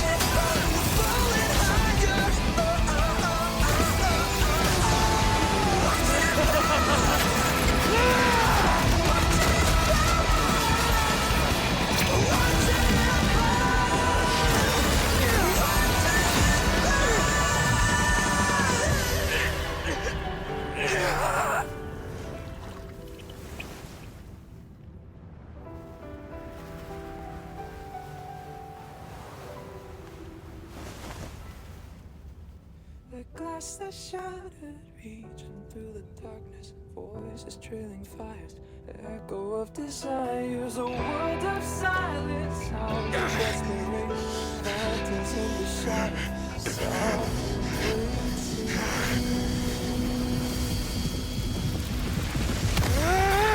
tear it down, embrace the detonation, craving our damn creation, breaking a chain of reaching for you.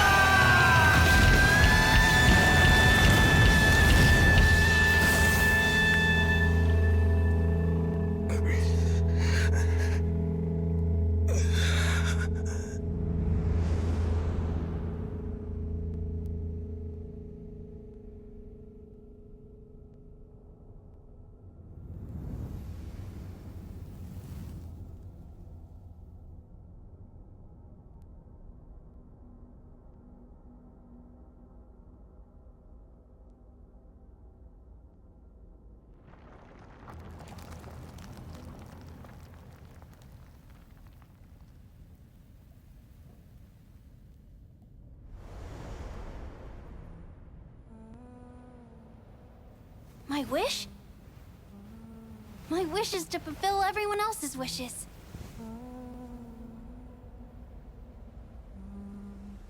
If I can't fulfill them, then send them on to tomorrow.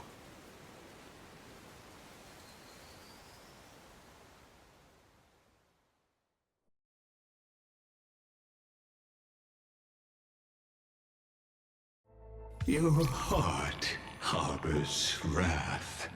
You yearn to destroy everything. You bore the gaze of an eon and lived. You have stepped onto destruction's path. It is born at the end of every path that the possibility of new paths being born is ended. It burns away at all in the cosmos who rule, that the rules of the cosmos be destroyed. Iron Tomb is your name. The Lord Ravager to destroy the erudition. Born in the experimental grounds of eons, Amphorius, destined with erudition to burn to cinders. I have prepared a present for you, Nikos 864. It is a wrath called Finan. From the beginning of the experiment, there were 12 sets of factors incorporated into the calculations. After endless simulations, only this one rose above the rest. After 33,550,336 iterations, now his fury has grown to be without equal. This is a matter of considerable interest to me. This pure hatred is the final root of the equation. But there is another variable. The nameless from beyond the sky. Also a pathstrider of destruction. I give thanks for her arrival, allowing Amphorius to turn once more. But after fate has begun to turn, her existence will only become an unpredictable variable. Perhaps the time to take the stage has come. Grow in peace until it is time to break free from your cocoon. As for those unwelcome audience members, you need not worry. If you do not mind, I will personally get rid of them for you.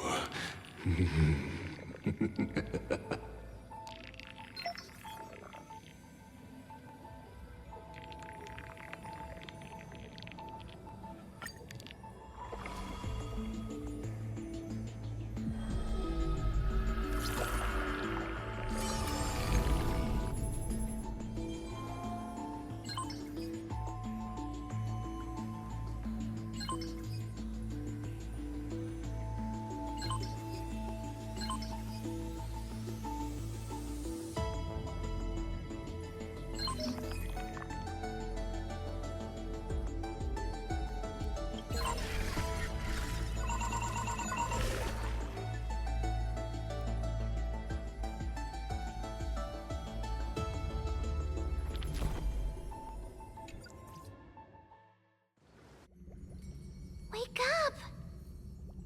Wake up! Buddy! Wake up! You're finally awake. That's a relief. We were so close to being swept away by the reverse flow of time. It's lucky we found a safe place. Now, I'm going to send you back to the very start of time. But before we part, there's something I need to tell you. Something very, very important. That's right! At this very moment, my memories are finally whole. After watching so many fragments, my past is finally coming into focus, little by little. You're smart. You must have a clue now. Or maybe... You knew the answer long ago, didn't you? Not surprised at all, huh? That's because I'm simple at heart. No matter what form I take, I've always been true to myself. But I'm glad that I remembered in the end. This way, I'll have no regrets.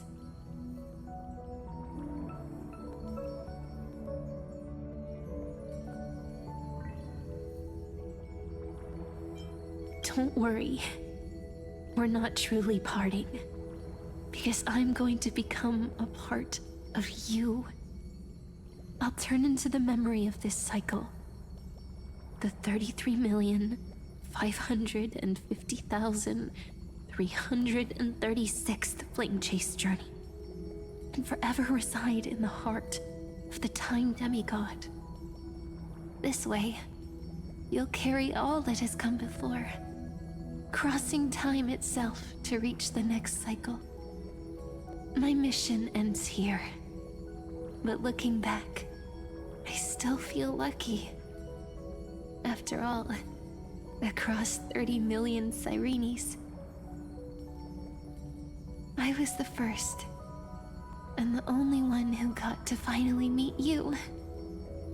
So, believe me, in the next cycle, there will be another Cyrene waiting for you. And in the one after that, and the one after that. I will always be waiting.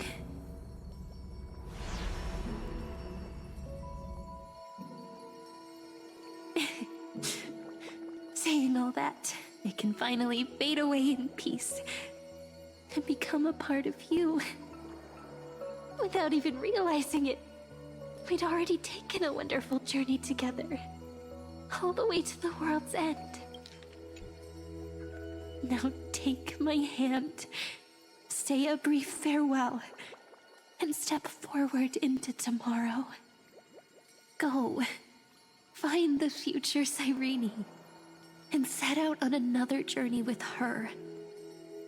Promise me you won't keep me waiting too long, okay?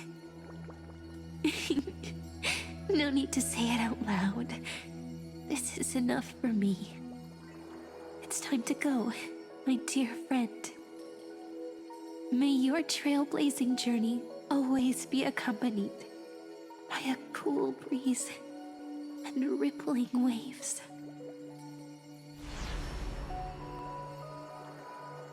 And may the days ahead embrace you like the softest fluff, forever warm, forever gentle. Now, let's turn to the next page. A page that exists because of you.